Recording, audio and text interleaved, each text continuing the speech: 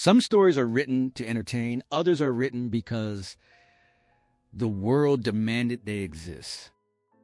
This is a third-person retelling of The Invisible Man by H.G. Wells, a story inspired by Plato's ancient legend of the Ring of Gyges, where invisibility granted the power of a god, and a witty Victorian poem that warned what happens when a man vanishes but his clothes do not. First published in 1897, the book has since sold millions of copies worldwide. Its author, H.G. Wells, the visionary father of modern science fiction, is renowned for timeless classics like The Time Machine and The War of the Worlds. The tale later reached millions more when it was adapted into the iconic 1933 film. By the time this story ends, you may find yourself questioning the choices that define a life and the terrifying freedom of being truly unseen. And at the end, I'll share fascinating facts about the book, its adaptations, behind-the-scenes details from the films, and a few fun discoveries most readers never notice. Please note that the visuals you are seeing are created by today's technology. They might not be accurate according to every scene, but they will help you visualize the story. So bear with my request. The story begins.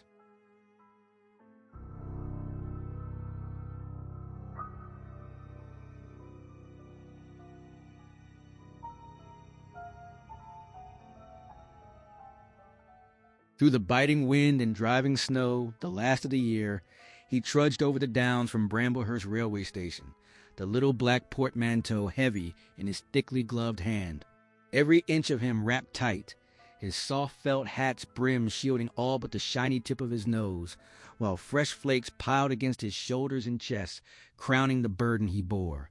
Half dead from the cold, he staggered into the coach and horses, flinging the portmanteau down with desperate relief. In the name of human charity, he demanded a fire, a room, anything to escape the freeze. He stamped the snow from his boots right there in the bar, shook himself free of it, then followed Mrs. Hall into her private parlor to seal the deal. With little more than that introduction and a pair of sovereigns slapped onto the table, he claimed his lodgings at the inn. Mrs. Hall lit the fire in the guest parlor and left him to it, while she set about preparing a meal with her own hands. A winter guest at Iping was such rare fortune, especially one who paid without quibbling, and she meant to prove herself equal to the windfall.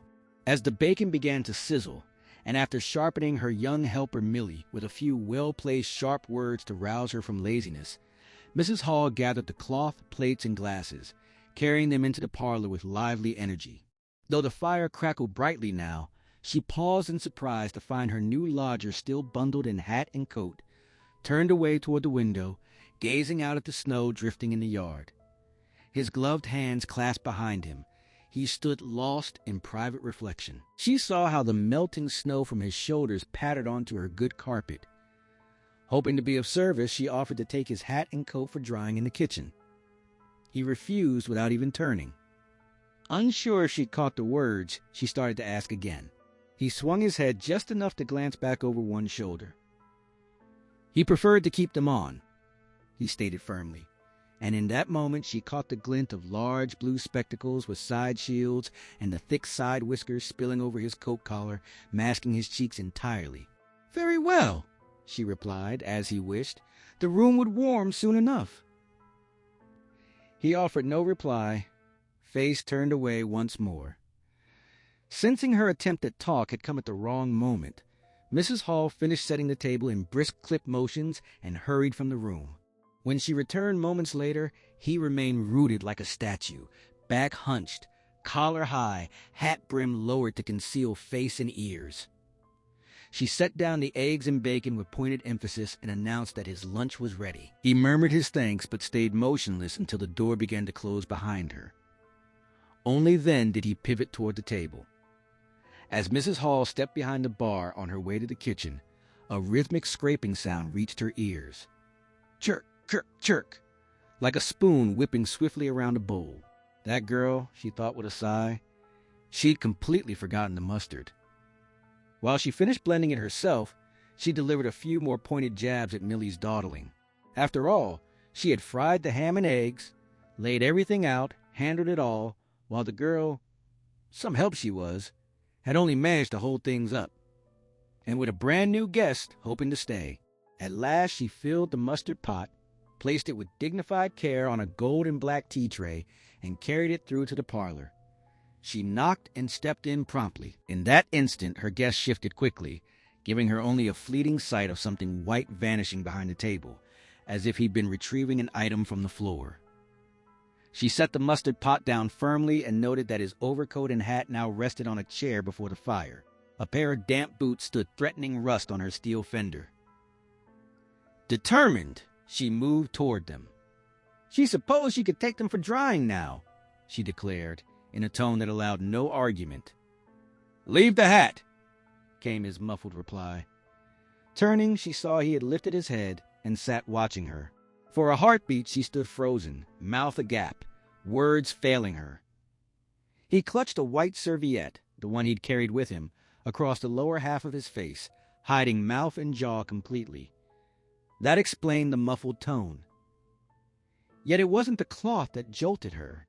No, it was the white bandage swathing his entire forehead above the blue spectacles, another wrapping his ears, leaving nothing of his face bare save the bright pink glossy tip of his nose, just as shiny as when he'd first arrived. He wore a dark brown velvet jacket, its high black linen collar turned up tight around his neck. Thick black hair poked out wherever it could from beneath the crisscross bandages, twisting into odd tails and horns that gave him the most bizarre look imaginable. So unlike anything she'd expected, the sight left her rigid with shock. He kept the serviette in place, gripping it now with a brown-gloved hand, and regarded her through those unreadable blue lenses. "Leave the hat," he repeated, his words clear despite the fabric. Her nerves steadied after the initial jolt. She returned the hat to the chair by the fire. "She hadn't realized, sir," she began, then faltered, embarrassed into silence.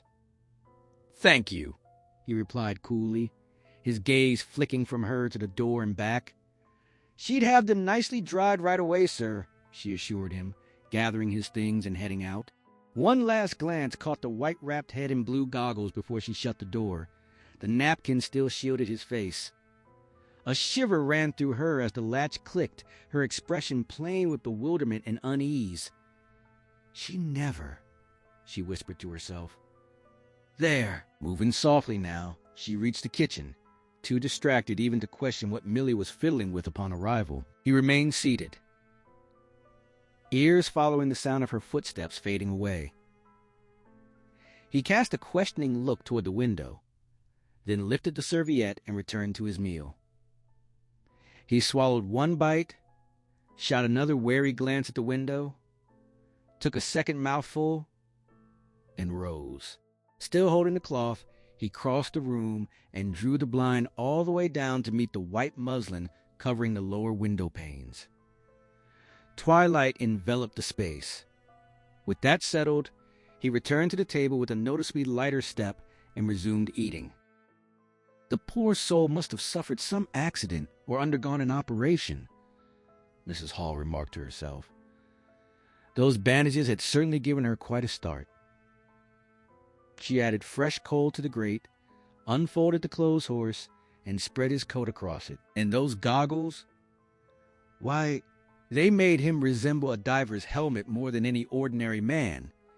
She draped his muffler over one end of the rack, holding that handkerchief over his mouth the whole time, speaking right through it. Perhaps his mouth had been injured as well. She wheeled about suddenly, memory striking her. "Bless my soul," she exclaimed, shifting topic entirely. "Haven't you finished those potatoes yet, Millie?" When Mrs. Hall returned to clear the stranger's lunch things, her suspicion that his mouth, too, had been damaged or scarred in whatever mishap he'd endured found fresh confirmation. He sat there puffing on a pipe, yet throughout her presence in the room, he never once loosened the silk muffler wrapped about the lower part of his face to bring the mouthpiece to his lips. It wasn't mere absent-mindedness, for she noticed him eyeing it as the tobacco finally died out. Positioned in the corner with his back to the lowered blind, he spoke now, having finished eating and drinking and feeling the warmth seep through him with far less curt sharpness than earlier. The firelight cast a ruddy glow across his large spectacles, animating them in a way they hadn't shown before. He mentioned having luggage waiting at Bramblehurst Station and inquired how it might be fetched. He inclined his bandaged head in polite acknowledgement once she explained the arrangements. "Tomorrow," he echoed, clearly hoping for something quicker, and his disappointment showed plainly when she confirmed there was none. Was she absolutely certain? No local man with a trap willing to make the journey? "Nothing unwilling." Mrs. Hall fielded his questions and steered the exchange onward. "It was a steep climb by the downs, sir," she noted in response to his query about a trap. Then, seizing the chance, she added that a carriage had overturned there more than a year past, killing a gentleman and his coachman besides. Accidents could happen in the blink of an eye, couldn't they? Yet the visitor refused to take the bait so readily. "They certainly could," he agreed through the muffler, studying her calmly behind those impenetrable lenses. "But recovery took its time, didn't it, sir?" She pressed gently. "Why, her own sister's boy, Tom, had slashed his arm on a scythe after tumbling in the hayfield, and bless her, he'd been swathed in bandages for 3 full months. You'd scarcely credit it." The whole affair had left her with a lasting fear of sights, she confessed. He allowed that he could well understand. The lad had even worried at one point that surgery might be necessary. He'd been in such a state, sir. The visitor's laugh burst out sudden and harsh, a short bark that he seemed to choke off almost at once. Had he really? He had, sir, and no joke for those tending him, as she'd had to do, her sister occupied with the little ones. There'd been bandages to apply and then to remove over and over, so if she might venture to suggest, sir— "Would she fetch him some matches?" he interrupted quite sharply. His pipe had gone out. Mrs. Hall halted mid-thought, taken aback. It struck her as rather rude, especially after she'd shared all that. She stared at him a moment, then recalled the 2 sovereigns. She went and brought the matches.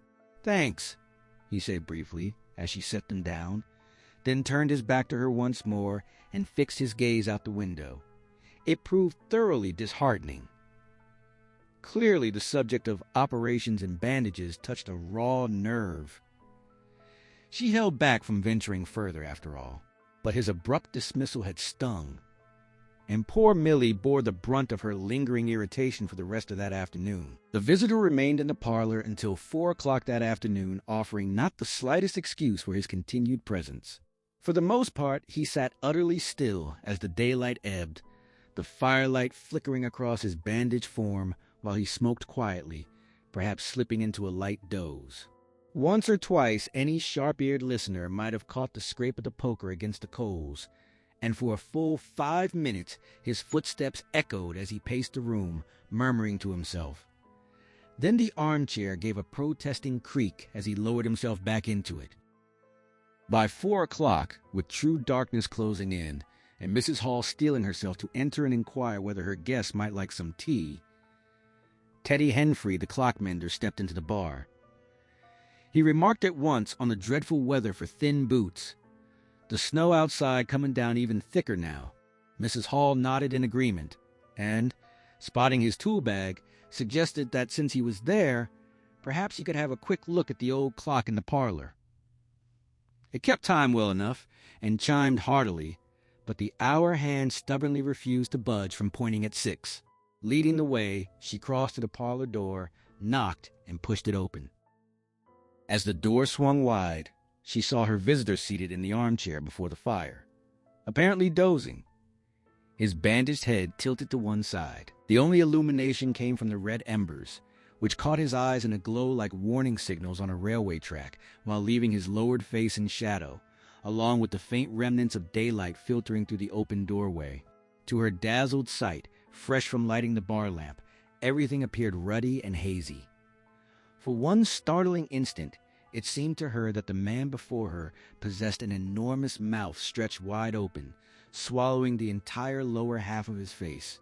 The white-wrapped head, the huge goggle eyes, and that gaping void beneath sent a jolt through her. Then he stirred, jolting upright and raising a hand to his face.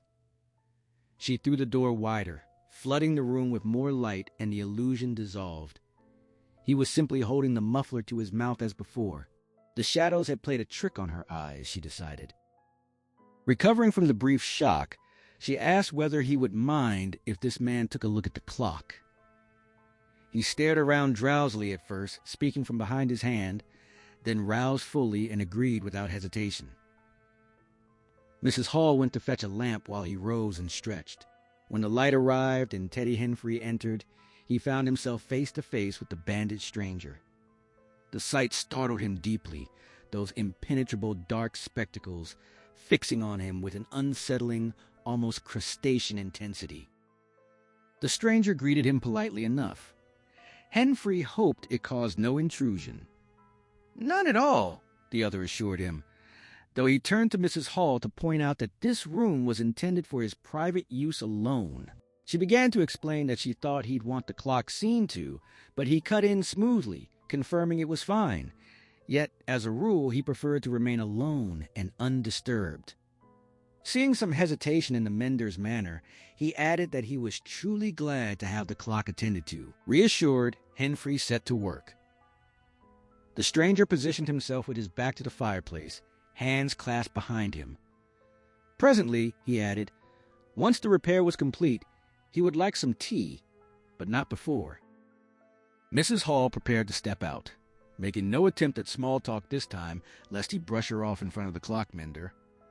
When her guest inquired if she had arranged anything concerning his boxes at Bramblehurst Station, she informed him she had spoken to the postman and the carrier could deliver them the next day.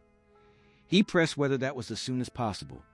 She assured him it was, her manner turning markedly cool. He added, by way of explanation for what cold and weariness had kept him from clarifying earlier, that he was an experimental investigator. Mrs. Hall responded with evident impression. His baggage held various pieces of apparatus and appliances. She agreed they sounded most useful. He was naturally eager to press on with his inquiries, of course. His reason for choosing Iping, he went on with measured deliberation, had been a longing for solitude. He wished his work left undisturbed. Moreover, an accident required a measure of seclusion. She reflected inwardly that she had guessed as much. His eyes were at times so weak and painful that he needed to shut himself away in complete darkness for hours, locking the door. Not at present, to be sure, but on such occasions the slightest disturbance or the entrance of a stranger proved an excruciating annoyance. It was well that these things be clearly understood. "Certainly, sir," she said, and if she might be so bold as to inquire. "That," he declared, with an air of quiet but unbreakable finality, was all. Mrs. Hall kept her question and her sympathy in reserve for a more suitable moment. Once she had left the room, the stranger remained standing before the fire, his gaze fixed upon the work in progress. Henfrey not only removed the clock hands and face, but took out the entire works, proceeding with deliberate slowness and as little noise as possible. He kept the lamp close, its green shade casting a brilliant pool of light over his hands, the frame, and the gears, while the rest of the room stayed dim and shadowy. Whenever he glanced up, colored patches swam before his eyes. By nature, a curious man, he had dismantled far more than necessary, hoping to prolong the task and perhaps strike up some conversation with the stranger. Yet the bandaged figure stood perfectly silent and motionless. The stillness began to grate on Henfrey's nerves. Feeling suddenly alone in the space, he looked up again. And there, gray and indistinct in the shadows, was the wrapped head with its huge blue lenses staring straight back, a haze of green spots drifting across them. The sight felt so eerily unnatural that for a long moment the two men simply locked eyes in blank silence. Then Henfrey dropped his gaze once more.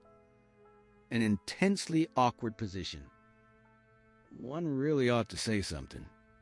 Perhaps remark on how cold the weather was for the season? He raised his head as if to launch the comment. "The weather," he started, Why don't you finish and leave? The rigid figure demanded, his voice tight with barely contained fury. All you need to do is secure the hour hand on its axle. You're simply wasting time. Certainly, sir. One moment more, sir. I overlooked. Henry stammered, hastily completing the repair before making his exit. He departed feeling thoroughly irritated.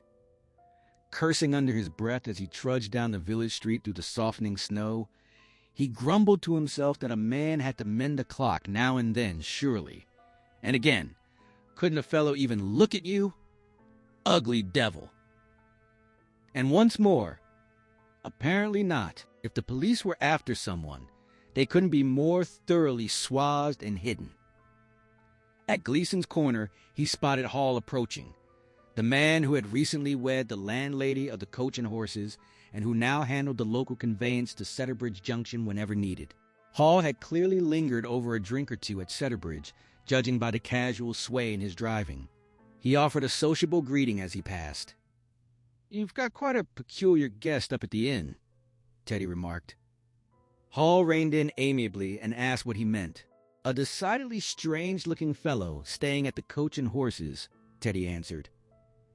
He couldn't help voicing his sheer surprise. Henry leaned in and painted a vivid picture for Hall of the grotesque figure he had just left behind at the inn.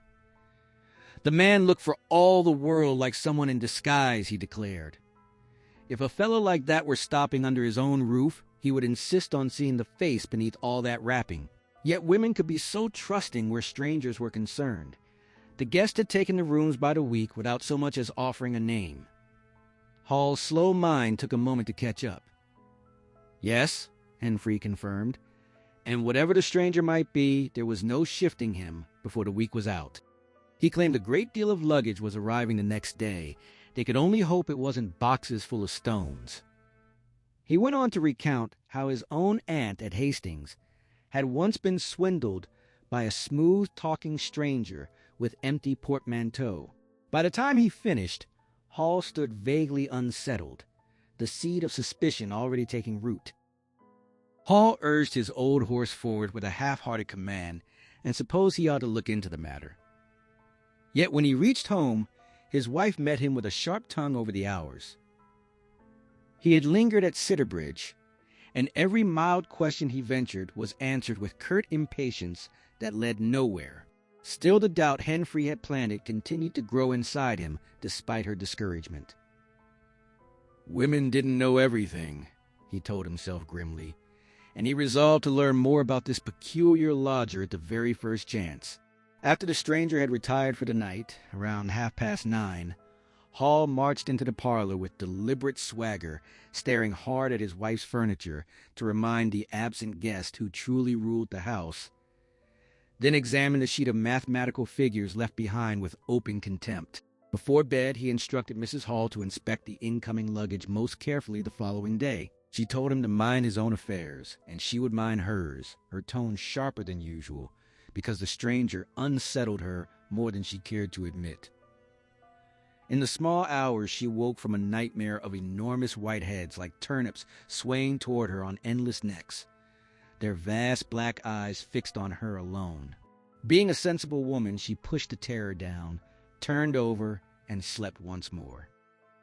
So it was that on the 9th of February, as the thaw began, this singular person had dropped out of nowhere into Iping Village. The next morning, his luggage came sloshing through the melting slush. Remarkable luggage it proved to be. 2 ordinary trunks, any reasonable man might own, but beside them a box of heavy books, some filled with handwriting no one could read, and a dozen crates and cases packed with straw that, when Hall tugged at it out of idle curiosity, revealed glass bottles. The stranger, still swathed in hat, coat, gloves, and wrapper, strode out impatiently to meet Fearenside's cart while Hall lingered and gossiped before helping unload. He descended the steps as though ready to seize the smaller crate himself. No sooner had the carrier's dog caught sight of him than it bristled and growled with savage intent. As the stranger hurried down, the animal gave an uncertain hop and launched straight at his hand. Hall leapt back with a yelp. He was no hero with dogs, while Fearinside bellowed for the beast to lie down and cracked his whip. Teeth grazed the gloved hand, a kick followed. The dog wheeled and sank its fangs into the stranger's leg. Cloth tore with a sharp rip. Then the whip's thin end found its mark. The dog yelped and fled beneath the wagon. The whole clash lasted scarcely half a minute amid shouts and confusion. The stranger glanced swiftly at his torn glove and leg, half stooped as if to examine the wound, then wheeled and rushed up the steps into the inn. Footsteps pounded across the passage and up the bare stairs to his room. Fear climbed down from the wagon, whip still in hand, calling the dog to heel while it watched warily through the spokes. Hall stood gaping on the step. "He's been bitten," he announced, and trotted after the stranger. In the passage, he met Mrs. Hall and told her the carrier's dog had got the guest. The stranger's door stood ajar. Hall pushed it open without ceremony, his sympathetic nature carrying him straight inside. The blind was drawn and the room dim. In that first glimpse, he saw something utterly singular.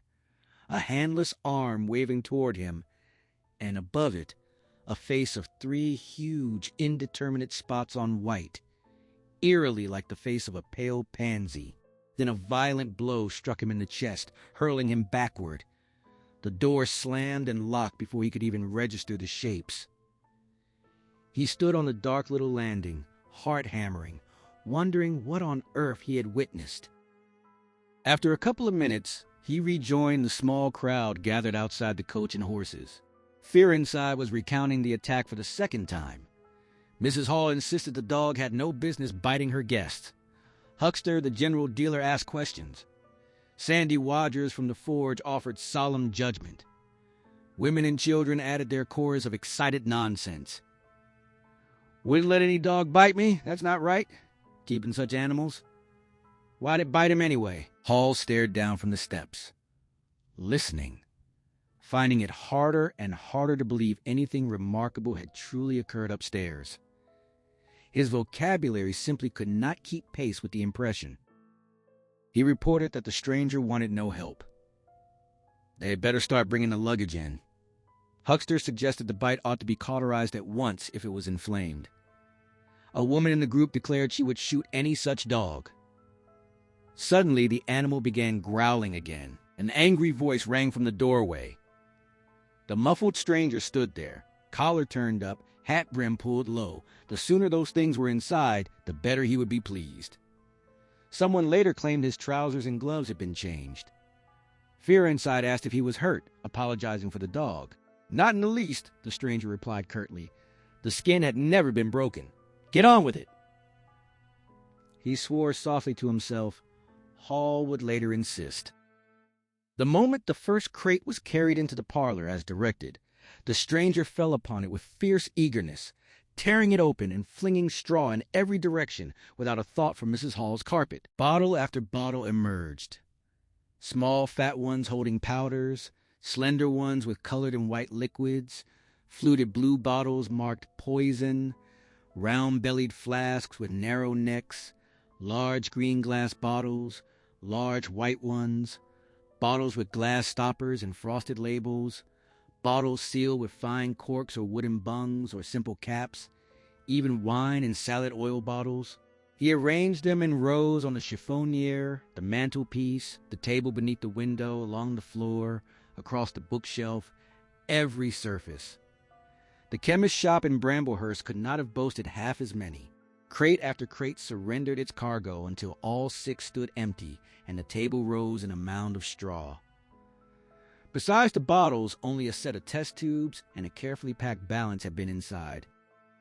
The instant the crates were cleared, he moved to the window and set to work, paying no heed to the litter of straw, the dead fire, the box of books still outside, or the trunks already carried upstairs. When Mrs. Hall brought in his dinner, he was already so absorbed, pouring tiny drops from one bottle into a test tube, that he did not notice her until she had swept most of the straw aside and set the tray down with perhaps a touch more emphasis than usual, given the state of her floor. He half turned his head, then quickly turned it away again. In that fleeting moment, she saw he had removed his spectacles. They lay beside him, and his eye sockets appeared extraordinarily hollow. He replaced the glasses at once and faced her. She was about to protest the straw when he spoke first, his voice edged with the abnormal exasperation that seemed so natural to him now. He wished she would not enter without knocking. She had knocked, she began, but perhaps she had, he conceded, yet in the midst of his investigations, his truly urgent and necessary investigations, even the slightest disturbance, the mere jar of a door, was intolerable. He must insist. "Certainly, sir," she replied. "He could turn the key whenever he wished." "A very good idea," he agreed. "As for the straw, sir, if she might venture—" "Don't," he cut in. "If the straw caused trouble, put it on the bill." He muttered something that sounded suspiciously like curses.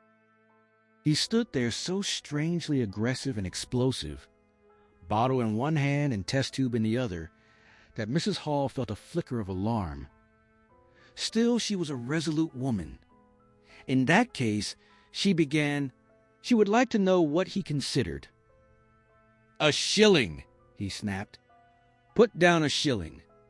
Surely that was enough. "So be it," she answered, lifting the tablecloth and spreading it across the table. "If he was satisfied, of course."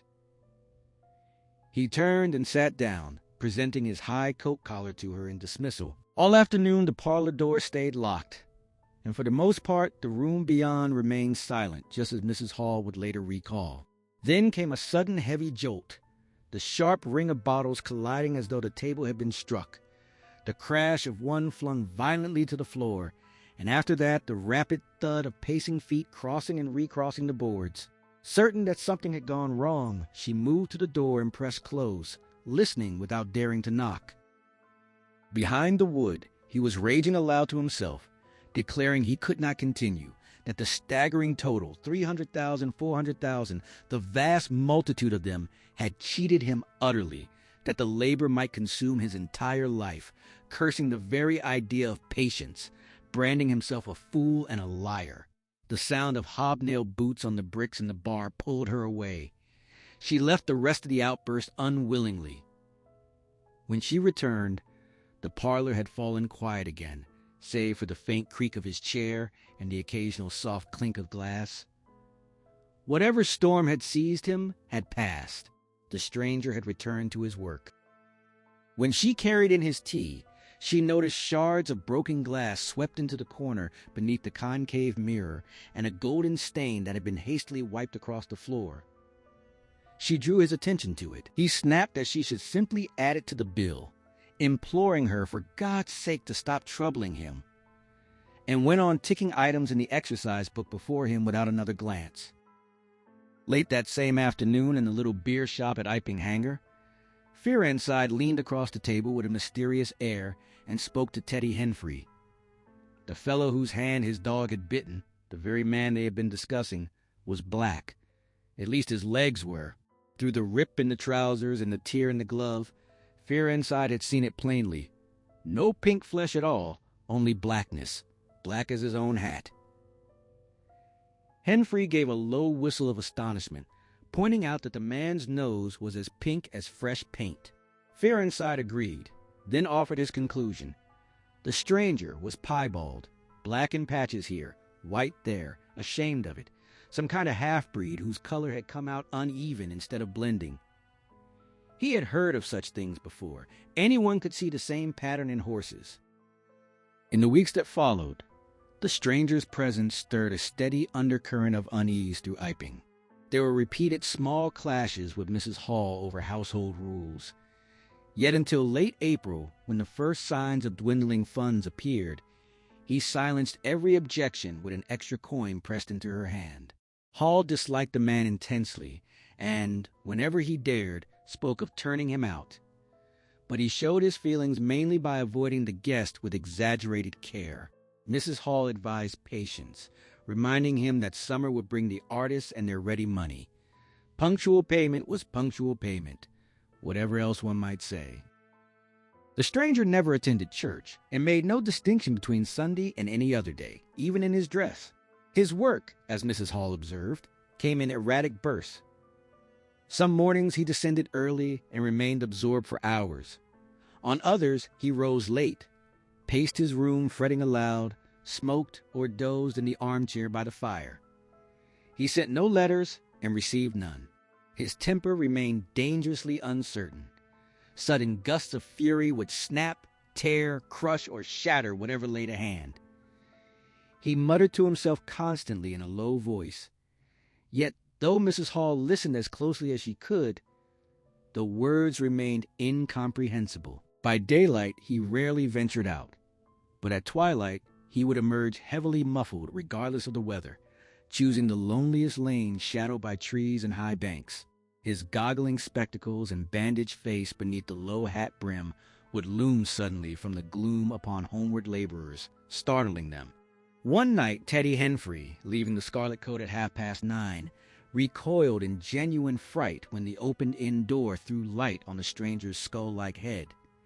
He had been walking hat in hand. Children who glimpsed him at dusk suffered nightmares of bogies, and the mutual dislike between the man and the village boys burned bright on both sides. In a place as small as Iping, so singular an appearance could not fail to become constant talk. Opinions split sharply over his occupation. Mrs. Hall grew defensive when questioned. She explained with careful syllables that he was an experimental investigator, then added with a touch of superiority that any educated person knew what that meant. He discovered things. An accident, she would say, had temporarily discolored his face and hands, and being sensitive, he wished no public notice taken. Beyond her hearing, many villagers favored the notion that he was a criminal hiding from justice, the idea first voiced by Teddy Henfrey. No major crime had been reported in late February, yet the theory persisted. The probationary school assistant Mr. Gould refined it further, convinced the stranger was an anarchist preparing explosives. He conducted what he called detective work by staring hard whenever they met, or by asking leading questions of people who had never seen the man. He discovered nothing.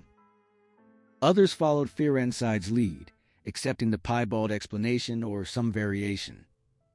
Silas Durgan declared that if the fellow chose to exhibit himself at fairs, he would make his fortune in no time, and, being something of a theologian, likened him to the servant with the single talent. Still another view held that he was simply a harmless lunatic, an answer that explained every peculiarity at once. Between these camps drifted the undecided. Sussex people were not given to superstition, and only after the strange events of early April did any whisper of the supernatural pass among the womenfolk. Whatever theory each person favored, the village as a whole agreed on one point. They disliked him. His fits of irritability bewildered these quiet folk, the wild gestures they sometimes glimpsed, the headlong rush through the twilight that sent him hurtling round corners, the brutal dismissal of every polite inquiry, the habit of drawing blinds and extinguishing lights at odd hours, all of it struck them as unnatural. They stepped aside when he passed. Once he was gone, young men would turn up their collars, pull down their hat brims, and mimic his eerie stride.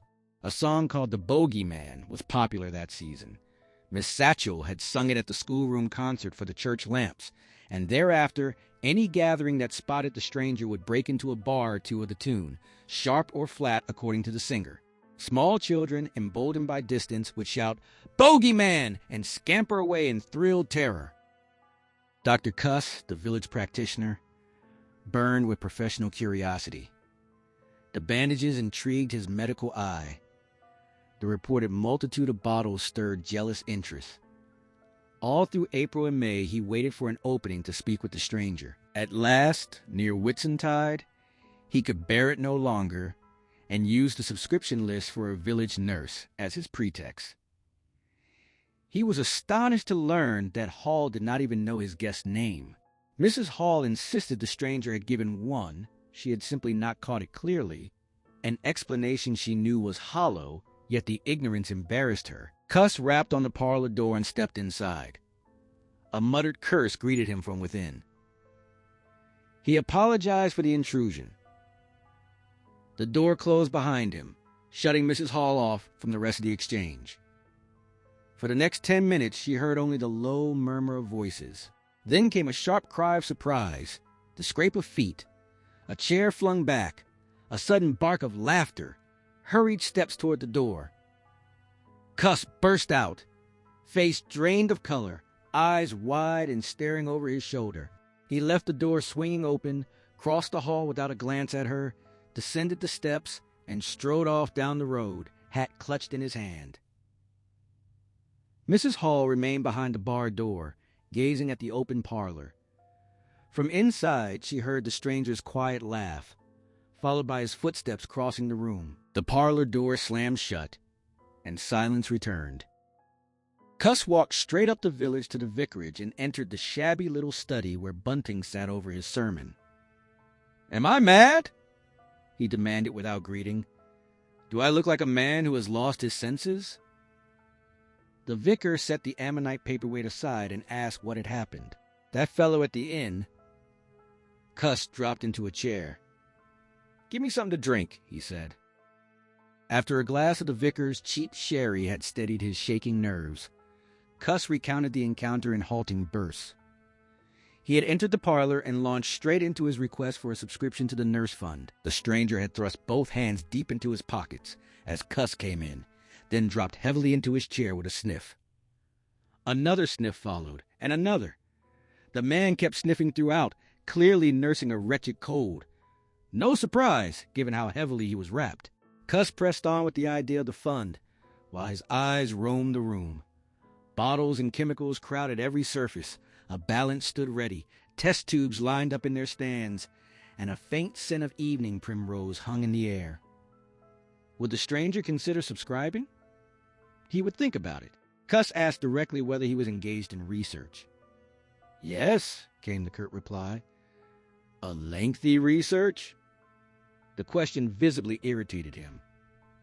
"A damnably long one," the stranger snapped, his tone explosive, as though the words had burst the cork from a bottle long under pressure. Cuss murmured an acknowledging, "Oh," and the grievance poured out. The man had been handed a prescription of immense value. He refused to say for what, and he had read it over, set it down, turned his head for a moment. A draught from the open window caught the paper. It lifted with a rustle and a swish. "The fireplace was open," he explained, and in an instant the sheet flickered into flame and began rising up the chimney.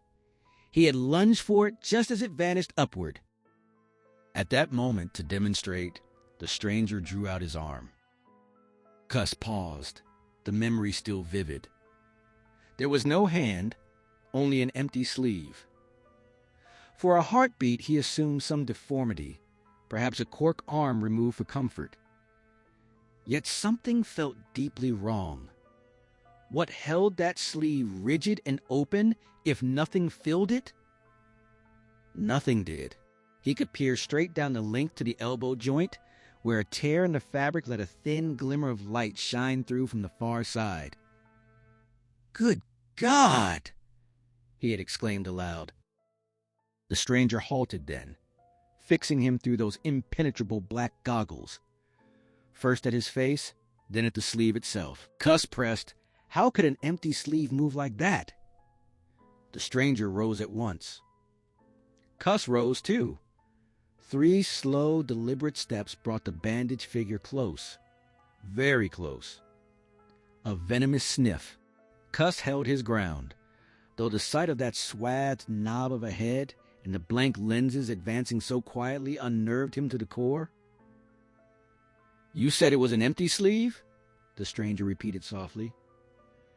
"Certainly," Cuss answered. A barefaced man might crack under such staring silence. But this one only drew the sleeve from his pocket again, raising the arm slowly, agonizingly slowly, toward Cuss's face, as though offering it for closer inspection. Cuss watched, throat dry. "Well?" he managed at last, clearing the tightness away. "There's nothing in it."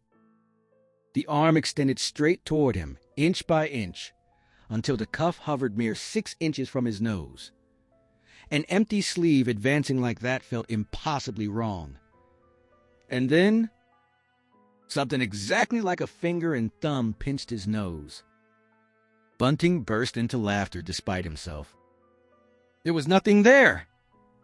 Cuss's voice climbed into a near shriek on the word. It was easy for the vicar to laugh, but the shock had been so complete that Cuss had struck the cuff hard, spun about, and fled the room, leaving the stranger behind.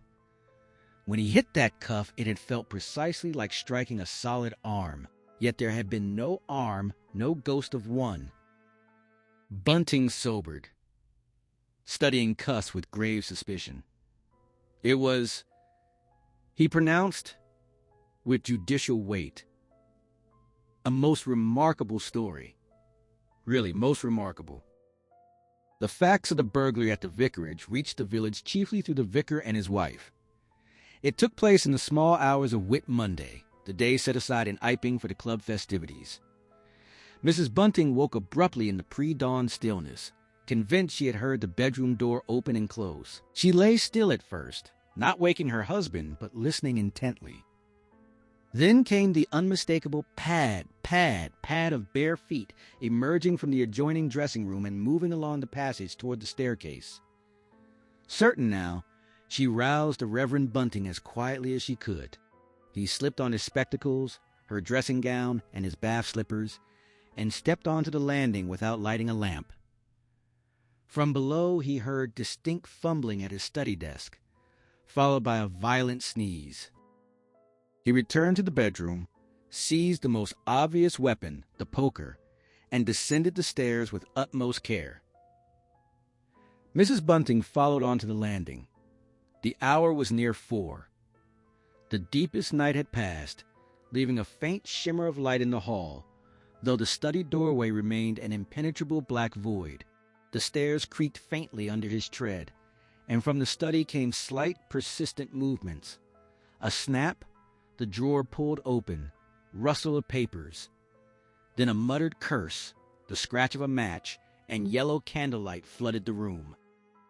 Bunting stood in the hall, peering through the crack of the door, the desk, the open drawer, the candle burning steadily. Yet no robber was visible.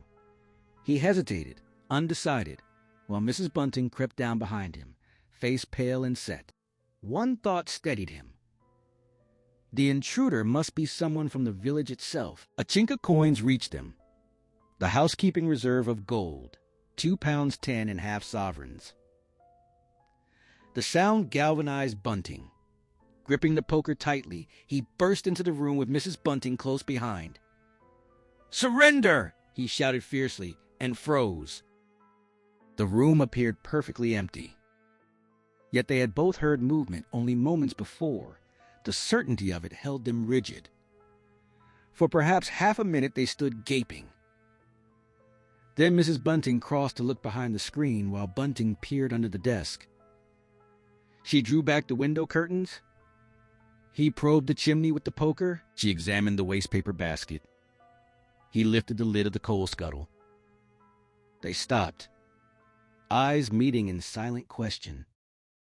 "I could have sworn," Bunting began. "The candle!" he exclaimed. "Who lit the candle?" "The drawer!" she cried. "And the money's gone!" She hurried to the doorway. Of all the extraordinary... A violent sneeze exploded in the passage. They rushed out just as the kitchen door slammed. "Bring the candle!" Bunting ordered, leading the way. They both heard the hasty scrape of bolts being shot back. He pushed open the kitchen door, and through the scullery saw the back door standing ajar. The faint gray of early dawn outlined the dark garden beyond. Nothing passed through that doorway. He was certain of it. The door simply opened, hung open a moment, then slammed shut. As it did, the candle Mrs. Bunting carried flickered wildly. A full minute passed before they ventured fully into the kitchen. The place was empty. They secured the back door again, searched the kitchen, pantry, and scullery with thorough care, then descended to the cellar. Not a soul remained in the house, though they looked everywhere. By daylight, the vicar and his wife, still in their quaint night attire, wandered their own ground floor, marveling in the unnecessary glow of a guttering candle. In the early hours of Whit Monday, before Millie had been roused for the day's work, Mr. and Mrs. Hall rose quietly and slipped down into the cellar without a sound. Their errand there was private, concerned with testing the specific gravity of their beer. They had scarcely stepped inside when Mrs. Hall realized she had forgotten the bottle of sarsaparilla upstairs in their own room. As she was the one who knew the precise procedure, Hall turned without protest and climbed the stairs to fetch it. On the landing, he paused in surprise. The stranger's door stood slightly ajar. He continued into his room, located the bottle exactly where she had directed, and started back down. But now he noticed something else. The front door bolts had been drawn back. The door rested only on the latch. A sudden spark of insight linked the open door to the stranger's room above, and to every quiet suspicion Teddy Henfrey had ever voiced.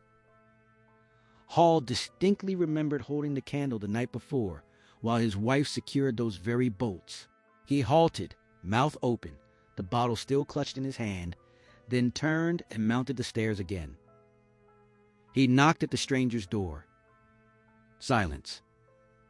He knocked once more, then pushed the door wide and stepped inside. The bed was empty. The room was empty. Stranger still, even to his slow mind, the guest's clothes, the only garments Hall knew him to possess, lay scattered across the bedroom chair and along the bed rail, together with every strip of bandage. Even the big slouch hat perched jauntily over a bedpost. From the depths of the cellar his wife's voice rose, the words telescoped in that brisk West Sussex way. The final syllable lifted sharp with impatience. "George!" Had he got what she wanted? He wheeled about and hurried down to her. Over the cellar rail he called that Henfrey had been right all along. The stranger wasn't in his room. The front door stood unbolted. At first she failed to grasp it. When understanding dawned, she resolved to see the empty room for herself. Hall, bottle still in hand, led the way. If the man wasn't there, he pointed out, his clothes certainly were. What could he be doing without them? It was the queerest business imaginable. As they emerged from the cellar steps, both of them, though neither spoke of it at the time, fancied they heard the front door open and shut again. Yet when they glanced toward it, the door remained closed, the passage empty. Mrs. Hall brushed past her husband and ran ahead up the stairs. A sneeze sounded on the staircase. Hall, trailing 6 steps behind, assumed it had come from her. She, pressing on, thought the same of him. She flung open the bedroom door and stood staring. Of all the curious, a sniff sounded close behind her head. She spun round, startled to find Hall still a dozen feet away on the topmost stair. In the next instant, he stood beside her.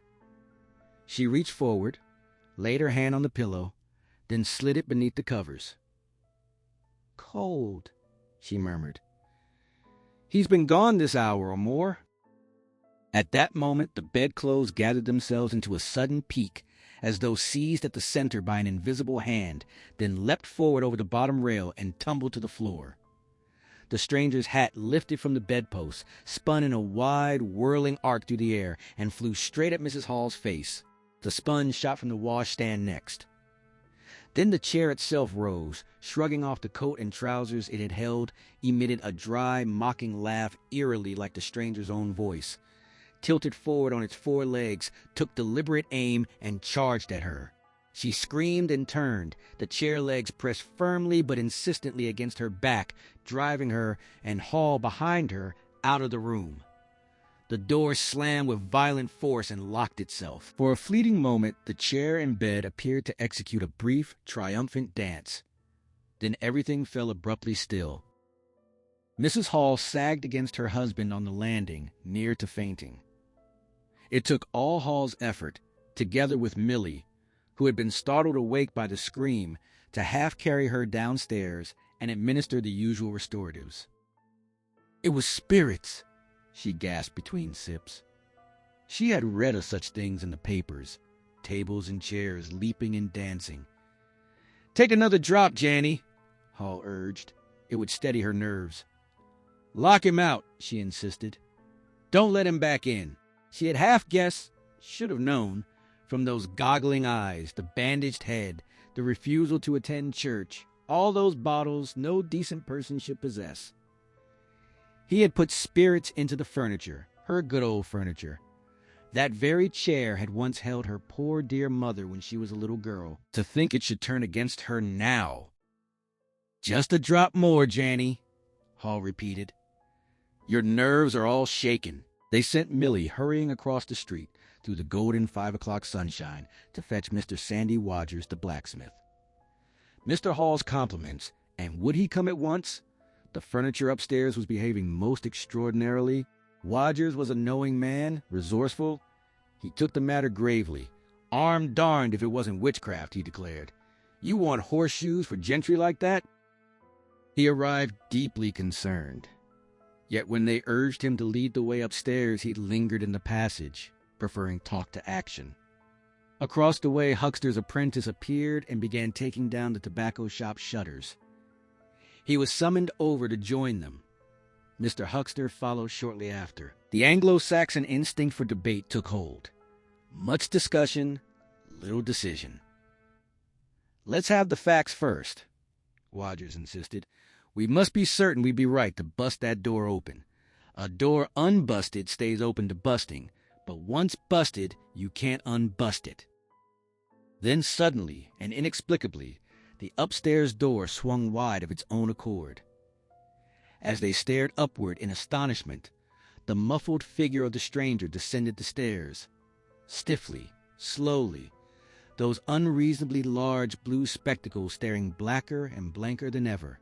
He crossed the passage, halted, and pointed a gloved finger. "Look there," he said.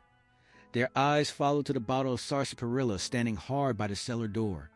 Without another word, he strode into the parlor and slammed the door in their faces with swift, vicious force. Silence held until the echo of the slam had faded. They exchanged stunned glances. "Well, if that don't lick everything," Wadgers exclaimed, leaving the rest unspoken. "I'd go in and demand an explanation," Wadgers told Hall. It required time to work Hall up to the point. At last he rapped, pushed the door open, and managed to begin. "Excuse me." "Go to the devil," roared the stranger in a tremendous voice. "And shut that door after you." The brief interview ended there. The stranger entered the little parlor of the Coach and Horses around 5:30 that morning and stayed there until nearly midday. Blinds drawn tight, door firmly shut. After Hall's rebuff, no one dared approach. For all those hours, he must have gone without food. 3 times his bell rang, once, twice, then a third furious, insistent peal, but no one answered. Him and his... "Go to the devil," Mrs. Hall muttered with bitter satisfaction. Word of the vicarage burglary began to spread in fragments, and people started piecing suspicions together. Hall, with Wadgers at his side, set off to consult Mr. Shuckleforth, the magistrate. Upstairs remained untouched. What the stranger did in his solitude no one knew for certain. At intervals, violent strides shook the floorboards. Twice came outbursts of savage cursing, the rip of paper, the crash of bottles flung down in fury. Outside, the frightened yet fascinated group grew. Mrs. Huckster crossed over. A cluster of young men, bright in their Whit Monday black jackets and piqué paper ties, drifted in with bewildered questions. Young Archie Harker earned brief notoriety by creeping up the yard and trying to peer beneath the window blinds. He claimed to have seen something, though nothing was visible, and soon other village boys joined him, jostling for a glimpse. It was the finest Whit Monday imaginable. Down the street, a line of nearly a dozen booths and a shooting gallery had sprung up. On the grass by the forge stood 3 yellow and chocolate wagons, while colorful strangers in blue jerseys and white aprons, ladies sporting heavy-plumed hats, erected a coconut shy, Wudger from the Purple Fawn and Mr. Jaggers the Cobbler, who also dealt in second-hand bicycles, stretched strings of faded Union Jacks and Royal Ensigns, relics of the Jubilee, across the road. Inside the parlor, in that artificial twilight pierced by only one thin blade of sunlight, the stranger, hungry no doubt and gripped by fear, remained hidden in his stifling wrappings. He bent over papers or clinked his grimy bottles through those dark lenses, and now and then snarled savagely at the boys he could hear but not see beyond the windows. In the corner near the fireplace lay the shards of half a dozen shattered bottles. A sharp, stinging reek of chlorine hung in the air. So much was later pieced together from what had been overheard and what the room revealed afterward. Near noon, he flung open the parlor door and stood glaring at the handful of people in the bar. "Mrs. Hall!" he demanded. Someone slunk off sheepishly to fetch her. She appeared after a deliberate pause, breathing a little fast but fiercer for it. Hall was still away. She had rehearsed this moment and came forward carrying a small tray with the unsettled bill resting on it. Was it his bill he wanted, sir? Why had his breakfast not been laid? Why had his meals gone unprepared, his bell unanswered? Did they imagine he could live without eating? Why, she countered, was her bill still unpaid? That was what she wanted to know. He reminded her he had told her 3 days earlier he was awaiting a remittance. She had told him 2 days ago she would wait for no remittance. If his breakfast was delayed a little, could he really complain when her bill had waited 5 full days? He swore, short and sharp. A low murmur of disapproval rose from the bar. She would thank him, she said, to keep his swearing to himself. He stood there looking more than ever like an enraged diving helmet. Everyone in the bar sensed she had the upper hand. His next words confirmed it. "Look here, my good woman," he began. "Don't good woman her," she snapped. He had told her the remittance had not arrived. Remittance indeed. Still, he supposed he might have something in his pocket. She reminded him he had said 2 days before that he possessed nothing but a sovereign's worth of silver. Well, he had found more. A surprised exclamation rose from the bar. She wondered where he had found it. The question visibly enraged him. He stamped his foot. What did she mean? She repeated it calmly. She wondered where he had found it. And before she would consider any bill, any breakfast, or anything else, he must explain several things no one understood. Things everyone was desperate to understand. What had he done to her chair upstairs? How had his room stood empty, yet he returned? Guests in this house entered by the doors. That was the rule. He had not done so. How had he managed it? And she wanted to know. He raised clenched gloved fists, stamped again, and bellowed, "Stop," with such raw violence that her words died instantly. She did not understand who he was or what he was, he said. Very well. He would show her. By heaven, he would show her. He pressed an open palm across his face and drew it away.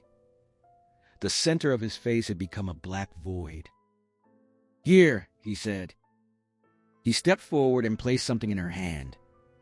She accepted it mechanically, staring at the impossible change in his face. Then she saw what it was. The stranger's nose, pink and shining, and screamed, dropped it, staggered back. The nose rolled across the floor. He removed his spectacles. A collective gasp filled the bar. He tore off his hat, then wrenched at whiskers and bandages with furious gestures. For an instant they resisted. A wave of dread swept the room. "Oh, my guard!" someone whispered. Then the wrappings came away. It was worse than any scar or disfigurement they had braced for. Nothing. Mrs. Hall stood frozen, mouth agape, horror rising in her throat. then shrieked and bolted for the house door. Everyone moved at once, prepared for wounds, for tangible horrors, but not for this absolute absence. The bandages and false hair sailed across the passage into the bar. A stumbling youth leapt aside to avoid them. People collided, tumbled down the steps.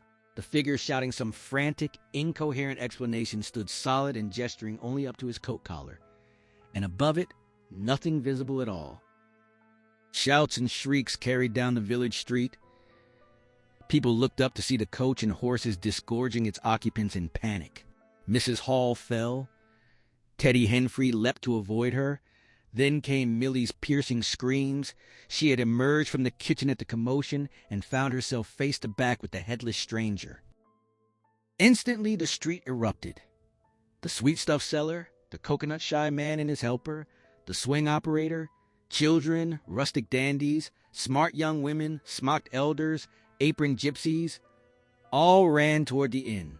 In moments, a crowd of 40 or more surged and swayed before Mrs. Hall's door, hooting, questioning, exclaiming, suggesting in chaotic babble. A knot formed around Mrs. Hall, who had been lifted in a state of near collapse. Voices clashed in wild testimony. "Bogey! What's he been doing?" "He ain't hurt the girl, has he?" "Ran at her with a knife, I reckon." No head at all. Nonsense, some conjuring trick." He tore off his wrappings. The crowd pressed forward in a ragged wedge, the boldest nearest the open door. He stood there a moment. The girl screamed. He turned. She saw her skirts whisk. He went after her. Didn't take 10 seconds. Back he came with a knife and a loaf, stood staring. Not a minute ago. Went in that door. I tell you, he ain't got no head at all. You just missed him. A stir from behind interrupted the speaker. He stepped aside for a determined little procession. Hall, flushed and resolute. Constable Bobby Jaffers. Then the cautious Wodgers. They carried a warrant. Conflicting shouts bombarded them. "Head or no head," Jaffers declared. "I got to arrest him, and arrest him I will." Hall marched up the steps, straight to the parlor door, found it open. "Constable," he said, "do your duty." Jaffers entered, Hall behind, Wodgers bringing up the rear. In the dim light, the headless figure faced them, a gnawed crust of bread in one gloved hand, a chunk of cheese in the other. "That's him," Hall said. "What the devil's this?" came an angry voice from above the collar. "You're a damned rum customer, mister," Jaffers replied. "But head or no head, the warrant says body and duty's duty." "Keep off," the figure warned, recoiling. He flung the bread and cheese down. Hall snatched the knife from the table just in time.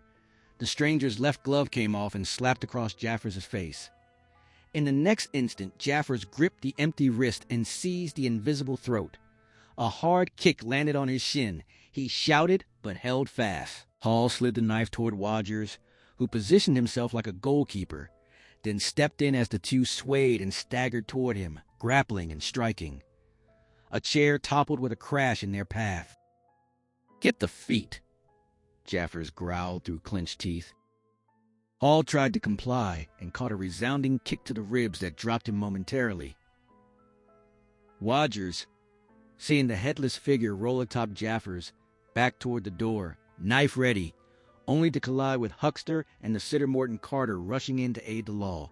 At the same moment, several bottles toppled from the chiffonier and shattered, releasing a stinging web of pungency into the room's already thick air. The stranger cried out that he would surrender, even as he kept Jaffers pinned beneath him. In the next breath, he rose, panting heavily, a grotesque silhouette, headless now, and handless too, for he had stripped off the right glove along with the left. "It's no good," he gasped, the words seeming to rise from thin air, ragged with exhaustion. Jaffers hauled himself upright and drew out the handcuffs. Then he froze, staring at the absurdity before him. "Darn it," he muttered, realization dawning. He could see no way to use them. The stranger ran an invisible arm down his waistcoat.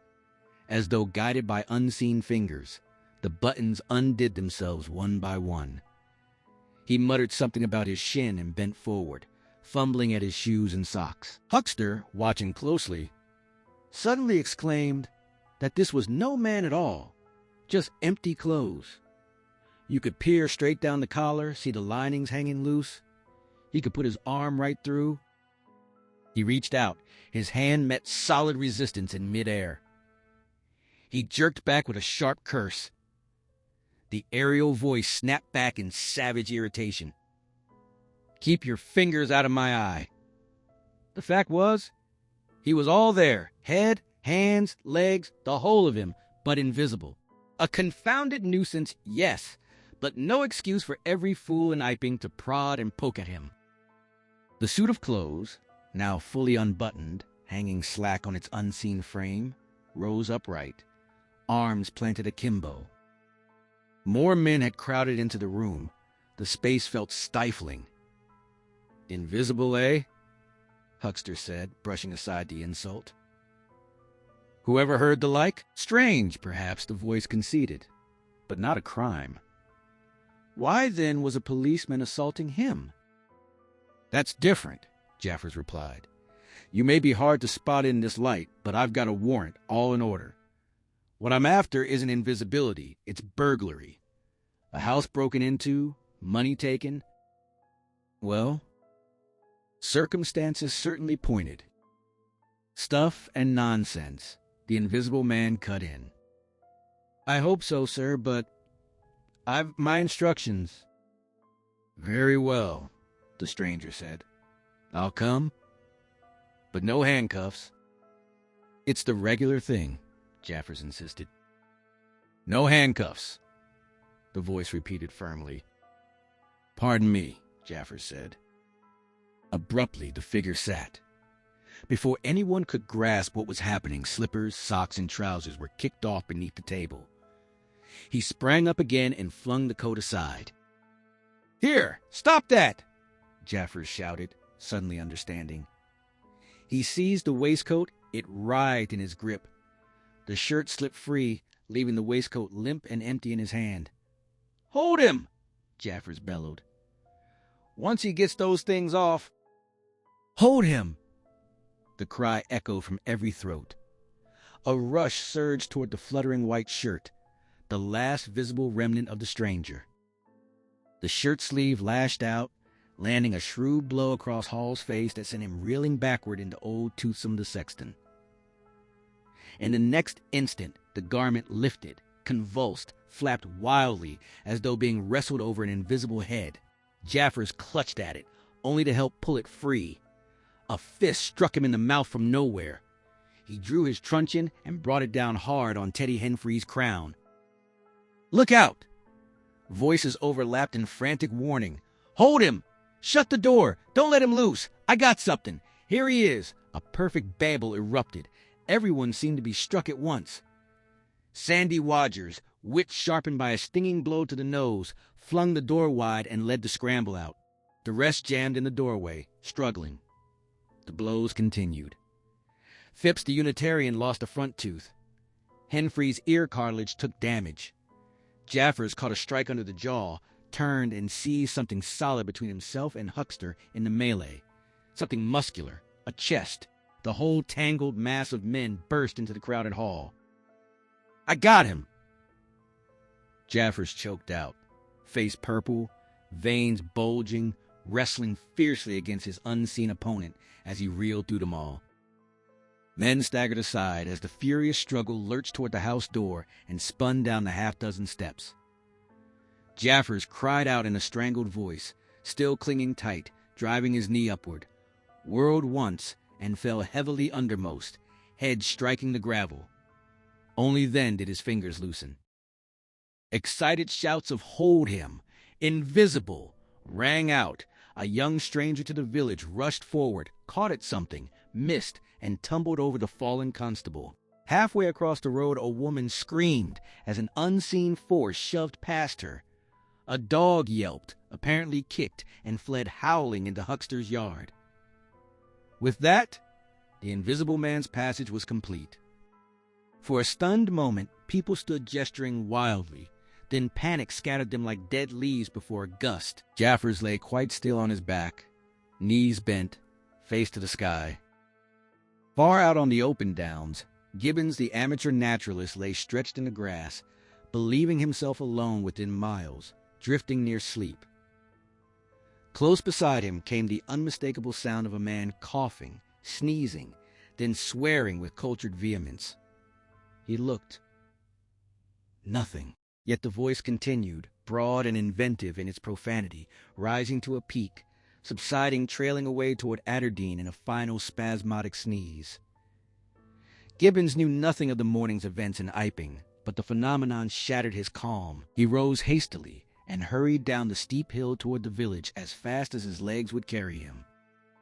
About a mile and a half out of Iping, toward Adderdean, Mr. Thomas Marvel sat with his feet in a roadside ditch. His face was copious and flexible, nose protruding like a cylinder, mouth ample and fluctuating, beard bristling in eccentric tufts. His figure tended toward plumpness. Short limbs emphasized the tendency. A furry silk hat sat on his head, and twine and shoelaces substituted for buttons at critical points, marks of an inveterate bachelor. His feet, clad only in irregularly open-work socks, were bare. The big toes stood broad and alert, pricked up like a watchful dog's ears. In his leisurely way, he did everything with deliberation. He was considering whether to try on a pair of boots. They were the soundest he had found in a long while, yet too large. His own, comfortable in dry weather, were too thin-soled for damp. He hated roomy boots, but he hated damp more. He had never quite decided which he hated most, and the day was pleasant, with nothing pressing to do. So he arranged the 4 boots in a graceful group on the turf and regarded them. Among the grass and springing agrimony, they looked suddenly, strikingly ugly. He was not startled when a voice spoke behind him. "They're boots. Anyhow," the voice said. "They are charity boots," Mr. Marvel replied, tilting his head to eye them with distaste. "And which is the ugliest pair in the whole blessed universe, I'm darned if I know." Said the voice. "I've worn worse, in fact, none at all. But none so outrageously ugly, if you'll allow the expression. I've been cadging boots in particular for days. Sick to death of them. Sound enough, of course. But a gentleman on tramp sees a thundering lot of his boots, and believe me, in this whole blessed county I've raised nothing but these. Look at 'em. A good county for boots in general, too. But it's just my promiscuous luck. 10 years or more I've got my boots here. And then they treat you like this." "It's a beast of a county," the voice agreed. "And pigs for people." "Ain't it?" Marvel said. "Lord. But them boots, it beats it." Marvel turned his head over his right shoulder, intending to compare the stranger's boots with his own, and found nothing. No legs, no boots, only empty air where they should have been. He twisted to the left. Again, nothing. A slow dawn of astonishment spread through him, bright and bewildering. "Where are you?" he called over his shoulder, dropping to all fours and scrambling around. Before him stretched the open down wind, swaying the distant green-tipped furze bushes, nothing else. "Am I drunk?" he wondered aloud. "Have I had visions? Was I talking to myself? What the—" "Don't be alarmed," a voice said calmly. Marvel shot upright. "None of your ventriloquizing me," he snapped. "Where are you?" "Alarmed indeed." "Don't be alarmed," the voice repeated, steady and close. "You'll be alarmed in a minute, you silly fool," Marvel retorted. "Where are you? Let me get my mark on you." He paused, peering around. Are you buried? Silence answered. He stood bootless, coat half off, utterly amazed. A distant peewit called thin and far. Peewit indeed, Marvel muttered. This ain't no time for foolery. The down lay desolate in every direction, east, west, north, south. The road ran smooth and empty between its shallow ditches and white stakes. The sky held only blue, save for that solitary bird. So help me, he said, shrugging his coat back onto his shoulders. It's the drink. I might have known. It's not the drink, the voice corrected him. Keep your nerves steady. Ow! Marvel's face blanched beneath its patchy stubble. It's the drink, his lips shaped silently. He turned slowly in place, staring. I could have swore. I heard a voice, he whispered. Of course you did. It's there again, he said, closing his eyes and pressing a hand to his brow in tragic despair. Then an unseen grip seized his collar and shook him hard, leaving him more dazed than before. Don't be a fool, the voice commanded. I'm off my bloomin' chump, Marvel gasped. It's no good. It's fretting about them blarsted boots. I'm off my blessed bloomin' chump, or it's spirits. Neither one thing nor the other, the voice said. Listen. Chump, Marvel repeated faintly. 1 minute, the voice pressed, tremulous with restraint. Well, Marvel answered, feeling as though a finger had jabbed him hard in the chest. You think I'm just imagination? Just imagination? What else can you be? Marvel said, rubbing the back of his neck. Very well, the voice replied, a note of relief creeping in. Then I'm going to throw flints at you till you think differently. But where are you? No answer came. A flint whizzed from nowhere, missing his shoulder by a hair. Marvel spun to see another stone jerk upward, trace a wild arc, hover briefly, then drop at his feet with startling speed. He stood too stunned to move. Another flint flew, ricocheted off his bare toe, and splashed into the ditch. He leapt a foot in the air and howled. Now the voice said as a third stone curved upward and hung suspended above him, "Am I imagination?" Marvel struggled to his feet, only to be rolled over again. He lay still a moment. "If you struggle any more," the voice warned, "I shall throw the flint at your head." "It's a fair do," Marvel said, sitting up and cradling his wounded toe while fixing his gaze on the hovering stone. "I don't understand it. Stones flinging themselves, stones talking. Put yourself down. Rot away. I'm done." The third flint fell. "It's very simple," the voice explained. "I'm an invisible man." "Tell us something I don't know," Marvel gasped through the pain. "Where you hid, how you do it. I don't know. I'm beat." "That's all," the voice said. "I'm invisible. That's what I want you to understand." "Anyone could see that," Marvel muttered. "No need to be so confounded impatient, mister. Now then, give us a notion. How are you hid?" "I'm invisible. That's the great point, and what I want you to understand is this." "But whereabouts?" Marvel interrupted. "Here, 6 yards in front of you." "Oh, come. I ain't blind. You'll be telling me next you're just thin air. I'm not one of your ignorant tramps." "Yes, I am thin air. You're looking through me." "What? Ain't there any stuff to you?" "Vox et... what is it? Jabber? Is it that? I am just a human being. Solid, needing food and drink, needing covering too, but I'm invisible.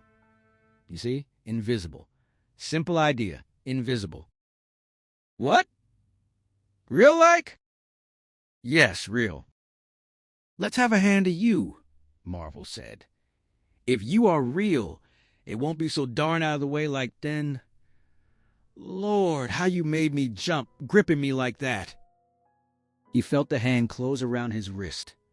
With his free fingers, he traced timidly upward, along the arm, across a muscular chest, to a bearded face. Astonishment flooded his features. "I'm dashed," he exclaimed. "If this don't beat cockfighting, most remarkable. And there I can see a rabbit clean through you, 'arf a mile away, not a bit of you visible, except—" He peered keenly at the apparently empty space. "You haven't been eating bread and cheese?" he asked, still holding the invisible arm. "You're quite right, and it's not quite assimilated into the system." "Ah," Marvel said. "Sort of ghostly, though. Of course, all this isn't half so wonderful as you think." "It's quite wonderful enough for my modest wants," Marvel replied. "How'd you manage it? How the deuce is it done?" "It's too long a story. And besides—" "I tell you, the whole business fair beats me," Marvel said. "What I want to say at present is this. I need help. I have come to that. I came upon you suddenly. I was wandering, mad with rage, naked, impotent. I could have murdered. And I saw you—" "Lord," Marvel breathed. "I came up behind you, hesitated, went on." Marvel's face spoke volumes, then stopped. "Here," I said, "is an outcast like myself. This is the man for me. So I turned back and came to you. You. And—" "Lord," Marvel said again. "But I'm all in a dizzy. May I ask, how is it? And what you may be requiring in the way of help?" "Invisible. I want you to help me get clothes and shelter, and then with other things. I've left them long enough. If you won't—" "Well, but you will. Must." "Look here," Marvel said. "I'm too flabbergasted. Don't knock me about anymore and leave me go. I must get steady a bit. And you've pretty near broken my toe. It's all so unreasonable. Empty downs, empty sky, nothing visible for miles except the bosom of nature. And then comes a voice out of heaven, and stones, and a fist. Lord." "Pull yourself together," the voice ordered, "for you have to do the job I've chosen for you." Marvel puffed out his cheeks, eyes widening into perfect rounds of disbelief. "I've chosen you," the voice declared. "You're the only man, apart from those fools down there, who knows an invisible man exists. You have to be my helper. Help me, and I'll do great things for you. An invisible man is a man of power." He broke off to sneeze violently, the sound exploding from empty air. "But if you betray me," he continued, "if you fail to do as I direct—" He paused, then tapped Marvel's shoulder sharply. Marvel yelped in pure terror at the sudden contact, edging sideways from the unseen fingers. "I don't want to betray you," he stammered. "Don't go thinking that. Whatever you do, all I want is to help. Just tell me what I've got to do." "Lord, whatever you want done, I'm most willing." After the first wild panic had burned itself out, Iping turned argumentative. Skepticism rose up, nervous, uncertain of its footing, yet skepticism all the same. It was far easier not to believe in an invisible man. Those who had actually watched him dissolve into nothing or felt the force of his grip could be counted on the fingers of two hands. And even among them, Wadgers had soon vanished behind the locked bolts of his own house, while Jaffers lay stunned in the Coach and Horses parlor. Grand, strange notions that outstrip ordinary experience often carry less weight than smaller, more immediate concerns. The village was bright with bunting. Everyone wore their holiday best. Whit Monday had been anticipated for weeks. By afternoon, even those who believed in the unseen began to resume their small pleasures tentatively, assuming he had gone for good. To the skeptics, he was already a joke. Yet believers and doubters alike proved remarkably sociable that day. Hazeman's meadow bloomed with a tent where Mrs. Bunting and the other ladies prepared tea. Outside, Sunday school children dashed through races and games under the loud direction of the curate and the Mrs. Cuss and Sackbutt. A faint uneasiness lingered in the air, but most people had the good sense to hide whatever private tremors they felt. On the village green, an inclined rope invited the bold to cling to a pulley handle and hurtle toward a sack at the far end. It drew eager crowds among the young. Swings creaked, coconut shies rang with impacts, couples strolled, and the steam organ beside the swing sent oily fumes and strident tunes drifting everywhere. Club members who had attended morning service sported pink and green badges. The more exuberant had tied brilliant ribbons around their bowler hats. Old Fletcher, whose idea of holiday making remained strict, balanced delicately on a plank between two chairs, whitewashing his front room ceiling, visible either through the jasmine at his window or the open door, depending on one's angle. Around 4 o'clock, a stranger entered the village from the downs. Short and stout, he wore an extraordinarily shabby top hat and seemed badly out of breath. His cheeks alternated between slack and tightly puffed. His mottled face wore a look of apprehension, and he moved with a reluctant haste. He rounded the church corner and made straight for the coach and horses. Old Fletcher noticed him. Indeed, the sight so struck the old man that whitewash dribbled unnoticed down the brush and into his coat sleeve while he stared. To the coconut-shy proprietor, the newcomer appeared to be talking to himself. Huckster observed the same. The stranger halted at the foot of the inn steps and, according to Huckster, seemed to wrestle with some fierce inner conflict before forcing himself upward. He climbed, turned left, and opened the parlor door. Voices from inside and from the bar quickly corrected him. "That room's private," Hall called. The stranger shut the door awkwardly and retreated into the bar. Minutes later, he reappeared, wiping his lips with the back of his hand in an air of quiet satisfaction that struck Huckster as somehow forced. He stood looking around for a moment, then moved furtively toward the yard gates, the ones opening from the parlor window. After a brief hesitation, he leaned against a gatepost, drew out a short clay pipe, and began to fill it. His fingers shook. He lit it clumsily, folded his arms, and adopted a languid pose, though his frequent, quick glances up the yard betrayed him entirely. Huckster watched all this from behind the tobacco shop canisters, the oddity of the man's behavior holding his attention. Abruptly, the stranger straightened, pocketed the pipe, and slipped into the yard. Convinced he was witnessing some petty theft, Huckster vaulted his counter and dashed into the road to cut the thief off. As he reached the seat, Marvel reappeared, hat askew, a bulky bundle wrapped in a blue tablecloth clutched in one hand, 3 books tied together, with the vicar's braces, as it later turned out, in the other. The moment he saw Huckster, he gasped, veered sharply left, and began to run. "Stop, thief!" Huckster shouted, and gave chase. The sensations that followed were vivid but mercifully brief.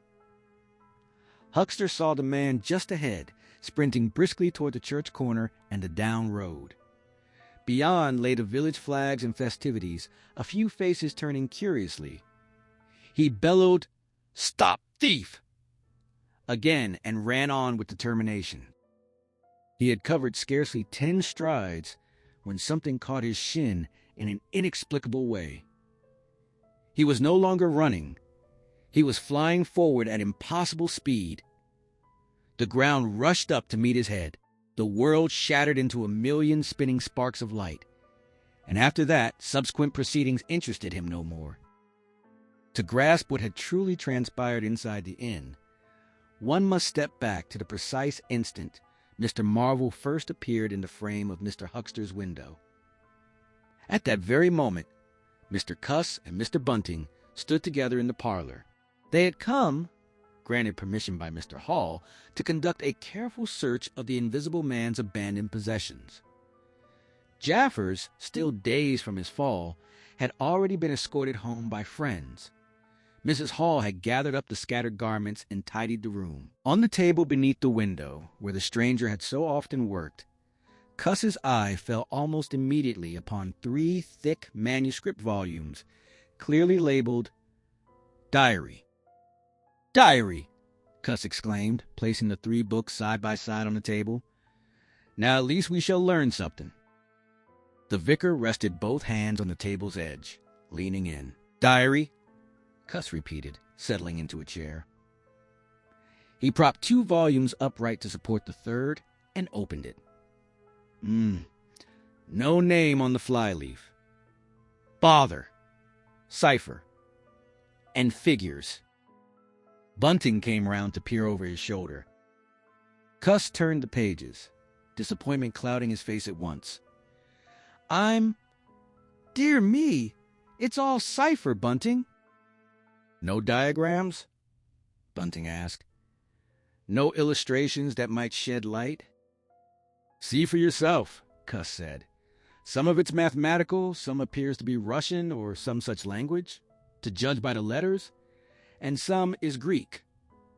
Now the Greek I thought you—" "Of course," Bunting replied, drawing out his spectacles and polishing them with elaborate care, feeling a sudden, uncomfortable warmth rise in his cheeks.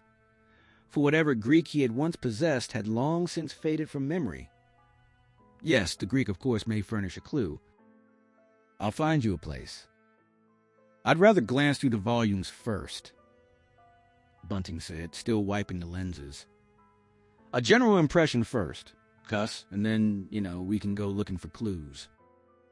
He coughed, adjusted the spectacles with fastidious precision, coughed again, and silently wished for any interruption that might spare him the inevitable exposure. At last, he accepted the volume Cuss offered, and opened it with deliberate leisure. Then something did happen. The door swung open without warning. Both men started violently, swung round, and exhaled in relief to see a sporadically flushed face beneath a furry silk hat. "Tap?" the face inquired, and stood staring. "No," both gentlemen answered at once. "Over the other side, my man," Bunting said. "And please shut that door," Cuss added, irritation sharpening his tone. "All right," the intruder replied in a low voice, strangely altered from its first husky question. "Right you are," he repeated in the original tone. "Stand clear." With that, he vanished and pulled the door closed. "A sailor, I should judge," Bunting remarked. "Amusing fellows they are. Stand clear. Indeed, a nautical expression, I suppose, meaning he was getting himself back out of the room."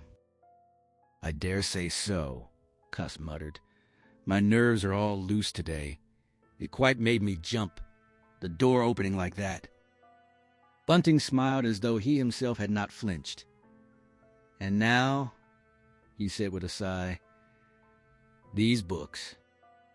"1 minute," Cuss replied. He crossed the room and turned the key in the lock. "Now I think we are safe from interruption."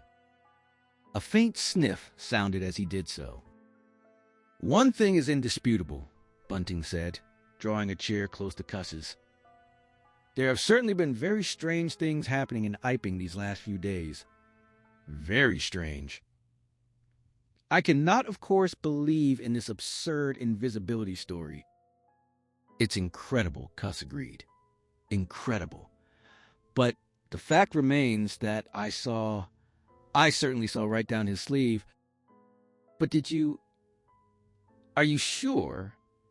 Suppose a mirror, for instance. Hallucinations are so easily produced. I don't know if you have ever seen a really good conjurer." "I won't argue again," Cuss cut in. "We've thrashed that out, Bunting. And just now, there's these books. Here's some of what I take to be Greek. Greek letters, certainly."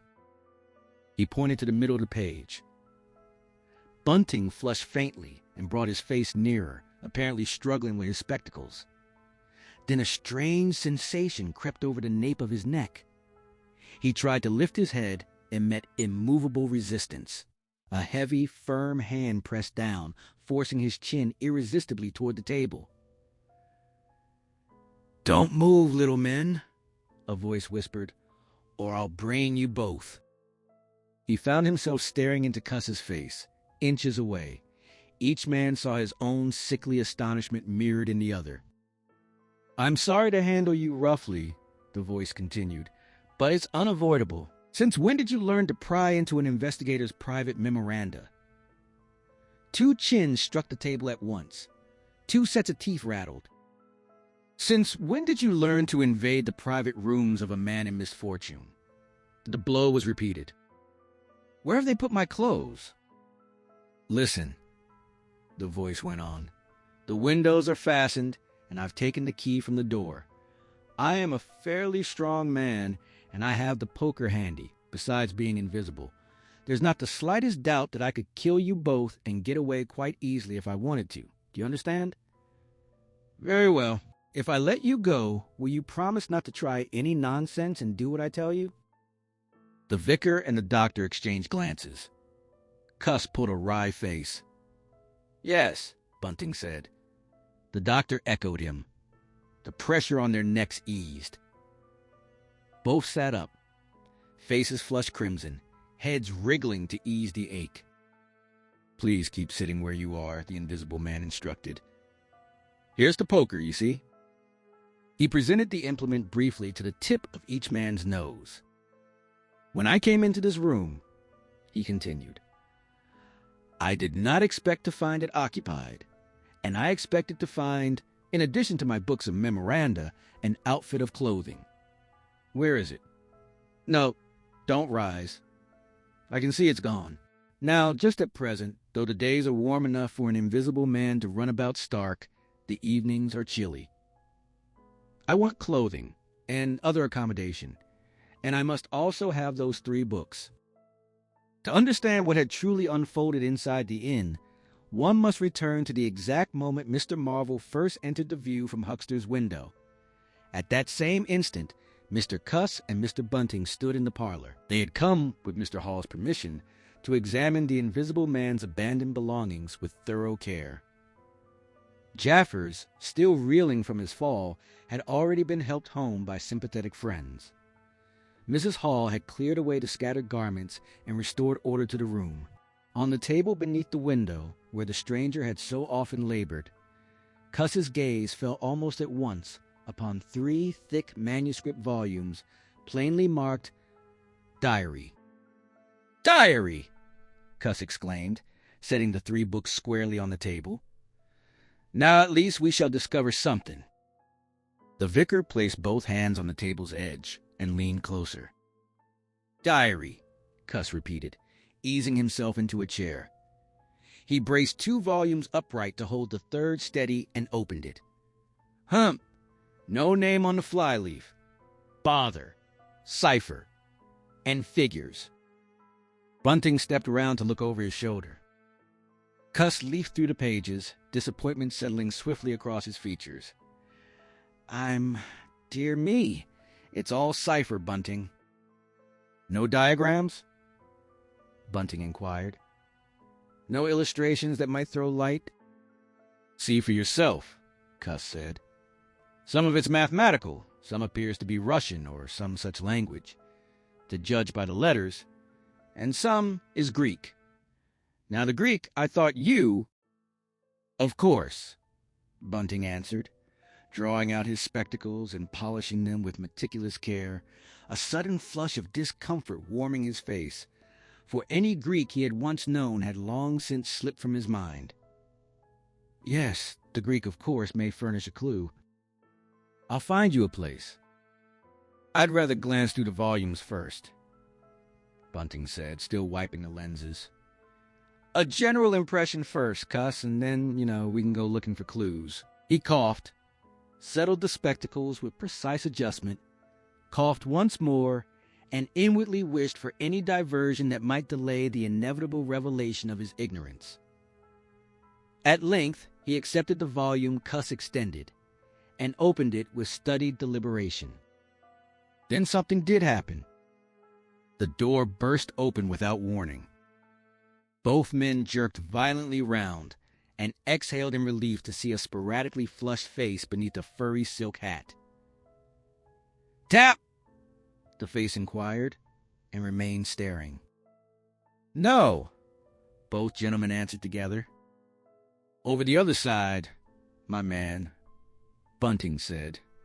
"And please shut that door," Cuss added, his irritation plain. "All right," the intruder replied in a low voice, curiously altered from its first husky question. "Right you are," he repeated in the original tone. "Stand clear." With that, he disappeared and drew the door shut behind him. "A sailor, I should judge," Bunting remarked. "Amusing fellows they are. Stand clear." Indeed, a nautical expression, I suppose, referring to his getting himself back out of the room. "I dare say so," Cuss muttered. "My nerves are all loose today. It quite made me jump, the door opening like that." Bunting smiled as though he himself had not started. "And now," he said with a sigh, "these books." "1 minute," Cuss replied. He crossed to the door and turned the key. "Now I think we are safe from interruption." A faint sniff sounded as he secured the lock. "One thing is indisputable," Bunting said, drawing a chair close beside Cuss's. "There have certainly been very strange things happening in Iping these last few days. Very strange. I cannot, of course, believe in this absurd invisibility story." "It's incredible," Cuss agreed. "Incredible. But the fact remains that I certainly saw right down his sleeve." "But did you... Are you sure? Suppose a mirror, for instance. Hallucinations are so easily produced. I don't know if you have ever seen a really good conjurer." "I won't argue again," Cuss interrupted. "We've thrashed that out, Bunting. And just now there's these books. Ah, here's some of what I take to be Greek. Greek letters, certainly." He pointed to the middle of the page. Bunting flushed faintly and leaned nearer, apparently struggling with his spectacles. Then an odd sensation crept across the nape of his neck. He tried to raise his head and met unyielding resistance. A heavy, firm hand pressed down, forcing his chin irresistibly toward the table. "Don't move, little man," a voice whispered close, "or I'll brain you both." He found himself staring into Cuss's face, mere inches away. Each man saw his own sickly astonishment mirrored in the other. "I'm sorry to handle you roughly," the voice continued, "but it's unavoidable. Since when did you learn to pry into an investigator's private memoranda?" Two chins struck the table simultaneously. Two sets of teeth rattled. "Since when did you learn to invade the private rooms of a man in misfortune?" The blow was repeated. "Where have they put my clothes?" "Listen," the voice went on. "The windows are fastened, and I've taken the key from the door. I am a fairly strong man, and I have the poker handy, besides being invisible. There's not the slightest doubt that I could kill you both and get away quite easily if I wanted to. Do you understand?" "Very well. If I let you go, will you promise not to try any nonsense and do what I tell you?" The vicar and the doctor exchanged a glance. Cuss pulled a wry face. "Yes," Bunting said. The doctor echoed him. The pressure on their necks eased. Both sat up, faces flushed crimson, heads wriggling to relieve the strain. "Please keep sitting where you are," the invisible man instructed. "Here's the poker, you see." He briefly presented the implement to the tip of each man's nose. "When I came into this room," he continued, "I did not expect to find it occupied, and I expected to find, in addition to my books of memoranda, an outfit of clothing. Where is it? No, don't rise. I can see it's gone. Now, just at present, though the days are warm enough for an invisible man to run about stark, the evenings are chilly. I want clothing and other accommodation, and I must also have those 3 books. Not a dozen yards away, while these events unfolded in the parlor, and while Huckster watched Marvel smoking against the gate, Mr. Hall and Teddy Henfrey stood in a haze of cloudy puzzlement, discussing the one topic that now consumed Iping. Suddenly, a violent thud struck the parlor door, followed by a sharp cry, then silence. "Who? Lo," Teddy Henfrey said. "Who? Lo," echoed from the tap room. Hall took it in slowly but surely. "That ain't right," he said, and moved from behind the bar toward the parlor door. He and Henfrey approached together, faces intent. Their eyes met in silent assessment. "Summat wrong," Hall said. Henfrey nodded. A whiff of unpleasant chemical odor reached them, and a muffled conversation, rapid, subdued, sounded from within. "You all right there?" Hall called, rapping on the door. The murmurs ceased abruptly. Silence held for a moment, then resumed in hissing whispers. A sharp cry followed. "No, no, you don't!" A sudden motion, the crash of an overset chair, a brief struggle, then silence again. "What the deuce?" Henfrey whispered. "You all right there?" Hall asked sharply once more.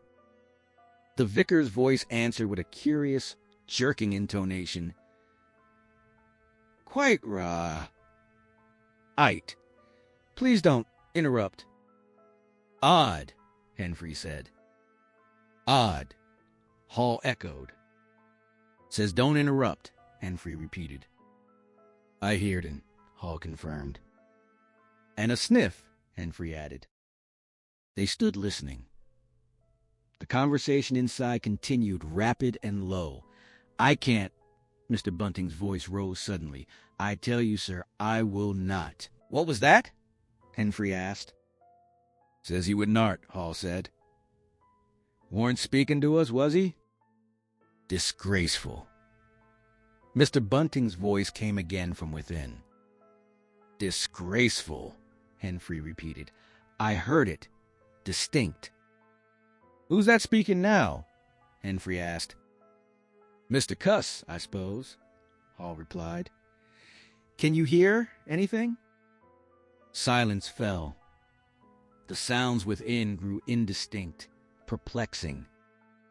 "Sounds like throwing the tablecloth about," Hall said. Mrs. Hall appeared behind the bar. Hall gestured urgently for silence and beckoned her closer. The gesture only roused her opposition. "What you listening there for, Hall?" she demanded. "Ain't you nothing better to do? Busy day like this?" Hall tried to convey the situation through grimaces and frantic dumb show, but she remained obdurate. She raised her voice, so Hall and Henfrey, rather crestfallen, tiptoed back to the bar, still gesturing in explanation. At first she dismissed the whole affair as nothing. Then she insisted Hall keep quiet, while Henfrey recounted what they had heard. She was inclined to think it nonsense. Perhaps they were merely moving furniture. "I heard him say disgraceful." "That I did," Hall insisted. "I heard that, Miss Hall," Henfrey agreed. "Like as not," Mrs. Hall began. "Hush!" Henfrey cut in. "Didn't I hear the window?" "What window?" Mrs. Hall asked. "Parlor window," Henfrey said. Everyone stood straining to listen. Mrs. Hall's gaze, fixed straight ahead, took in without truly seeing the bright oblong of the inn door, the white road vivid in the June sun, Huckster's shop front blistering with heat. Abruptly, Huckster's door flew open. Huckster appeared, eyes wide with excitement, arms waving. "Yap!" he cried. "Stop, thief!" He ran obliquely across the bright rectangle toward the yard gates and vanished. At the same instant, tumult erupted from the parlor, mingled with the sound of windows being slammed shut. Hall, Henfrey, and the men from the tap rushed pell-mell into the street. They caught sight of someone whisking round the corner toward the down road, and Mr. Huckster executing a complicated leap that ended with him sprawled on face and shoulder. Down the street, people stood astonished or hurried toward them. Huckster lay stunned. Henfrey paused to see to him, but Hall and the two laborers from the tap dashed to the corner, shouting incoherent warnings, and glimpsed Mr. Marvel disappearing past the church wall. They leapt at once to the impossible conclusion that this was the invisible man suddenly made visible and set off in pursuit along the lane. Hall had run scarcely a dozen yards before he gave a loud shout of astonishment and flew sideways, clutching one laborer and dragging him down. He had been charged as fiercely as in a football tackle. The second laborer wheeled in a circle, stared, assumed Hall had simply tripped, and turned to resume the chase, only to be tripped at the ankle just as Huckster had been. As the first laborer struggled up, he was kicked sideways by a blow that might have felled an ox. As he fell, the rush from the village green rounded the corner. The first to appear was the burly proprietor of the Coconut Shy in his blue jersey. He gaped to see the lane empty save for 3 men sprawled absurdly on the ground. Then something seized his rearmost foot. He went headlong and rolled just in time to graze his brother and partner, who followed headlong after.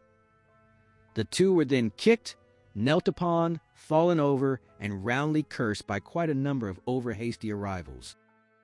When Hall and Henfrey and the laborers had rushed from the house, Mrs. Hall, seasoned by years of experience, remained behind the bar beside the till.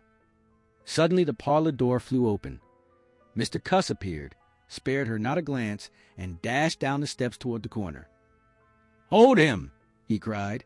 "Don't let him drop that parcel. You can see him so long as he holds the parcel." He knew nothing of Marvel's existence.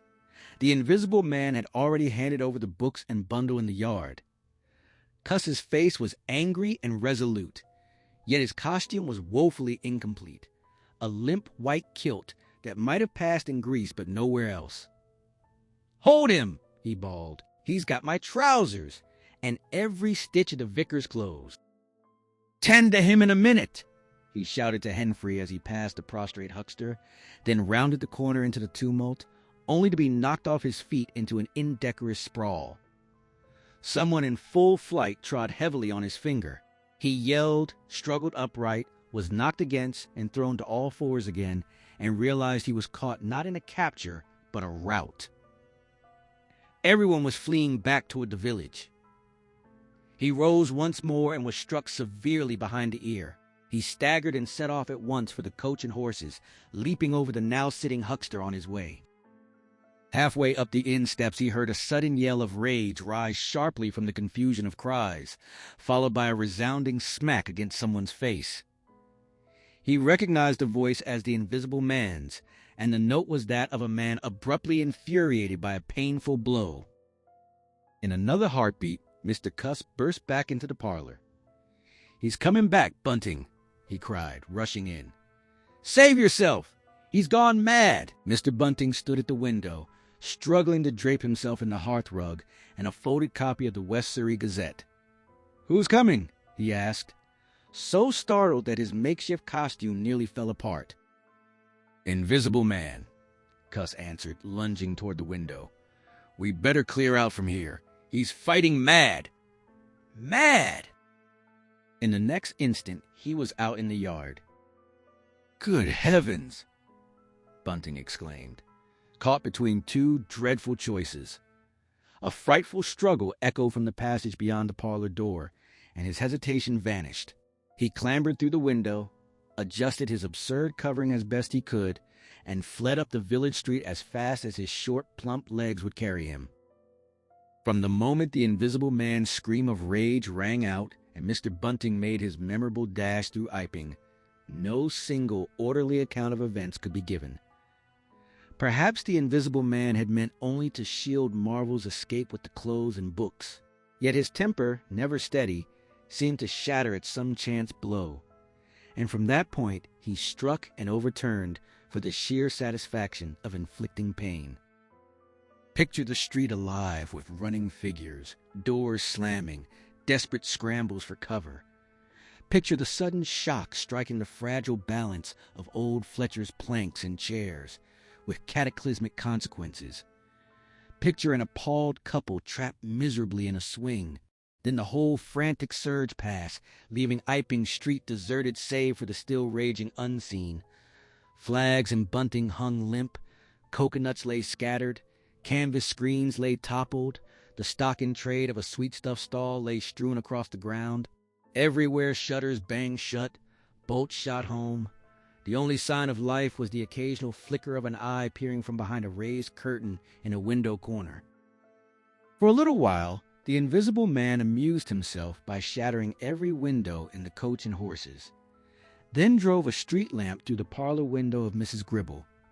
He must have been the one who severed the telegraph wire to Adderdean just beyond Higgins' cottage on that road. After that, his peculiar nature allowed him to pass entirely beyond human perception. He was neither heard, seen, nor felt in Iping again. He vanished completely. Yet it took the better part of 2 hours before any soul dared venture out again into the desolate street.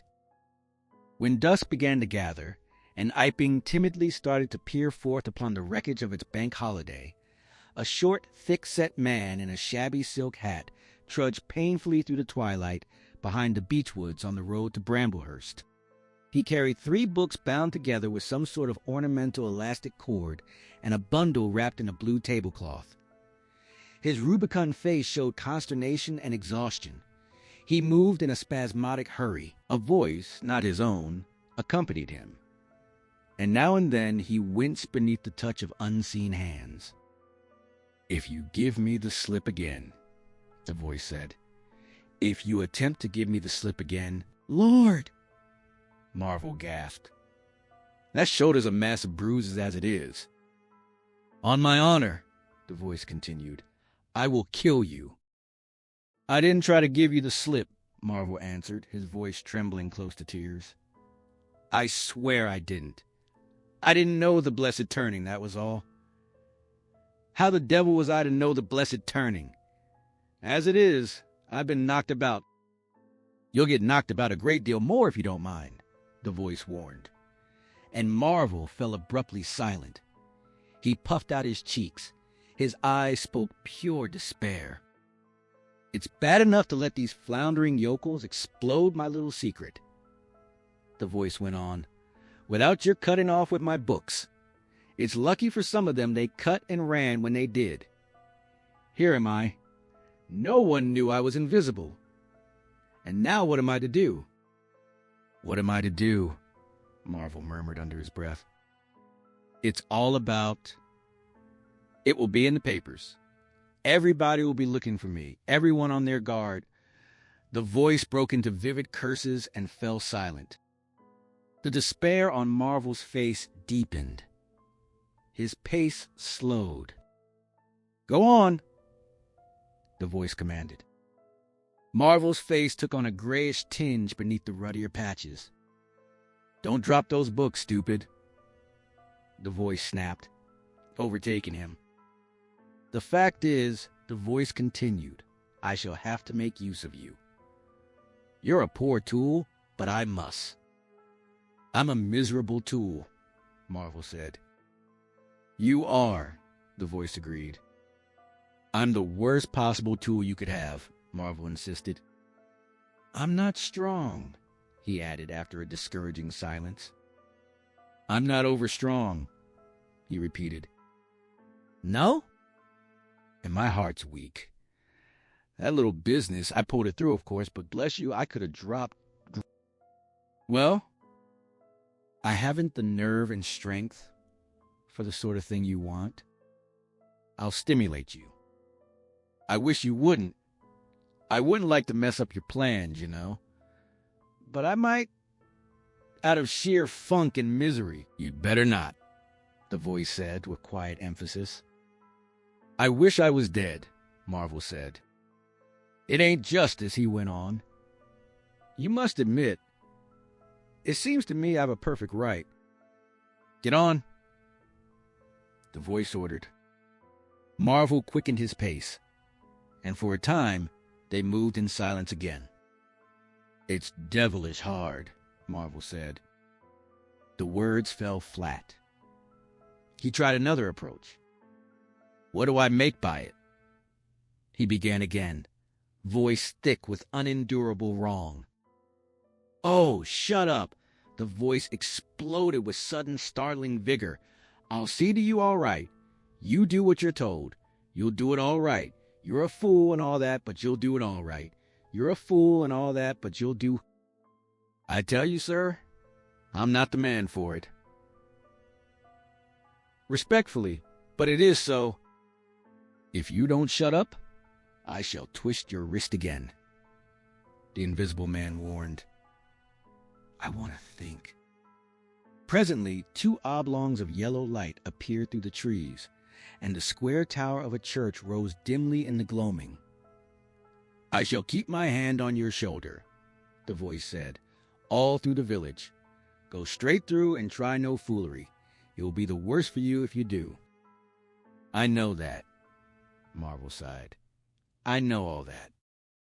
The unhappy figure in the obsolete silk hat passed up the street of the little village with his burdens, shoulders hunched beneath an unseen grip, and vanished into the gathering darkness beyond the lighted windows. 10 o'clock the next morning found Mr. Marvel unshaven, grimy from travel, and thoroughly worn, seated on a bench outside a modest inn on the outskirts of Port Stowe. The 3 books rested beside him, now neatly bound with string. The blue tablecloth bundle had been left behind in the pine woods beyond Bramblehurst, discarded at the Invisible Man's command as their plans shifted once more. Marvel sat with his hands thrust deep into his pockets, inflating his cheeks at regular intervals in nervous bursts, his whole bearing one of weary agitation and acute discomfort. Though no passerby paid him the slightest attention, every nerve in him remained taut, fever-hot. His fingers kept returning to his various pockets, with a peculiar, fumbling urgency, as though reassuring himself of something hidden there. He had been sitting nearly an hour when an elderly mariner emerged from the inn carrying a newspaper and settled on the bench beside him. "Pleasant day," the man remarked. Marvel glanced round with something close to terror. "Very," he managed. "Just seasonable weather for the time of year." The mariner continued, accepting no contradiction.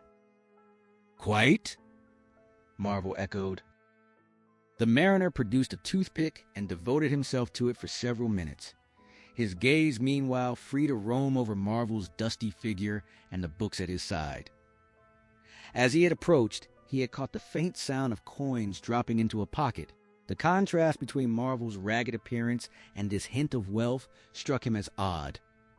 His thoughts drifted back to a subject that had taken firm hold of his imagination. "Books?" he asked suddenly, finishing noisily with the toothpick.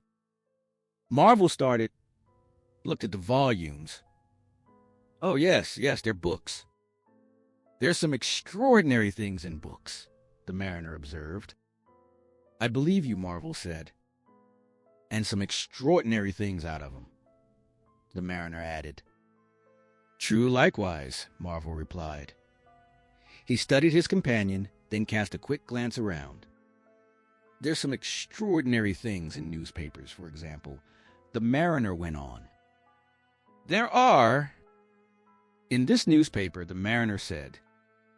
"Ah," Marvel answered. "There's a story," the mariner continued, fixing Marvel with a steady, deliberate eye.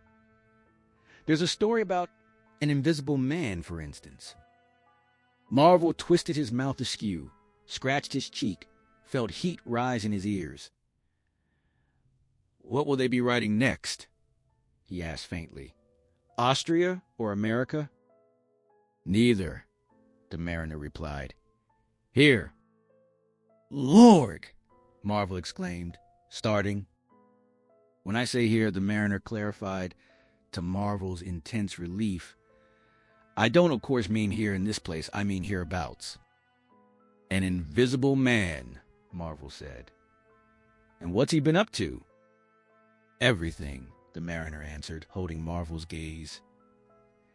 "Every blessed thing." I ain't seen a paper these 4 days, Marvel said.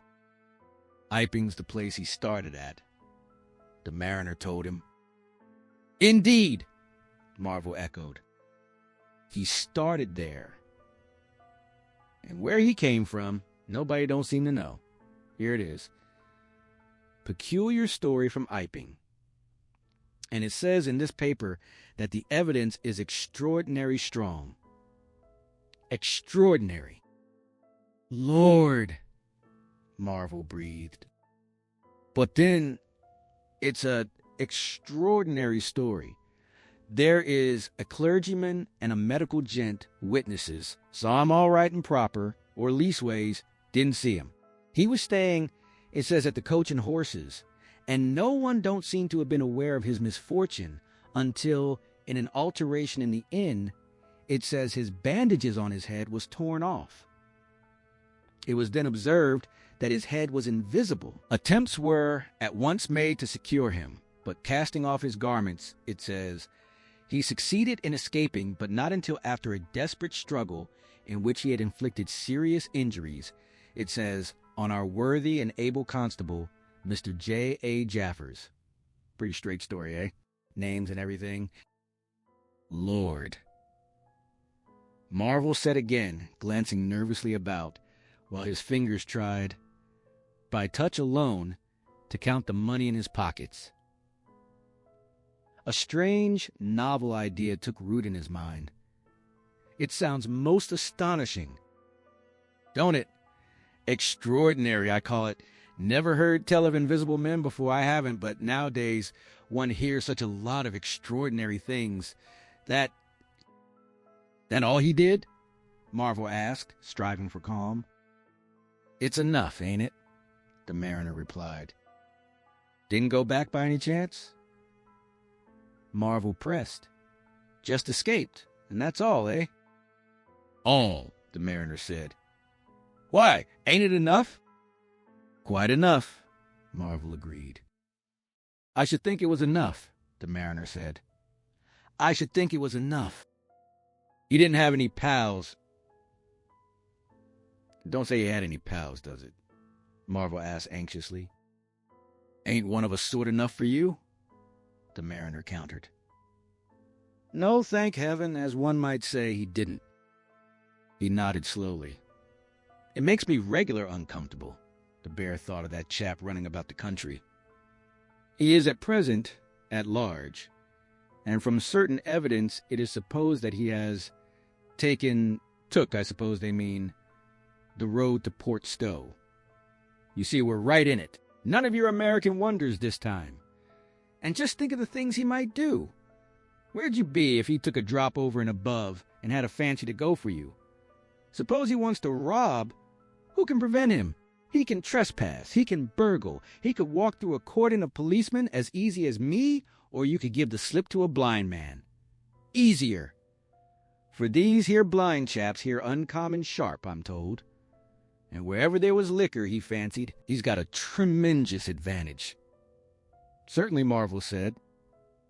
And... well, you're right, the mariner agreed. He has. All the while, Marvel had been glancing about with fierce intensity, straining for the faintest footfall, trying to sense imperceptible movement. He seemed on the verge of some momentous decision. He coughed behind his hand. He looked round once more, listened, then leaned toward the mariner and dropped his voice to a confidential whisper. The fact of it is, I happen to know just a thing or two about this invisible man, from private sources. Oh, the mariner said, interest sharpening. You? Yes, Marvel confirmed. Me? Indeed, the mariner replied. And may I ask? You'll be astonished, Marvel said behind his hand. It's tremendous. Indeed, the mariner echoed. The fact is, Marvel began eagerly, leaning closer. Suddenly, his expression altered beyond recognition. Ow! He yelped. He rose stiffly from the bench, his face contorted with unmistakable physical pain. "Wow!" he gasped. "What's up?" the mariner asked, genuinely concerned. In another heartbeat, Mr. Cuss burst back into the parlor. "He's coming back, Bunting!" he cried, rushing in. "Save yourself! He's gone mad!" Mr. Bunting stood at the window, struggling to drape himself in the hearth rug and a folded copy of the West Surrey Gazette. "Who's coming?" he asked, so startled that his makeshift covering nearly fell apart. "Invisible Man," Cuss answered, lunging toward the window. "We better clear out from here. He's fighting mad." Mad! In the next instant, he was out in the yard. "Good heavens!" Bunting exclaimed, caught between two dreadful choices. A frightful struggle echoed from the passage beyond the parlor door, and his hesitation vanished. He clambered through the window, adjusted his absurd covering as best he could, and fled up the village street as fast as his short, plump legs would carry him. From the moment the Invisible Man's scream of rage rang out and Mr. Bunting made his memorable dash through Iping, no single orderly account of events could be given. Perhaps the Invisible Man had meant only to shield Marvel's escape with the clothes and books. Yet his temper, never steady, seemed to shatter at some chance blow. And from that point, he struck and overturned for the sheer satisfaction of inflicting pain. Picture the street alive with running figures, doors slamming, desperate scrambles for cover. Picture the sudden shock striking the fragile balance of old Fletcher's planks and chairs with cataclysmic consequences. Picture an appalled couple trapped miserably in a swing. Then the whole frantic surge past, leaving Iping Street deserted save for the still raging unseen. Flags and bunting hung limp, coconuts lay scattered, canvas screens lay toppled, the stock in trade of a sweetstuff stall lay strewn across the ground. Everywhere shutters banged shut, bolts shot home. The only sign of life was the occasional flicker of an eye peering from behind a raised curtain in a window corner. For a little while the Invisible Man amused himself by shattering every window in the Coach and Horses, then drove a street lamp through the parlor window of Mrs. Gribble. He must have been the one who severed the telegraph wire to Adderdean just beyond Higgins' cottage on that road. After that, his peculiar nature allowed him to pass entirely beyond human perception. He was neither heard, seen, nor felt in Iping again. He vanished completely. Yet it took the better part of 2 hours before any soul dared venture out again into the desolate street. When dusk began to gather, and Iping timidly started to peer forth upon the wreckage of its bank holiday, a short, thick-set man in a shabby silk hat trudged painfully through the twilight behind the beechwoods on the road to Bramblehurst. He carried 3 books bound together with some sort of ornamental elastic cord, and a bundle wrapped in a blue tablecloth. His rubicund face showed consternation and exhaustion. He moved in a spasmodic hurry. A voice, not his own, accompanied him, and now and then he winced beneath the touch of unseen hands. "If you give me the slip again," the voice said. "If you attempt to give me the slip again." "Lord!" Marvel gasped. "That shoulder's a mass of bruises as it is." "On my honor," the voice continued, "I will kill you." "I didn't try to give you the slip," Marvel answered, his voice trembling close to tears. "I swear I didn't. I didn't know the blessed turning, that was all." "How the devil was I to know the blessed turning? As it is, I've been knocked about." "You'll get knocked about a great deal more if you don't mind," the voice warned. And Marvel fell abruptly silent. He puffed out his cheeks. His eyes spoke pure despair. "It's bad enough to let these floundering yokels explode my little secret," the voice went on, "without your cutting off with my books. It's lucky for some of them they cut and ran when they did. Here am I. No one knew I was invisible. And now what am I to do?" "What am I to do?" Marvel murmured under his breath. It's all about, it will be in the papers. Everybody will be looking for me. Everyone on their guard. The voice broke into vivid curses and fell silent. The despair on Marvel's face deepened. His pace slowed. Go on, the voice commanded. Marvel's face took on a grayish tinge beneath the ruddier patches. Don't drop those books, stupid. The voice snapped, overtaking him. The fact is, the voice continued, I shall have to make use of you. You're a poor tool, but I must. I'm a miserable tool, Marvel said. You are, the voice agreed. I'm the worst possible tool you could have, Marvel insisted. I'm not strong, he added, after a discouraging silence. I'm not overstrong, he repeated. No? And my heart's weak. That little business, I pulled it through, of course, but bless you, I could have dropped. Well, I haven't the nerve and strength for the sort of thing you want. I'll stimulate you. I wish you wouldn't. I wouldn't like to mess up your plans, you know. But I might, out of sheer funk and misery. You'd better not, the voice said with quiet emphasis. I wish I was dead, Marvel said. It ain't justice, he went on. You must admit, it seems to me I have a perfect right. Get on, the voice ordered. Marvel quickened his pace, and for a time, they moved in silence again. It's devilish hard, Marvel said. The words fell flat. He tried another approach. What do I make by it? He began again, voice thick with unendurable wrong. Oh, shut up! The voice exploded with sudden startling vigor. I'll see to you all right. You do what you're told. You'll do it all right. You're a fool and all that, but you'll do it all right. You're a fool and all that, but you'll do...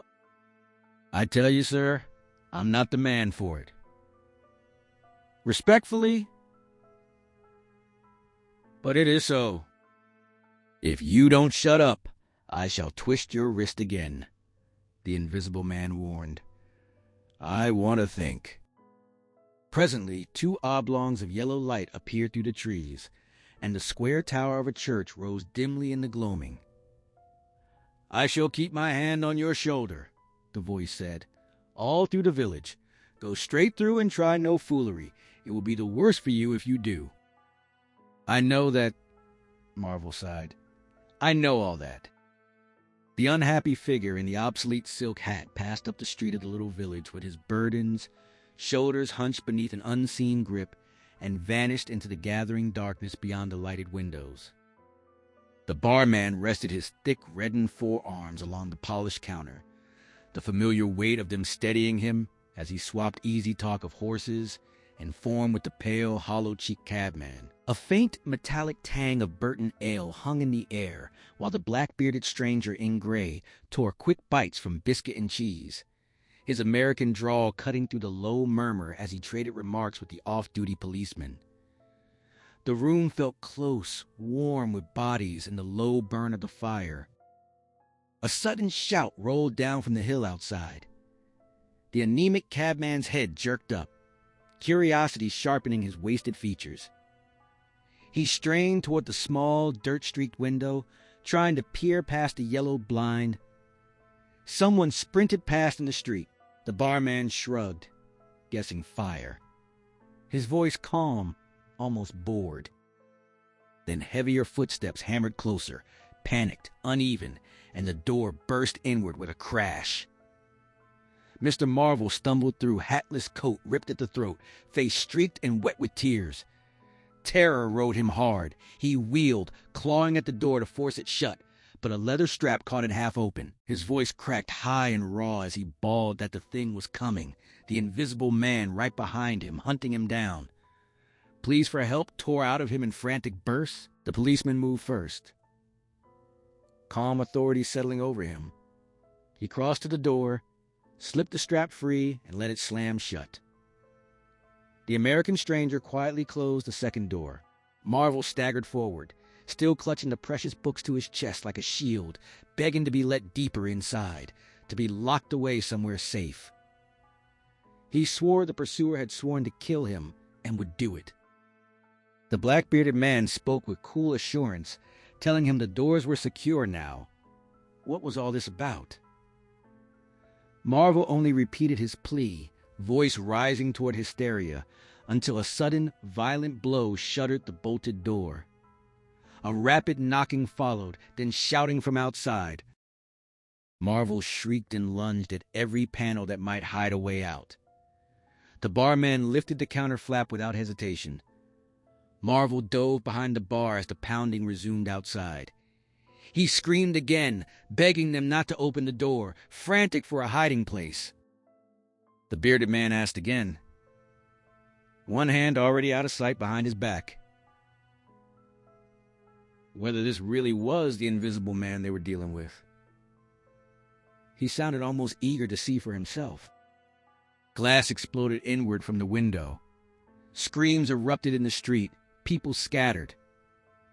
The policeman, who had climbed onto the settee to look out, dropped down, eyebrows lifted in grim recognition. The barman stepped in front of the locked bar parlor door, eyes fixed on the jagged hole where the window had been, then joined the other two men. Silence clamped down hard. The policeman muttered that he wished he had his truncheon, edging toward the door without conviction. Open it, and the thing would be inside. No stopping him. The cabman urged caution, voice tight. The bearded man, calm, told them to draw the bolts. If the intruder came, he would fire. At the legs. He produced a revolver, metal catching the lamplight. The policeman objected sharply. That would be murder. The American answered that he knew exactly what country he was in. He intended only to cripple. The barman protested having a gun go off at his back. The bearded man shrugged, bent, and slid the bolts himself, revolver steady. The three men turned to face the doors. He called softly for the stranger to come in, stepping back, pistol concealed behind him. Nothing happened. The doors stayed shut. 5 minutes crawled by. A second cabman eased his head inside, cautious. From the bar parlor, an anxious face, Marvel's, appeared at the crack, asking whether every door in the house was fastened. He was certain the invisible man was circling, cunning as anything. The barman swore under his breath. The yard door, the private door. He rushed out to check. He returned almost at once, carving knife gripped in his thick hand, face slack with shock. The yard door had stood open. The invisible man could already be inside. He swore he had stabbed every corner of the kitchen with the blade. The women there had noticed nothing.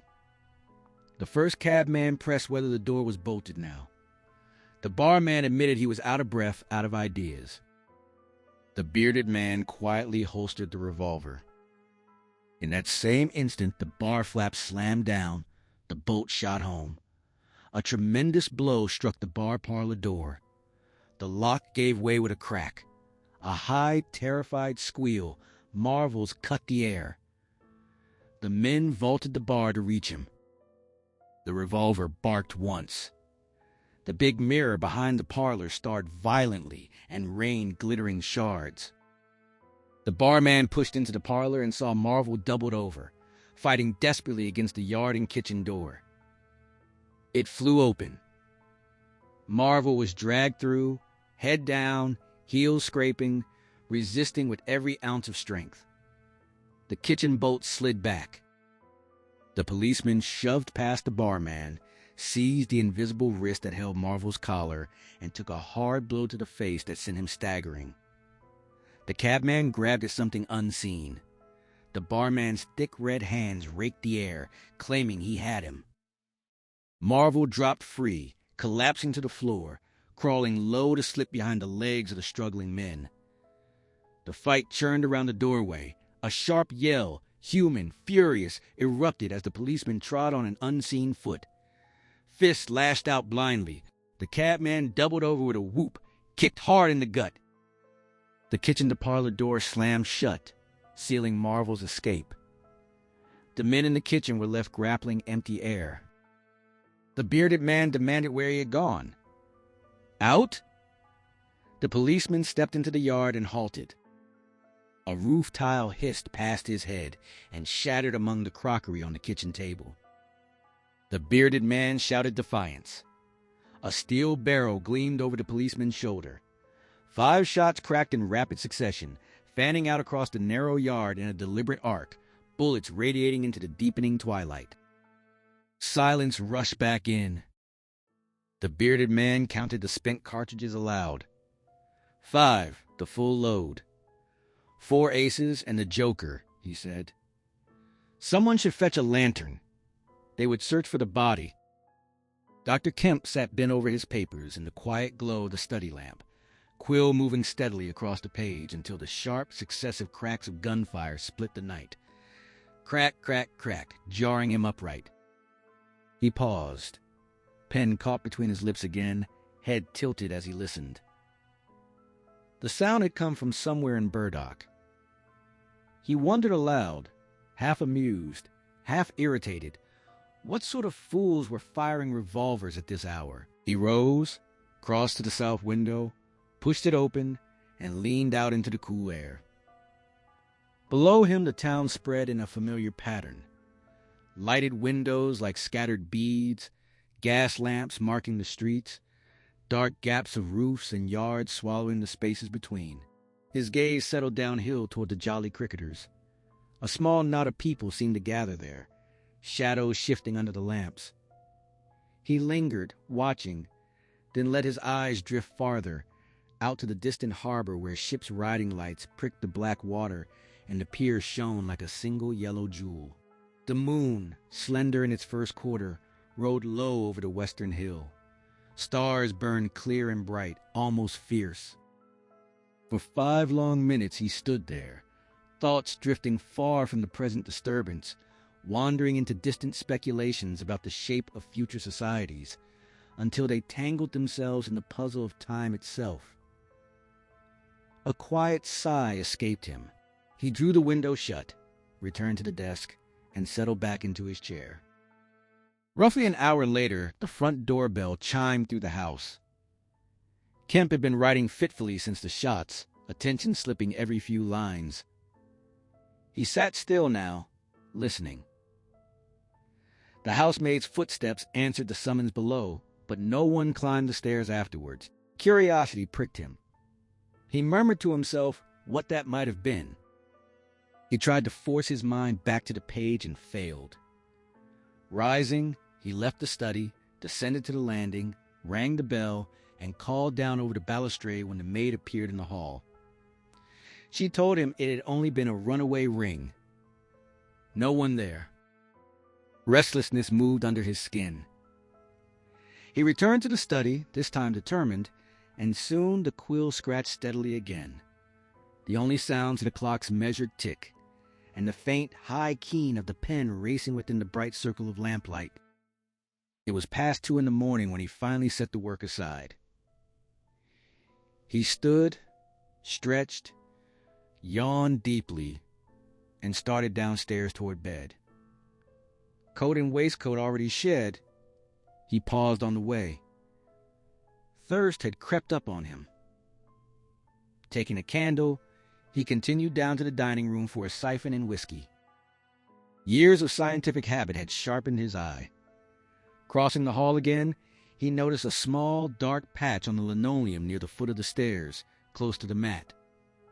He kept walking at first, then stopped, mind doubling back. What was that spot? Some part of him had already registered it without conscious permission. He turned, descended again, set the siphon and bottle on the floor, and crouched. His fingertip met the tacky wetness. The color and feel were unmistakable, fresh blood already drying at the edges.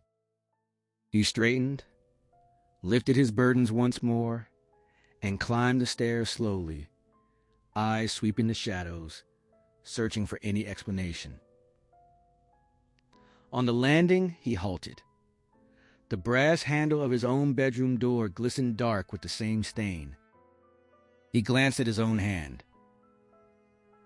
Clean. Memory supplied the detail. The door had stood open when he came down from the study. He had never touched the knob. Calm held him, perhaps a shade firmer than usual. He stepped straight into the room. His gaze moved curiously and settled on the bed. The counterpane bore a smear of blood. The sheet had been torn. He had missed it earlier, walking directly to the dressing table. On the far side, the cover sagged inward, as though a weight had rested there only moments before. A low exclamation seemed to brush his ear. "Good heavens, Kemp!" But he dismissed it at once. He did not believe in disembodied voices. He stood staring at the disordered bedding. Had there truly been a voice? He scanned the room again. Nothing else appeared amiss beyond the stained and rumpled bed. Then a faint rustle sounded near the washstand, distinct enough to raise the small hairs on his neck. Even a trained mind carries traces of older instincts. A chill of something eerie crept over him. He closed the door quietly, advanced to the dressing table, and set down the whiskey and siphon. A sudden jerk of surprise stopped him cold. A blood-soaked linen bandage hung suspended in the air between him and the washstand, coiled and knotted as though wrapped around something that was no longer there. He stared, incredulous. An empty bandage, properly tied yet containing nothing. He started forward to seize it, then froze as an unseen touch met his arm and a voice spoke close beside him. "Kemp." His mouth opened. "Eh?" "Keep your nerve," the voice continued. "I'm an invisible man." Kemp said nothing for a long beat, eyes locked on the floating bandage. "Invisible man," he echoed slowly. The voice repeated it, steady and clear. In that instant, the morning's scoffing certainty, the story he had dismissed so easily, flooded back to his mind. Fear did not seize him yet, nor astonishment. Those would arrive later. Right now, he felt only the rush of recognition colliding with disbelief. "I thought it was all a lie," he said. The arguments he had marshaled that morning still echoed in his head. "Have you a bandage on?" "Yes." "Oh." Kemp collected himself. "But this is nonsense. Some trick." He lunged forward, hand outstretched toward the bandage, and met solid, invisible fingers. He recoiled, color draining from his face. "Keep steady, Kemp, for God's sake," the voice urged. "I want help badly. Stop." The grip closed on his arm. He struck at it instinctively. "Kemp! Kemp! Keep steady!" The hold tightened. Panic flared. He wrenched to break free. A bandaged hand clamped his shoulder. He was tripped and flung backward onto the bed. His mouth opened to shout, only for the corner of the sheet to be forced between his teeth. The unseen weight pinned him grimly. His arms remained free. He struck and kicked with desperate force. "Listen to reason, will you?" the voice demanded, enduring the blows to his ribs. "By heaven, you'll madden me in a minute. Lie still, you fool." Kemp thrashed once more, then went limp. "If you shout, I'll smash your face," the voice warned, easing the sheet from his mouth. The explanation came quickly. This was no jest, no sorcery. The speaker truly was invisible, and he needed help. He had no wish to harm Kemp, but would if forced. Did Kemp not remember him? Griffin from University College? "Let me get up," Kemp said. "I'll stay where I am. Just let me sit quiet for a minute." He pushed himself upright, hand rising to his bruised neck. The voice identified itself again.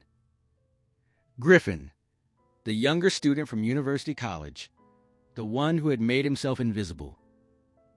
An ordinary man, someone Kemp had known, now rendered unseen.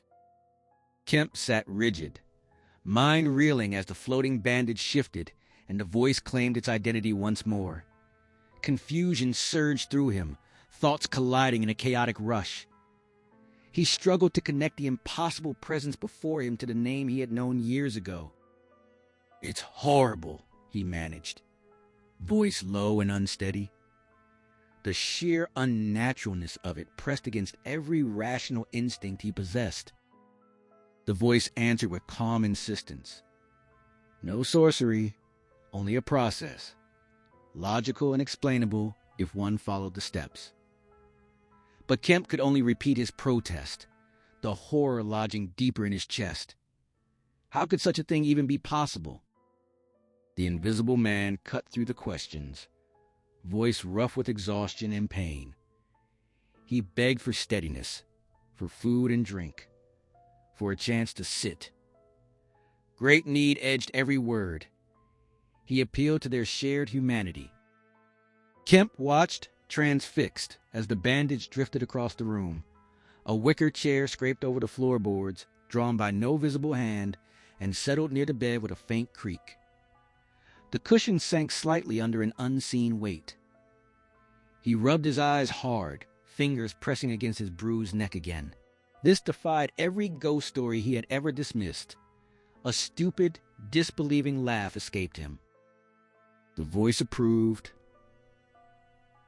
Better. At last, some sense returning. Kemp muttered that he might be losing his mind instead, still knuckling at his eyes. Whiskey came next, the plea urgent. He felt near death from hunger and cold. Kemp hesitated, then rose carefully, asking aloud where the other stood so he wouldn't collide. The glass lifted from his fingers of its own accord, pulled away with gentle but firm insistence. He released it reluctantly, every instinct screaming against the act. The tumbler hovered 20 inches above the chair's front edge, suspended in empty air. Perplexity drowned him. This had to be some deep trick of suggestion, hypnotism perhaps. The voice dismissed the notion sharply. No trick. Listen.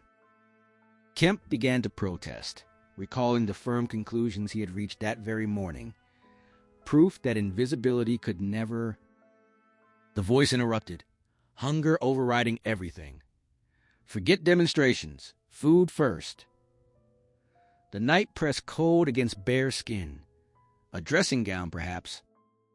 Kemp exhaled a soft oath under his breath. He crossed to the wardrobe, pulled out a faded scarlet robe, and held it out. It was lifted from his grasp, hung slack for a heartbeat, then stirred as though caught in a private wind. Sleeves filling, buttons fastening themselves one by one until the garment stood upright, whole and dignified before sinking into the chair. Drawers, socks, slippers followed, requested curtly. And food. More food. Kemp obeyed in a daze, rummaging through drawers for the underthings, then descending to raid the larder. He returned with cold cutlets and bread, arranged them on a small table, and set it before the seated robe. No knives needed, the visitor said. A cutlet rose into the air, accompanied by the wet, steady sounds of tearing and chewing. Kemp sank onto a bedroom chair, staring. Invisible. Truly. The eating continued greedily, the voice remarking between bites that covering up always felt necessary before a meal. A queer habit, perhaps. Kemp asked after the injured wrist. The reply came confident. Trust him, it would hold. The sight remained unearthly. A dressing gown devouring food in midair. Kemp murmured that of all strange things. Luck, the voice answered. Blundering into Kemp's house had been the first real fortune of the night. He had intended to stay here anyway. The blood, visible as it dried, was a filthy nuisance. He had been hiding in the house for 3 hours already. Kemp's exasperation broke through. How? The entire affair defied reason from start to finish. Perfectly reasonable. The voice countered, calm and certain. It reached for the whiskey bottle. Candlelight slipped through a tear in the robe's shoulder, painting a bright triangle beneath the left ribs. Kemp asked about the gunshots, how the violence had started. A fool Confederate, the voice spat. Someone who had tried to steal what was his and succeeded, not Invisible himself. Kemp pressed. Had the Invisible Man fired? No. Some stranger had panicked and shot wildly. Everyone had panicked. They feared him. More food. He needed more. Kemp rose again, promising to check downstairs, though supplies were low. When he returned, the meal had been heavy and thorough. A cigar followed. The end was bitten off savagely before a knife could be found, curses following as the wrapper frayed. Smoke curled from an unseen mouth and throat, rendering pharynx and nasal passages briefly visible in swirling gray. The voice praised the simple pleasure of it, relief evident. Fortunate to have found Kemp. Help was needed. Desperately. Madness had driven events so far, but together they could still achieve great things. Kemp fetched himself a glass from the spare room. The night felt wild enough to warrant a drink. The voice noted how little Kemp had changed over the years. Still fair, still cool-headed after the initial shock. They would work side by side. But how had it been done? How had he become this? Patience. Let the cigar burn a little longer. The story would come. It did not come that night.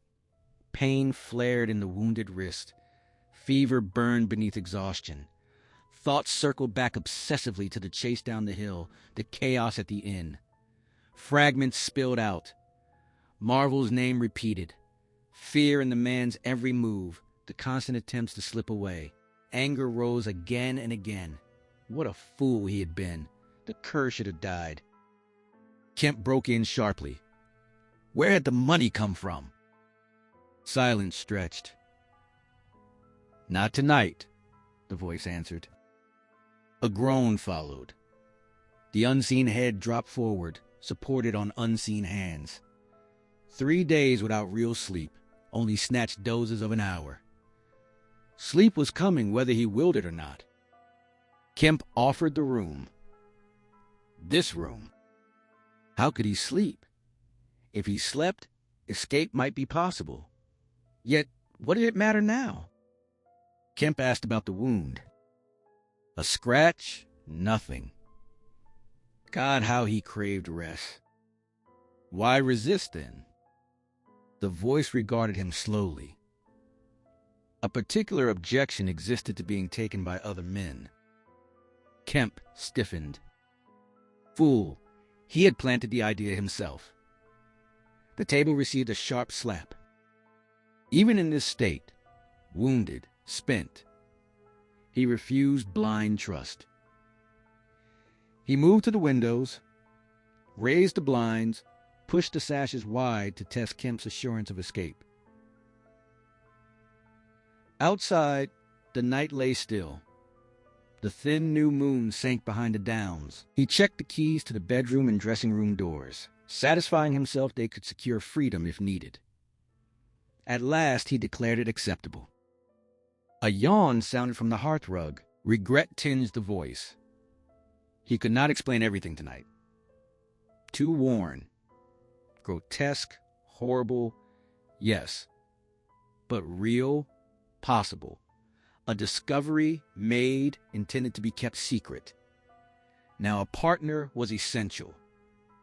Kemp, tomorrow they would plan. For now, sleep or collapse.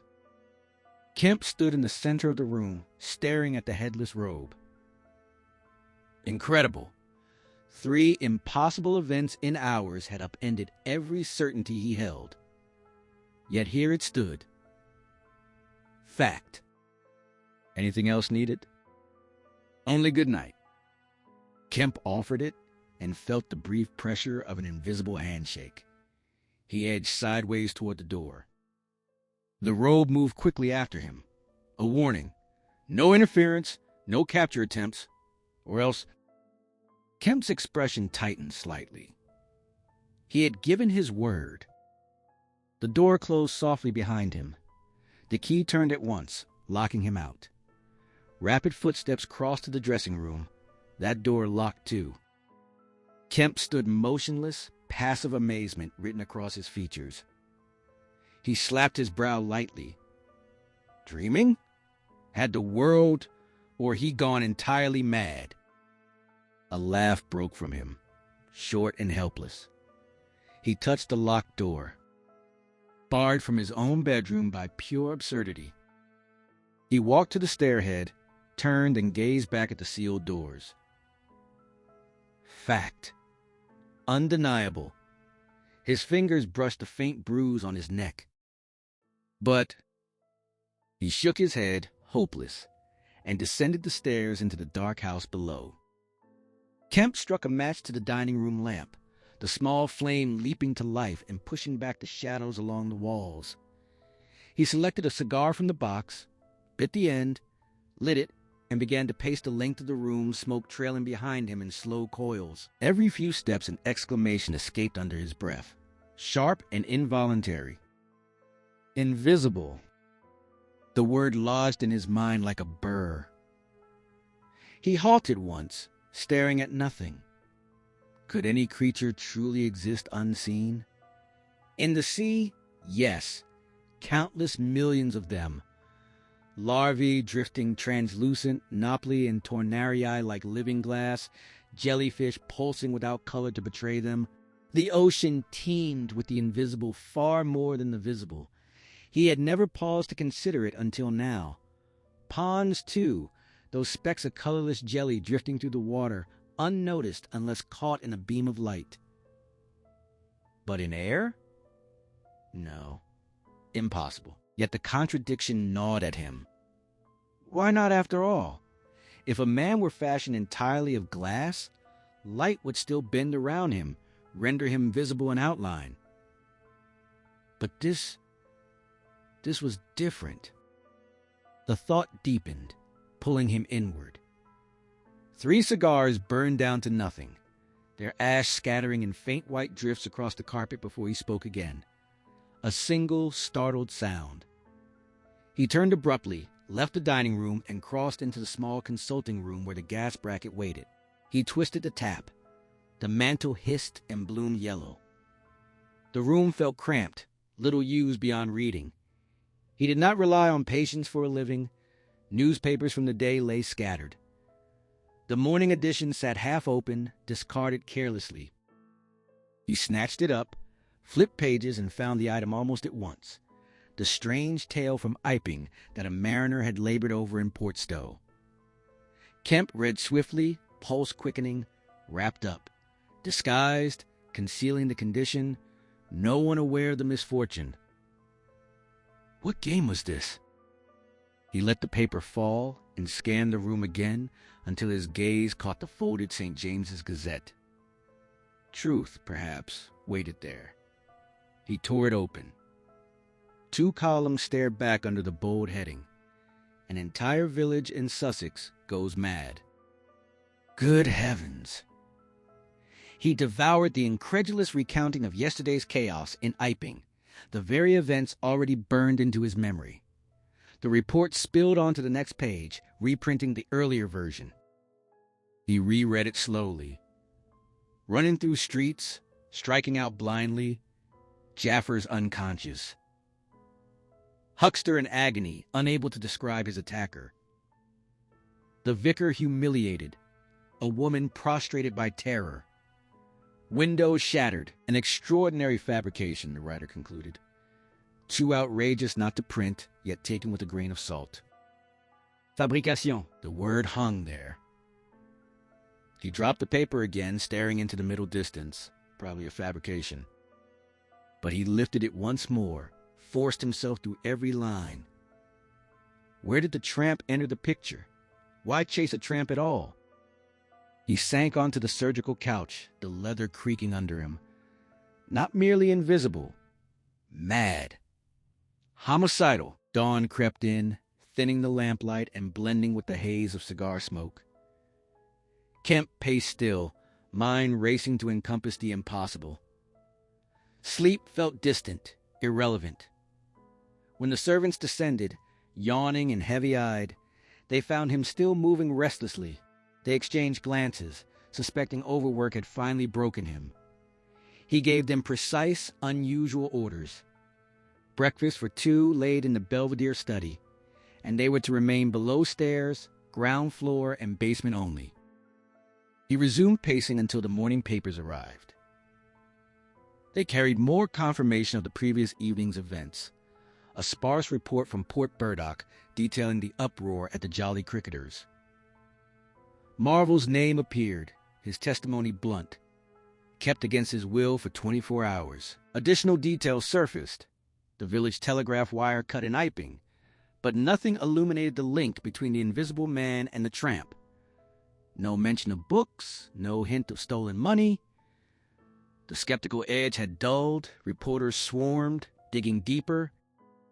Kemp absorbed every word, then sent the housemaid out for every other morning edition she could find. He read them all, voraciously. Invisible. Rage swelling toward mania. The potential for harm stretched before him like an open abyss. And the source of it slept upstairs, free, unbound. What in God's name should he do? He hesitated over the thought of betrayal. No, not yet. He crossed to the untidy desk in the corner, drew paper, and began a note. Halfway through, he tore it up, started fresh. He read the new version, waited, then addressed an envelope to Colonel Addy, Port Burdock. Upstairs, the invisible man stirred awake in a black humor. Kemp, attuned to every creak, heard the sudden patter of bare feet racing across the floorboards overhead. A chair toppled with a crash, glass shattered, the washstand tumbler. Kemp hurried up and knocked urgently. The door opened. What was wrong? Nothing, came the curt reply. But the smash, a fit of temper. The arm, forgotten in the moment, still sore. Kemp stepped inside, crossed to the broken fragments, and gathered them carefully. All the facts were public now, he said, straightening. Iping, the hill, everything. The world knew it had an invisible citizen, but no one knew the hiding place. The invisible man swore violently. The secret had escaped. Kemp assumed it had been one. Whatever the plans, he wanted to help. The invisible man settled onto the bed's edge. Breakfast waited upstairs, Kemp added lightly. Relief flickered when the other rose without protest. Kemp led the way up the narrow stairs to the Belvedere. First, though, understanding. Kemp needed more about the invisibility itself. He sat after a quick, nervous glance toward the window, settling into the posture of a man braced for a long explanation. Doubt flared briefly, sanity itself in question, then faded as he looked across at the breakfast table. A headless, handless dressing gown dabbing unseen lips with a napkin held by nothing. Simple enough, Griffin said, setting the napkin aside. Credible, even. To him, perhaps. Kemp laughed, short and strained. It had seemed miraculous at first, Griffin conceded. Now, great God, but great things still lay ahead. The breakthrough had come at Chesilstowe. Chesilstowe? After leaving London, medicine abandoned for physics, light had captivated him. Optical density. The field riddled with puzzles, solutions teasing just out of reach. At 22, brimming with zeal, he had vowed to devote his life to it. Worthwhile. They had been fools at 22, hadn't they? Fools then. Or fools now, Kemp answered. Knowing brought no real satisfaction. Yet he had labored fiercely like a driven man. 6 months of relentless thought, and suddenly light pierced through one mesh in the net glowing blindingly clear. A general principle of pigments and refraction emerged. A formula, geometrical, requiring 4 dimensions. Ordinary men, even mathematicians, could never grasp what such an expression meant to someone steeped in molecular physics. The books, the ones the tramp had hidden, held marvels, miracles. But this was no mere method yet, only the idea that might become one. A way to lower the refractive index of any substance, solid or liquid, to match airs, without altering other properties except perhaps color in some cases. So far as practical purposes went, the substance would vanish. Kemp exhaled sharply. Odd. Remarkable. But personal invisibility remained a vast leap. Spoiling a gemstone's clarity made sense. Making a living man disappear felt impossibly distant. Griffin's voice carried the calm certainty of a man who had long since mapped the territory, others dismissed as impossible. Visibility, he explained, hinged entirely on how a body interacted with light. Absorption, reflection, refraction, or some combination. Remove all 3, and the thing ceased to exist to the eye. A red box appeared red, because it soaked up every wavelength except the red ones, and flung those back toward the observer. Strip away selective absorption, and it would mirror all light equally. Shining white, like silver, a diamond box would scatter light in brilliant, fractured flashes, where facets caught it just right, a glittering skeleton of refraction and reflection, translucent yet dazzling. Ordinary glass would dull the effect further. Thinner panes and poor light would fade almost to nothing, absorbing and bending so little that the eye struggled to hold them. Submerge that same glass in water, or better, a denser fluid, and it vanished completely. The refractive indices, too close for light to notice the boundary. The shift from one medium to the other barely disturbed the rays. The sheet became as elusive as a jet of gas blending into air. Kemp nodded slowly, the logic settling like cool water over heated thoughts. Plain enough, he agreed. Another truth followed. One Griffin knew Kemp would recognize. Smash a sheet of glass and grind it to powder. The fine grains turned starkly white and opaque in the open air Y. The original pane offered only 2 surfaces for light to bounce or bend against. Powder multiplied those surfaces endlessly, each tiny particle refracting and reflecting until almost no light pierced straight through, yet dropped that same white dust into water and it disappeared again. The indices aligned too closely. Light passed from one to the other with scarcely a ripple. The principle was elegant. Match the refractive index of a transparent object to its surroundings, and the object dissolved from sight.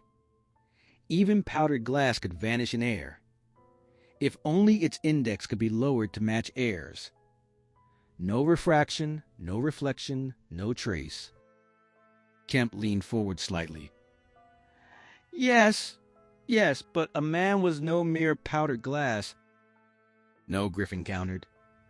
A man was more transparent still. Nonsense. Kemp shot back, the word automatic. From a doctor? Griffin's tone edged with faint amusement. Had 10 years dulled the physics? Consider paper, seemingly opaque yet built from transparent fibers. Its whiteness came from the same scattering that turned powdered glass white. Countless interfaces bending light every which way. Fill those gaps with oil, eliminate the boundaries, and paper turned clear as window glass. The same held for cotton, linen, wool, wood, bone, flesh, hair, nails, nerves. The entire living fabric except blood's red pigment and the dark granules in hair. Most of a creature's tissues were as translucent as water itself, so little separated visibility from nothing. Great heavens, Kemp breathed. Of course! The thought had flickered through his mind only the night before. Sea larvae, jellyfish, all those drifting, colorless forms. Precisely. Griffin had grasped it 6 years earlier, a year after quitting London, and guarded the knowledge fiercely. He had worked under crushing constraints. A prying professor. Oliver, a scientific charlatan hungry for credit, always sniffing at ideas like a thief. The academic world rewarded publication and stole the glory. Griffin refused to share. He labored in silence, determined to unveil the discovery with devastating impact, fame in a single stroke. He refined the formula, bridged gaps with pigment studies, and then, by pure accident, stumbled onto a physiological breakthrough. Kemp waited. The red of blood could be bleached, rendered colorless, while preserving every vital function. Incredulity burst from Kemp in a sharp cry. Griffin rose and began to pace the small Belvedere study, the dressing gown moving in restless arcs. He remembered that night vividly. Late, the laboratory hushed except for the steady burn of tall lamps. Students gone, no gawking interruptions. The realization struck complete and splendid. Alone, he had whispered it aloud.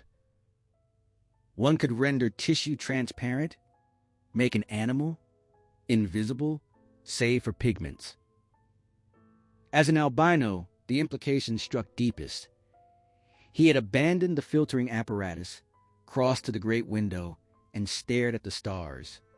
Invisible, the word echoed in his chest. To achieve it would surpass any magic power, mystery, absolute freedom unfurled before him, no drawbacks in sight. A shabby demonstrator trapped in a provincial college, teaching dullards for scraps, could become something else entirely. Anyone would have seized that research. He had thrown himself into it for 3 relentless years. Each obstacle surmounted revealed another beyond. Infinite details. Exasperation mounted. The professor's eternal question, when would he publish? The cramped resources, the prying eyes. After 3 years of secrecy and strain, completion proved impossible. How? Kemp asked. Money, Griffin answered, and turned to stare out the window once more. He wheeled back abruptly. He had robbed his father. The money never belonged to the old man. In the aftermath, his father shot himself. Silence pressed in. Kemp sat frozen, gaze locked on the headless figure framed against the glass. Then a thought jolted him upright. He crossed the room, gently took the invisible arm, and guided Griffin away from the window. Tired, he said. Sit. Take the chair. He positioned himself between Griffin and the nearest pane, a quiet barrier. Griffin settled in the silence for a moment, then spoke again, voice flat. He had already left Chesilstowe by then. Last December. He had taken a large, bare room in a shabby lodging house near Great Portland Street, a slum of mismanaged tenements. The place soon filled with apparatus bought with stolen funds. The work advanced steadily, nearing its end. Then the news came like a blow from nowhere. He traveled to bury his father, mind still tangled in the research. He made no effort to salvage the old man's reputation. The funeral lingered in memory. A cheap hearse, a sparse ceremony on a wind-scoured, frost-bitten hillside. An old college acquaintance, shabby, bent, black-clad, read the service through a dripping cold. Walking back through what had once been a village, now patched into ugliness by hasty builders, the roads petered out into ruined fields choked with weeds and rubble. He saw himself as a gaunt silhouette moving along slick pavements, strangely detached from the place's mean respectability and petty commerce. No sorrow touched him. His father had been a victim of foolish sentiment. Custom demanded attendance, nothing more. Yet on the high street, a fragment of the past brushed him. He met the girl he had known a decade earlier. Their eyes locked. Something stirred him to turn back and speak to her. She remained entirely ordinary. The dressing gown shifted slightly in the chair, the fabric settling as Griffin's voice resumed, low and deliberate, carrying the faint rasp of remembered detachment. The visit to the old place had unfolded like a half-remembered dream, distant, unreal, Loneliness had not yet registered. The sense of having stepped out of the world into some barren emptiness came only later. He recognized the erosion of sympathy within himself, yet blamed it on the dull, empty sameness of ordinary existence. The funeral itself stirred no grief. His father struck him as a casualty of weak sentiment. Custom alone had dragged him there. The affair felt distant, not his concern. Then, walking the high street, a thread of the past tugged at him. He caught sight of the girl he had known 10 years earlier. Their eyes met across the pavement. An impulse turned him back. He spoke to her. She remained utterly ordinary, nothing remarkable in her face or words. Returning to the room felt like waking, reality reclaiming him. The apparatus waited exactly as he had arranged it. Familiar instruments, experiments poised on the brink. Only fine details remained to be settled. The essential difficulty had dissolved. Griffin promised to explain the full, intricate processes later. Every step, every adjustment. Most of it, barring deliberate gaps he had chosen to commit to memory, lay encoded in cipher within the books the tramp still carried. They would have to track the man down, reclaim those volumes. The core method involved placing the transparent object, its refractive index already targeted, between twin sources of a particular ethereal vibration. Not the Röntgen variety. These were different, though straightforward once understood. 2 small dynamos powered the setup, driven by a cheap gas engine. His first trial used a scrap of white woolen cloth. The fabric glowed softly under the pulsing flashes, then thinned like smoke, fading until nothing remained. Disbelief gripped him. He reached into the void. The material felt as solid and textured as before. He fumbled, awkward, then dropped it to the floor and had to grope blindly to recover it. A faint meow sounded behind him. Turning, he saw a thin, filthy white cat perched on the cistern cover outside the window. The thought came swift and clear. He opened the sash, called gently. The creature slipped inside, purring weakly, starved. He poured milk from the cupboard. She explored the room, sniffing corners, clearly intent on claiming the space. The floating rag unsettled her. She spat at it, fur bristling. He settled her on the pillow of his narrow bed and coaxed her to wash with a pat of butter. Then he processed her. Administering the drugs to a cat proved no simple task.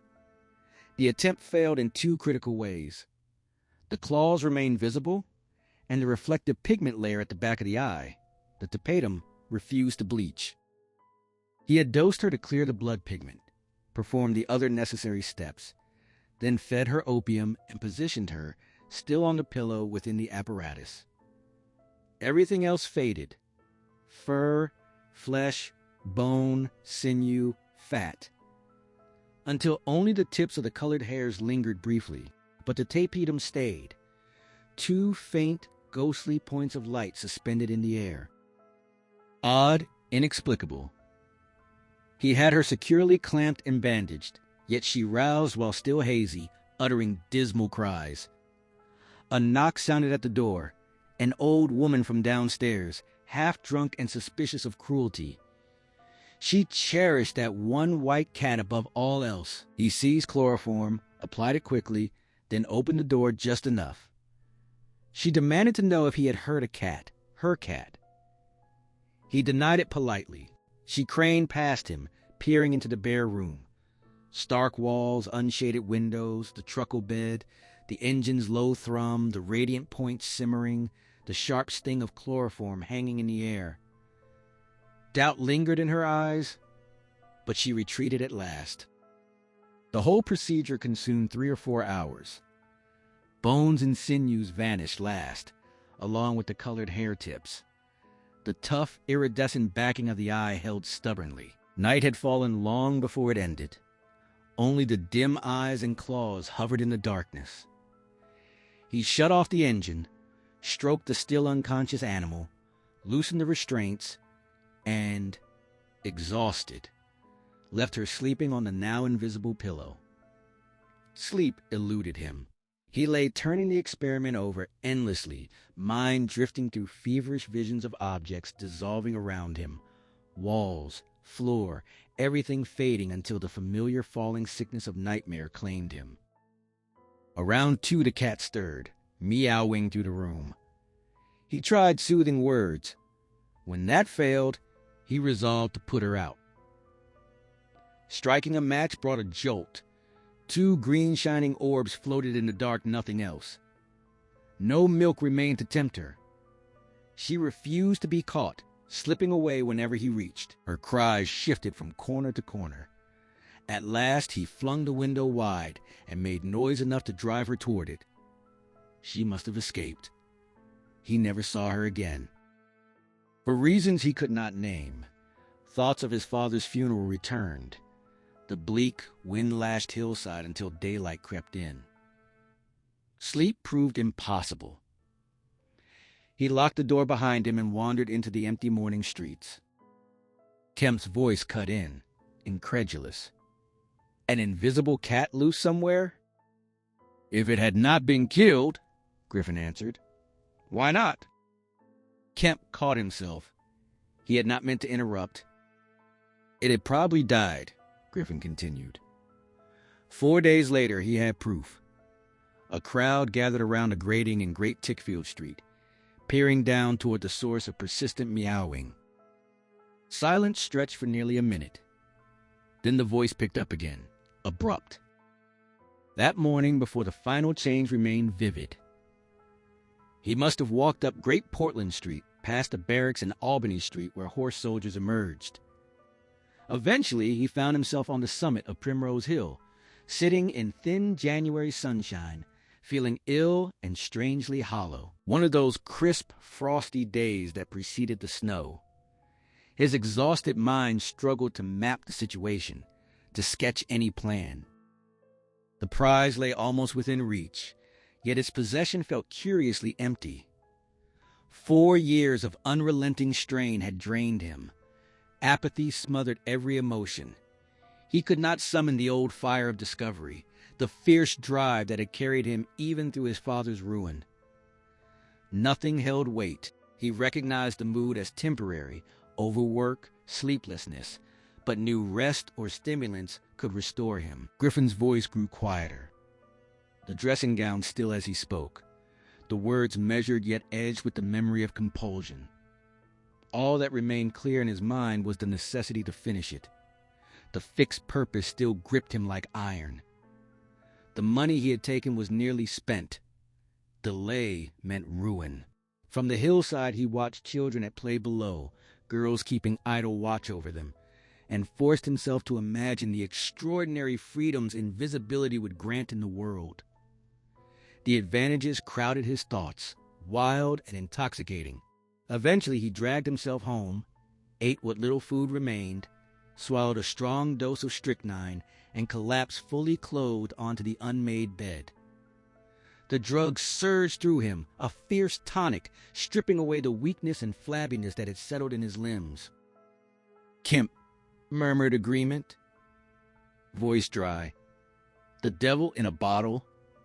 Paleolithic vigor bottled up. Griffin woke renewed, strength flooding back, though irritability rode close behind. The familiar bite of the stuff, Kemp would know it well. A rapping sounded at the door almost at once.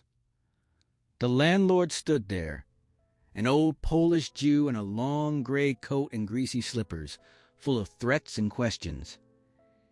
He was certain some cat had suffered torment in the night.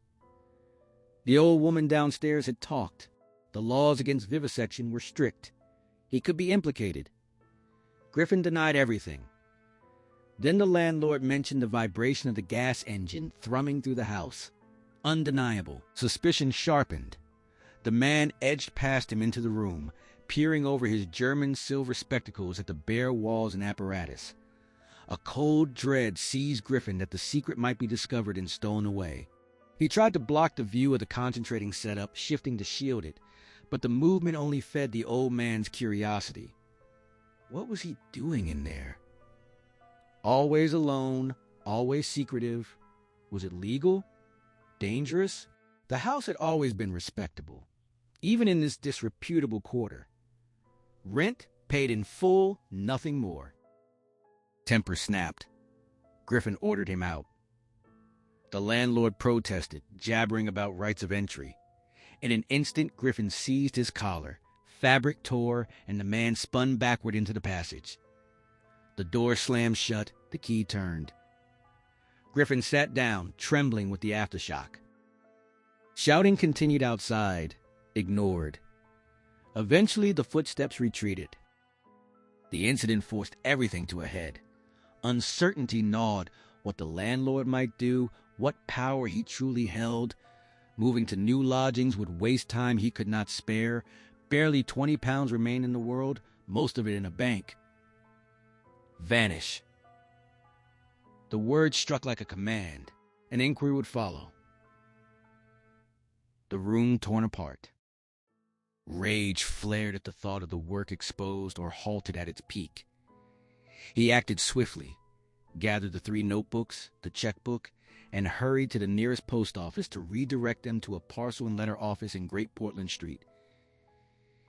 He moved as quietly as possible. Returning, he found the landlord creeping upstairs, alerted perhaps by the closing door.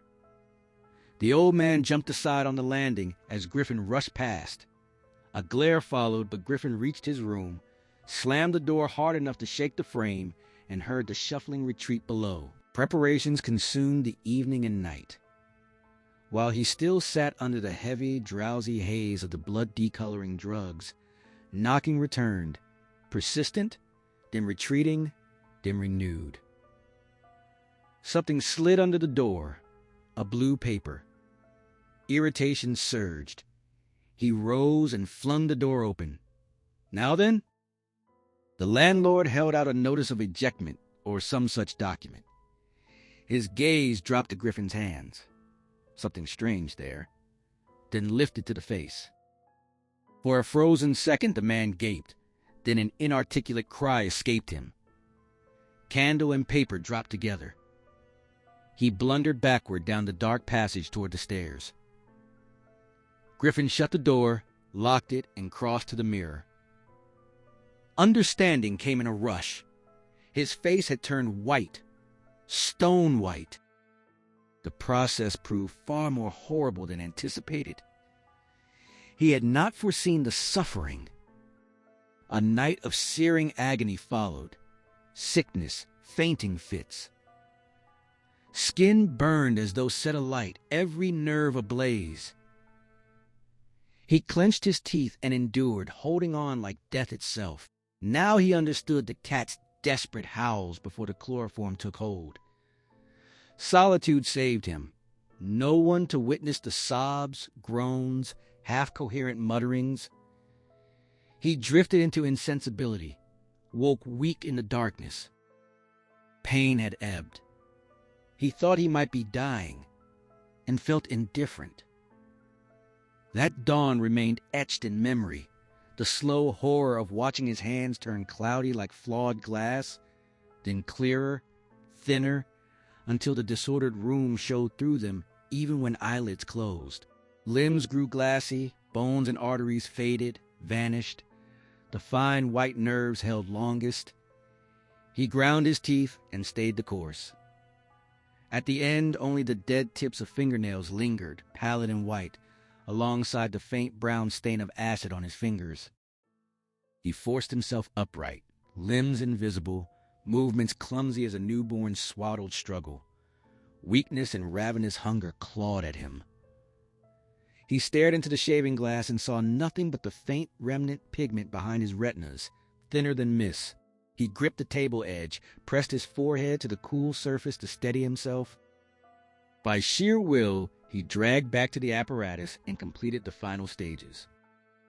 He slept through the forenoon, drawing the sheet over his eyes against the light. Midday brought knocking again. Strength had returned. He sat up, listened. Whispers outside. Springing silently to his feet, he began dismantling the connections, scattering the pieces to obscure their purpose. The knocking resumed. Voices called, first the landlord's, then two others. To buy time, he answered. The invisible rag and pillow came to hand. He opened the window and flung them onto the cistern cover. As the sash lifted, a heavy crash struck the door. Someone charging to break the lock. The stout bolts he had fitted days earlier held firm. The violence startled him, ignited fresh anger. Hands shook as he hurried. He gathered loose papers, straw, packing material in the room center, and turned on the gas. Blows rained harder on the door. Matches eluded him. Rage boiled over. He beat his palms against the wall. He twisted the gas down again, slipped out onto the cistern cover, eased the window shut from outside, and sat invisible, trembling with fury to watch. They splintered a panel. In moments, the bolts tore free. The landlord stood in the open doorway, flanked by his two stepsons, sturdy young men in their early 20s. Behind them, the old woman from downstairs hovered, face pale and fluttering with agitation. The four searchers burst into the empty room, astonishment freezing them in place. One of the younger men lunged straight for the window, threw it wide, and thrust his head out. His thick-lipped, bearded face hovered inches from Griffin's invisible one, eyes wide, searching the empty air. Griffin felt the impulse rise sharp and hot to drive a fist into that foolish expression. But he checked himself, knuckles whitening in midair. The man stared directly through where Griffin stood. The others crowded up beside him, peering out with the same blank incomprehension. The old landlord dropped to his knees and peered under the bed, muttering in his thick patois. Then all four rushed the cupboard, voices rising in a tangle of Yiddish and Cockney as they argued over what they had or had not seen and heard. They settled at last on the notion that no one had answered because no one had been there. Imagination had played them false. The old woman slipped in behind them, eyes darting suspiciously, sniffing the air like a weary cat trying to unravel a puzzle. From his perch on the cistern cover, Griffin watched the scene unfold. Anger cooled into a strange, buoyant elation. These four landlord stepsons, old woman, nervous, half convinced he was some monster of a vivisectionist, half arguing he must be an electrician, judging by the dynamos and radiators. They had bolted the front door against his possible return. The woman poked into the cupboard again. One son lifted the register and stared up the chimney. Another lodger, a costermonger who roomed with a butcher across the landing, appeared, drawn by the commotion, and was pulled into the confusion with incoherent explanations tumbling over one another. A cold realization struck Griffin. The radiators, if examined by anyone sharper, might betray too much. Waiting for an opening, he slipped back inside, silent as shadow. He tilted one dynamo off its mate. Both crashed to the floor in a satisfying splinter of metal and glass. While the others spun toward the noise, trying to make sense of the sudden destruction, he dodged past them and padded softly downstairs. In one of the sitting rooms, he waited until their voices descended.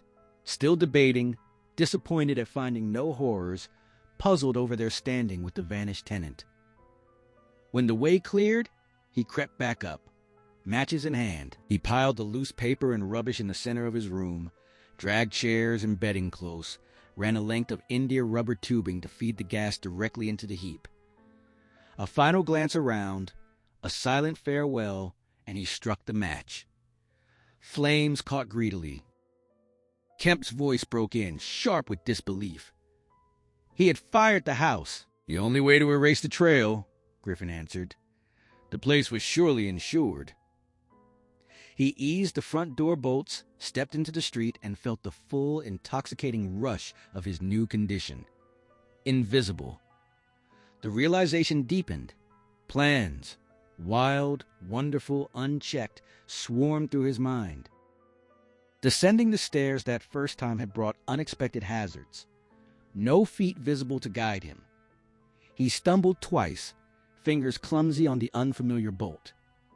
By keeping his gaze level, he managed the flat ground well enough. Exaltation carried him forward.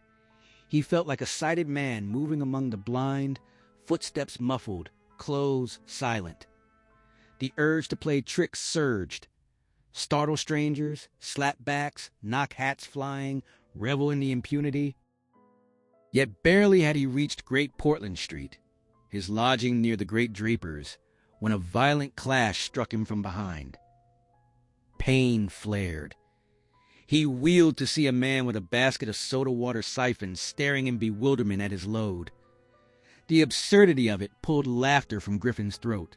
"The devil's in the basket," he said aloud, and wrenched the burden free. The man released it in shock. Griffin swung the weight high. A cabman outside a public house charged forward, fingers raking painfully under Griffin's ear. He dropped the basket in a shattering crash onto the man's head. Shouts erupted, feet clattered, people spilled from shops, vehicles halted. The realization hit hard. He had drawn attention exactly where he could least afford it. Cursing his recklessness, he backed against a shop window, ready to slip through the growing confusion. He shoved past a butcher boy who never turned to see what had pushed him, then ducked behind the cabman's four-wheeler. He had no idea how they resolved the chaos. He darted straight across the road, mercifully clear, and plunged into the afternoon crowd of Oxford Street, heedless of direction, driven only by the terror of being cornered and exposed. The press of bodies proved too tight. Heels trod his own. He dropped to the gutter, where the rough surface bit his bare soles. A handsome shaft jabbed hard under his shoulder blade, reminding him of fresh bruises. He staggered aside, narrowly avoided a perambulator with a desperate twist, and fell in behind the slow-moving cab. Relief steadied him. He followed in its wake, trembling, astonished at how swiftly adventure had turned against him. Shivering, too. The January day was bright but bitter, and he was utterly naked. The thin film of freezing mud on the road stung his skin. Transparent or not, the weather still claimed him. He had never considered the simple vulnerability of cold. A sudden thought struck. He darted round and climbed into the cab. Shivering, scared, sniffing with the first warning of a cold, bruises throbbing in his lower back, he rode slowly along Oxford Street past Tottenham Court Road. The mood of 10 minutes earlier, exultant, playful, had vanished entirely. Invisibility, once a triumph, now felt like a trap. Escape became the only thought. They crawled past Moody's. A tall woman with an armful of yellow-labeled books hailed the cab. Griffin sprang out just in time, narrowly missing a railway van in his flight. He veered up the roadway toward Bloomsbury Square, aiming north past the museum into quieter streets. Cold sank deeper. The strangeness of his plight unnerved him until soft whimpers escaped as he ran. At the westward corner of the square, a small white dog burst from the Pharmaceutical Society's offices and charged straight for him, nose low. Griffin had never grasped it before, but a dog's nose functioned like a man's eye. Scent trails read as clearly as sight. The animal barked and leaped, certainty in every bound. Griffin crossed Great Russell Street, glancing back, and hurried along Montague Street before the direction dawned on him. A blare of music swelled ahead. Looking down the street, he saw a crowd advancing from Russell Square. Red shirts, the Salvation Army banner prominent. Chanting filled the roadway. Scoffers lined the pavement. No chance of pushing through that mass. Dreading to double back farther from safety, he made a snap decision. Up the white steps of a house facing the museum railings. He stood motionless as the procession approached. The dog halted at the band's sudden noise, hesitated, then turned tail and fled back toward Bloomsbury Square. The band drew nearer, voices roaring a hymn with unwitting irony. "When shall we see his face?" And the minutes stretched unbearably long until the tide of marchers and onlookers finally swept past along the pavement below. The drum thudded on, deep, resonant vibrations rolling through the air. While Griffin stood motionless on the white steps, the Salvation Army procession streaming past below.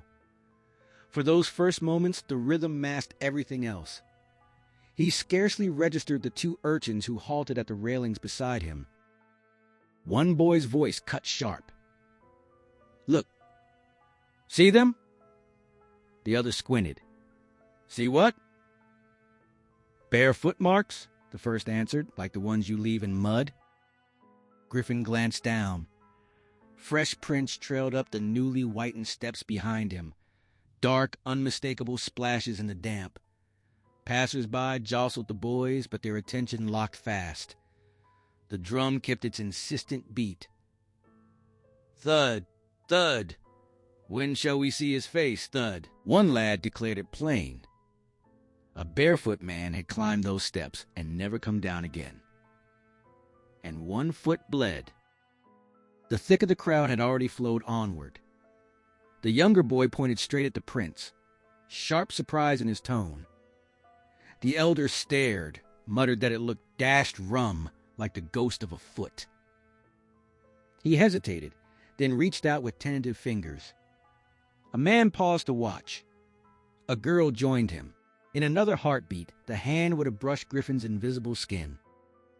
Instinct took over. He stepped sideways. The boy recoiled with a yelp. In one swift motion, Griffin swung himself over the low wall into the neighboring portico. The smaller lad's eyes tracked the movement. Before Griffin reached the pavement below, the boy recovered and shouted that the feet had gone over the wall. They rushed around. New prints appeared, sudden, vivid, on the lower step, then the pavement. Voices rose in confusion. "What's up? Feet! Look, feet running!" Most of the road still surged after the Salvation Army, hampering everyone. An eddy of surprise formed. Griffin shoved past a young fellow, knocking him aside, and broke into a headlong dash around the circuit of Russell Square. 6 or 7 astonished people followed the ghostly trail of his footprints. No time for explanations. The whole throng would have turned if he lingered. He doubled back twice at corners, crossed the road 3 times to confuse the tracks. Heat from the running dried his feet. The damp impressions began to fade. At last he gained a breathing space. Rubbing his soles clean with his hands, he slipped away entirely. The last glimpse he caught was a small knot of a dozen people clustered in Tavistock Square, studying with baffled intensity a single slowly drying footprint left by a puddle, as solitary and inexplicable to them as Crusoe's lone discovery on the sand. The exertion warmed him somewhat. Courage steadied as he threaded the quieter maze of back roads nearby. His back ached stiff and sore now. The cabman's grip had left his tonsils raw, his neck scratched raw by fingernails. His feet throbbed fiercely, lamed by a small cut on one sole. A blind man approached. Griffin limped away in sudden fear of those subtle, unseeing senses. Collisions happened. Accidental brushes that left people startled, cursing at empty air. Then something soft and silent touched his face. Across the square, a thin veil of snowflakes drifted down, slow and deliberate. The cold had already taken hold. Sneezes came despite his efforts to stifle them. Every dog that appeared, nose low, sniffing, became a fresh terror. Shouts rose behind him. Men and boys running, first one, then more. A fire. They streamed toward his old lodging. Looking back down a side street, he saw black smoke pouring thick above the roofs and telephone wires. His rooms, clothes, apparatus, every resource except the checkbook and the 3 memorandum volumes waiting in Great Portland Street were ablaze. He had burned his boats beyond recall. Griffin paused, the dressing gown still as thought gathered behind the unseen face. Kemp glanced toward the window, nerves tight. "Yes? Go on." So last January, snow beginning to swirl in the air, ready to settle and betray him, Griffin began this new existence to which he was now irrevocably bound.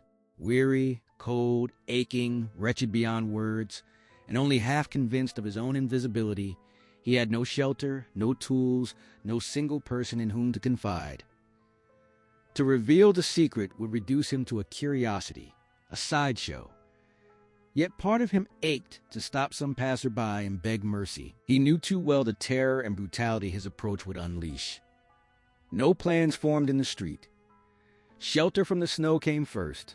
Warmth, covering, then perhaps strategy. But even for an invisible man, London's rows of houses stood locked, barred, impregnable. Only one certainty loomed ahead: the exposure and misery of snowstorm and night. Then a sharp idea struck. He turned down a road from Gower Street toward Tottenham Court Road and found himself outside Omnium's, the vast emporium where almost anything could be bought: meat, groceries, linens, furniture, clothing, even oil paintings, a sprawling warren of departments rather than a single shop. He had hoped the doors still stood open. They were shut. As he lingered in the wide entrance, a carriage halted outside. A uniformed man, cap bearing the word Omnium, flung the door wide. Griffin slipped in behind him. He moved through the ribbon and glove section, past picnic baskets and wicker furniture, until unease drove him upward. On an upper floor, he found rows upon rows of bedsteads. Beyond them, a great pile of folded flock mattresses offered concealment. The place glowed already with electric light, pleasantly warm. He settled there, watchful, keeping track of the few shopmen and lingering customers drifting through until closing time. Then he could steal food and clothing, disguise himself, explore the resources, perhaps sleep on bedding. The plan felt viable. First, muffled but human-looking attire, then money, then recovery of his books and parcels, a quiet lodging somewhere, and at last the full unfolding of every advantage invisibility promised over ordinary men. Closing came swiftly, scarcely an hour after he took position. Blinds descended. Customers were shepherded toward the doors. Young assistants moved with brisk efficiency, clearing displays. Boxes folded away, fabrics rolled, festoons of lace tucked into receptacles, sweets boxed up, everything sheeted in coarse sacking where it could not be stored. Chairs upended on counters, floors swept bare. Each assistant finished and hurried out with unusual animation. Boys followed, scattering sawdust, wielding brooms and pails. Griffin dodged to avoid them. Sawdust stung his ankle once. For a time he wandered the shrouded, darkened departments, listening to distant brooms. An hour or more after closing, locks clicked shut. Silence settled over the vast place. He moved alone through galleries and showrooms, the stillness profound. Near one Tottenham Court Road entrance, he paused, hearing the faint tap of boot heels on the pavement outside. His first destination was the hosiery and glove section. Darkness forced a search for matches. He found them at last in a cash desk drawer. A candle followed after tearing open wrappings and ransacking drawers. He located lamb's wool pants and vests, thick socks, a heavy comforter.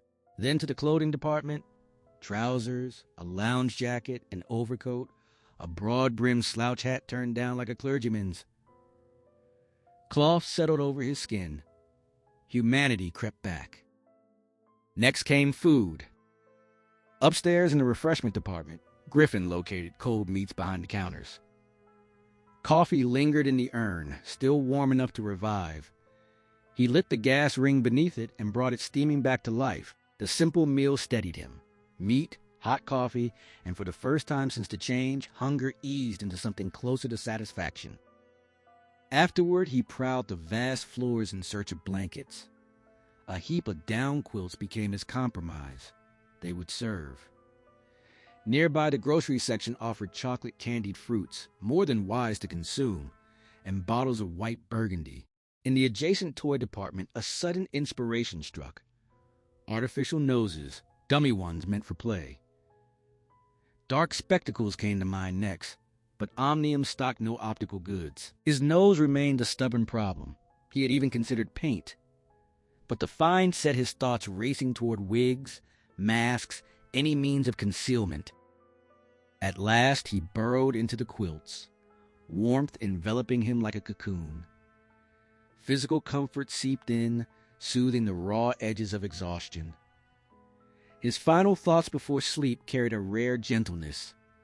Morning would bring escape. Muffled in the clothes he wore, face hidden beneath a white wrapper he had taken, he could slip out unobserved, buy spectacles and whatever else completed the disguise with the money in his possession. Then the books, the parcels, a quiet lodging, and the deliberate unfolding of invisibility's full power. Dreams followed, disordered and vivid. The ugly little Jewish landlord shouted again in his rooms. The two sons marveled open-mouthed. The wrinkled old woman's gnarled features twisted as she demanded news of her cat. The strange sensation of cloth dissolving returned, pulling him back to the windy hillside.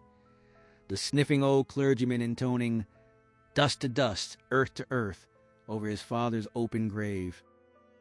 A voice intruded. "You also." And invisible hands forced him toward the pit. He struggled, shouted, pleaded with the mourners. They continued the service without pause, faces stone.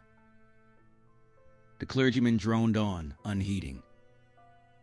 Realization crashed in, invisible, inaudible, gripped by overwhelming force. He fought uselessly, tipped over the edge.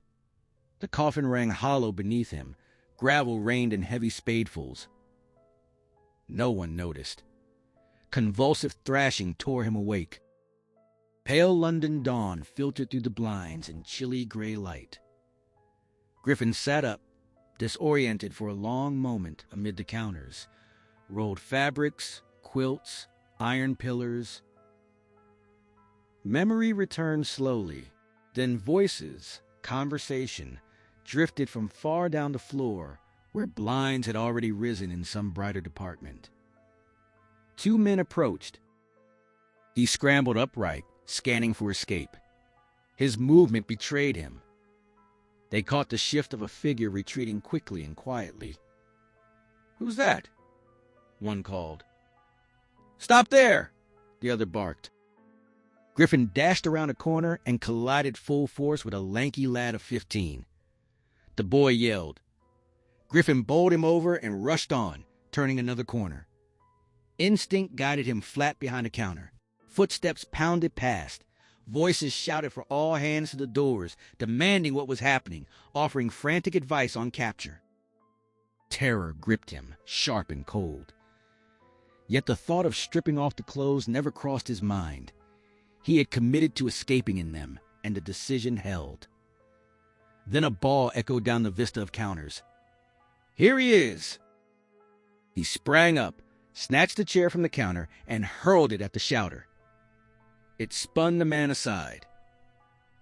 Griffin rounded another corner, sent another pursuer reeling, and bolted up the stairs. The first man kept his footing, gave a hunting cry, and followed close. Bright-colored art pots lined the staircase in piles.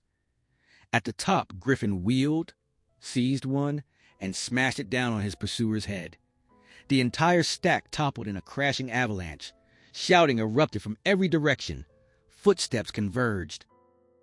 He made a desperate rush toward the refreshment place. A man in white, a cook, joined the chase. Griffin doubled back once more, plunged among lamps and ironmongery, and ducked behind the counter. As the cook burst in at the head of the pack, Griffin swung a lamp hard. The man crumpled. Crouched low, Griffin tore at his clothes. Coat, jacket, trousers, shoes came away easily. The lamb's wool vest clung like a second skin, resisting every frantic tug. More men approached. The cook lay stunned or paralyzed on the far side.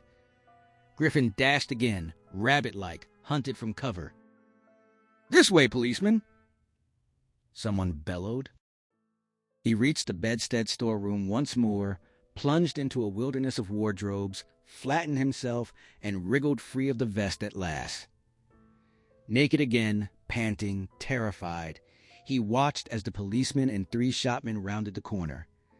They seized the discarded vest and trousers. "He's dropping his plunder," one said. "He must be somewhere here." They hunted, but they did not find him. For a time, Griffin stood observing their futile search, cursing the loss of the clothes. Then he retreated to the refreshment room, drank the little milk he found, and sat by the fire to think. Two assistants entered soon after, chattering excitedly, foolishly, about the morning's chaos. Their voices carried a magnified tale of his thefts, wild guesses at his hiding place. Schemes formed again in his mind. The place, now thoroughly alarmed, offered no easy way to carry plunder out. He descended to the warehouse, hoping to pack and address a parcel, but the checking system baffled him. By 11, the snow had thawed as it fell. The day turned finer, a fraction warmer than before. The Emporium felt hopeless. Exasperated at the failure, vague plans swirling without shape, Griffin slipped out once more into the streets. The Invisible Man felt the bitter truth settle deeper into him with every passing moment of exposure. His invisibility, once the pinnacle of power, now revealed itself as a cruel liability. No shelter, no garment to shield him without surrendering the very advantage that defined his existence. To clothe himself would be to become a monstrosity, a grotesque parody of a man. Hunger gnawed at him, yet eating meant taking in matter that would not vanish, rendering him visible again in grotesque patches and outlines. The realization struck him cold and sharp. Kemp listened in stunned silence, the implications dawning on him only now. The snow had been the first harsh tutor. Any flake that touched him would cling, betraying his shape in white relief against the world. Rain would turn him into a shimmering, liquid silhouette, a glistening phantom. Fog would soften the betrayal only slightly, reducing him to a faint, greasy glimmer drifting through the mist. Even the ordinary London air assaulted him. Smuts and floating dust gathered on his unseen skin, especially around his ankles, promising to make him visible through sheer accumulation before long. Time was running out. He could feel it in the prickle of grime he could not wash away. He veered toward the slums near Great Portland Street, drawn back toward the street where he had once lodged. He kept clear of the main way, where a crowd still lingered opposite the blackened, smoking shell of the house he had set ablaze. Clothing remained the urgent necessity, but his face presented the greater puzzle. Then, in the window of a cramped, miscellaneous shop, newsagents, sweets, toys, stationery, remnants of Christmas nonsense, he caught sight of masks and false noses arranged in a row. The solution flashed through him with sudden clarity. Purpose replaced aimlessness. He turned away from the busy thoroughfares, threading circuitously toward the back streets north of the Strand, where he dimly recalled theatrical costumiers kept their shops. The day bit with a raw northward wind. He moved swiftly, every intersection a hazard, every pedestrian a potential witness. Near the top of Bedford Street, one man swung abruptly into his path, colliding hard enough to shove him into the roadway, inches from the iron-shod wheel of a passing hansom. The cabmen on the rank muttered that the fellow must have suffered a seizure. The near miss left the Invisible Man shaken, pulse hammering. He retreated into the quiet shelter of Covent Garden Market and crouched for a time in a shadowed corner beside a stall of violets, trembling, fighting the fresh cold already tightening in his chest. Sneezes threatened to give him away. He forced himself to move on before they could escape. At last he reached a grimy, fly-specked shop tucked in a lane near Drury Lane. Its window displayed a jumble of tinsel costumes, paste jewels, wigs, slippers, dominoes, and faded theatrical portraits. The place looked old, low-ceilinged and dim, the building above it rising 4 stories into dismal shadow. He peered inside, no one visible, then pushed the door open. A bell clanked harshly. He left the door ajar and slipped behind a bare costume stand, edging into the corner behind a tall cheval glass. Silence held for a minute. Then heavy footsteps approached, and a man emerged into the shop. His plan crystallized. Penetrate deeper into the house, hide upstairs, wait for night and quiet, then help himself to a wig, a mask, spectacles, some convincing costume, anything to pass as a strange but believable figure in the world. And while he was at it, Any loose money the place might yield would be his as well. The shopkeeper was short, slightly stooped, beetle-browed, with unnaturally long arms and bandy legs. He had clearly been interrupted mid-meal.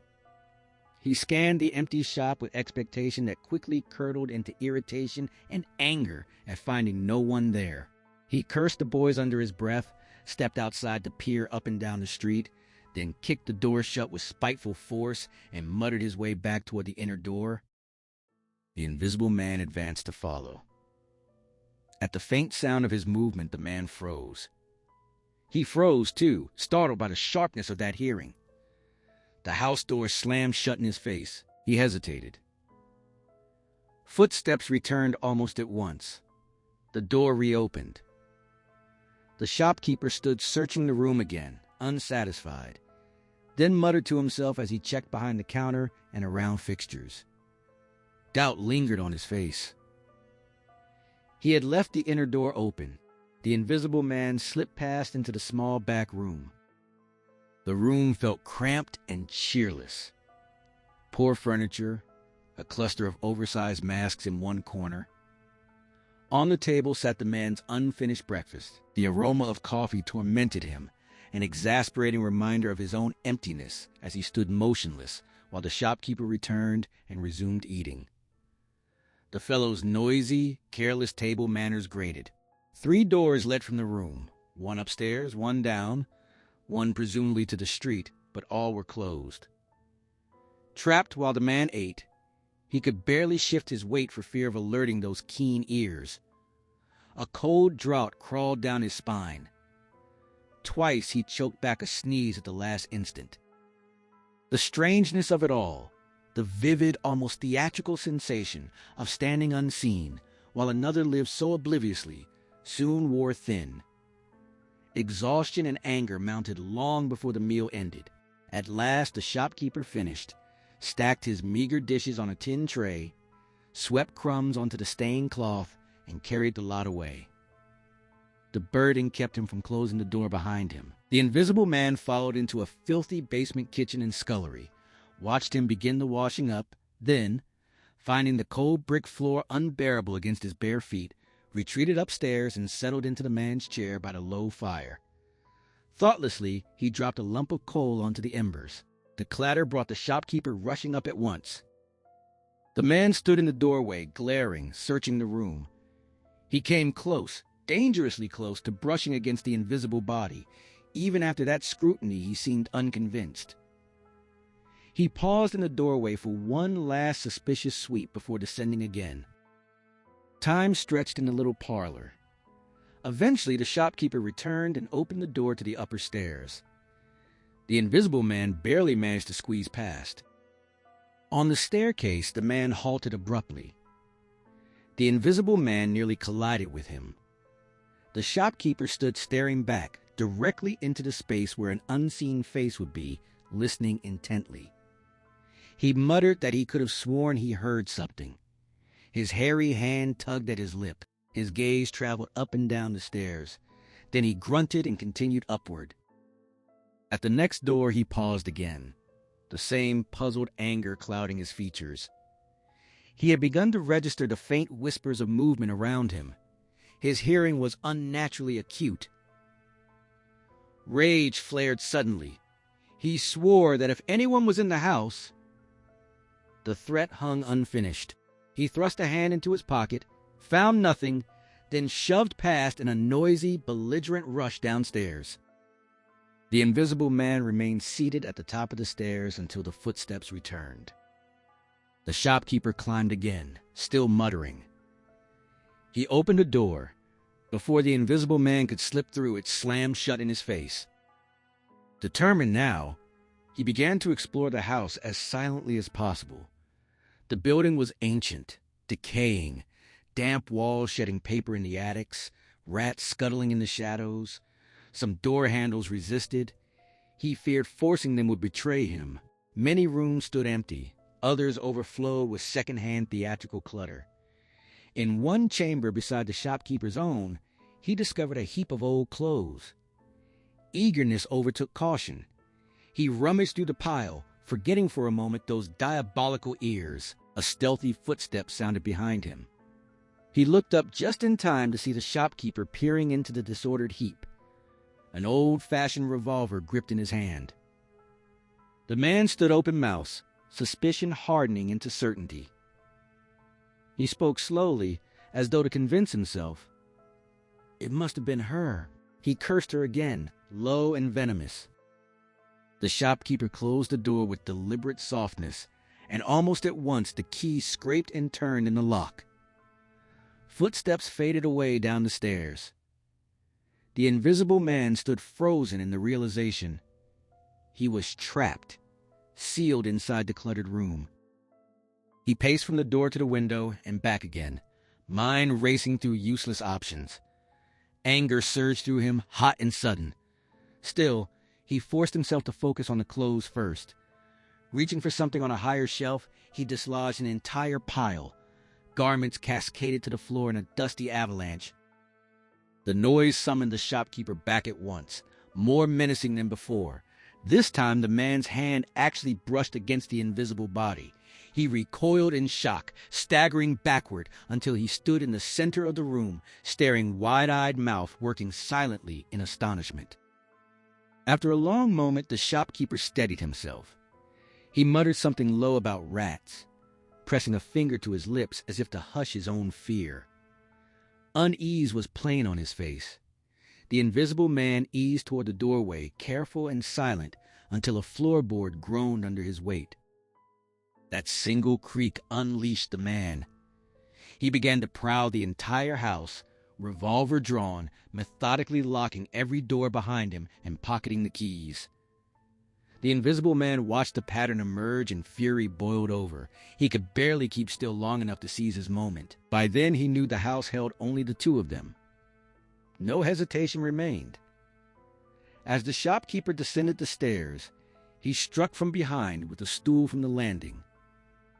The blow landed clean. The man crumpled and tumbled downward like a sack of discarded rags.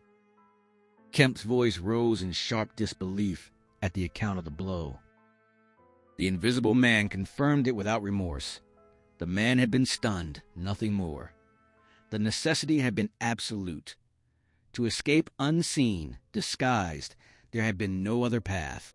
He had stuffed the shopkeeper's mouth with an ornate old vest, then bound him tightly inside a bedsheet, fashioning a makeshift sack that would keep the fellow immobilized and terrified, the knots positioned so the head could not easily reach them. Kemp protested again, the words heavy with the weight of ordinary decency. The invisible man brushed the objection aside. Such rules belonged to ordinary lives. The stakes had been survival. His survival.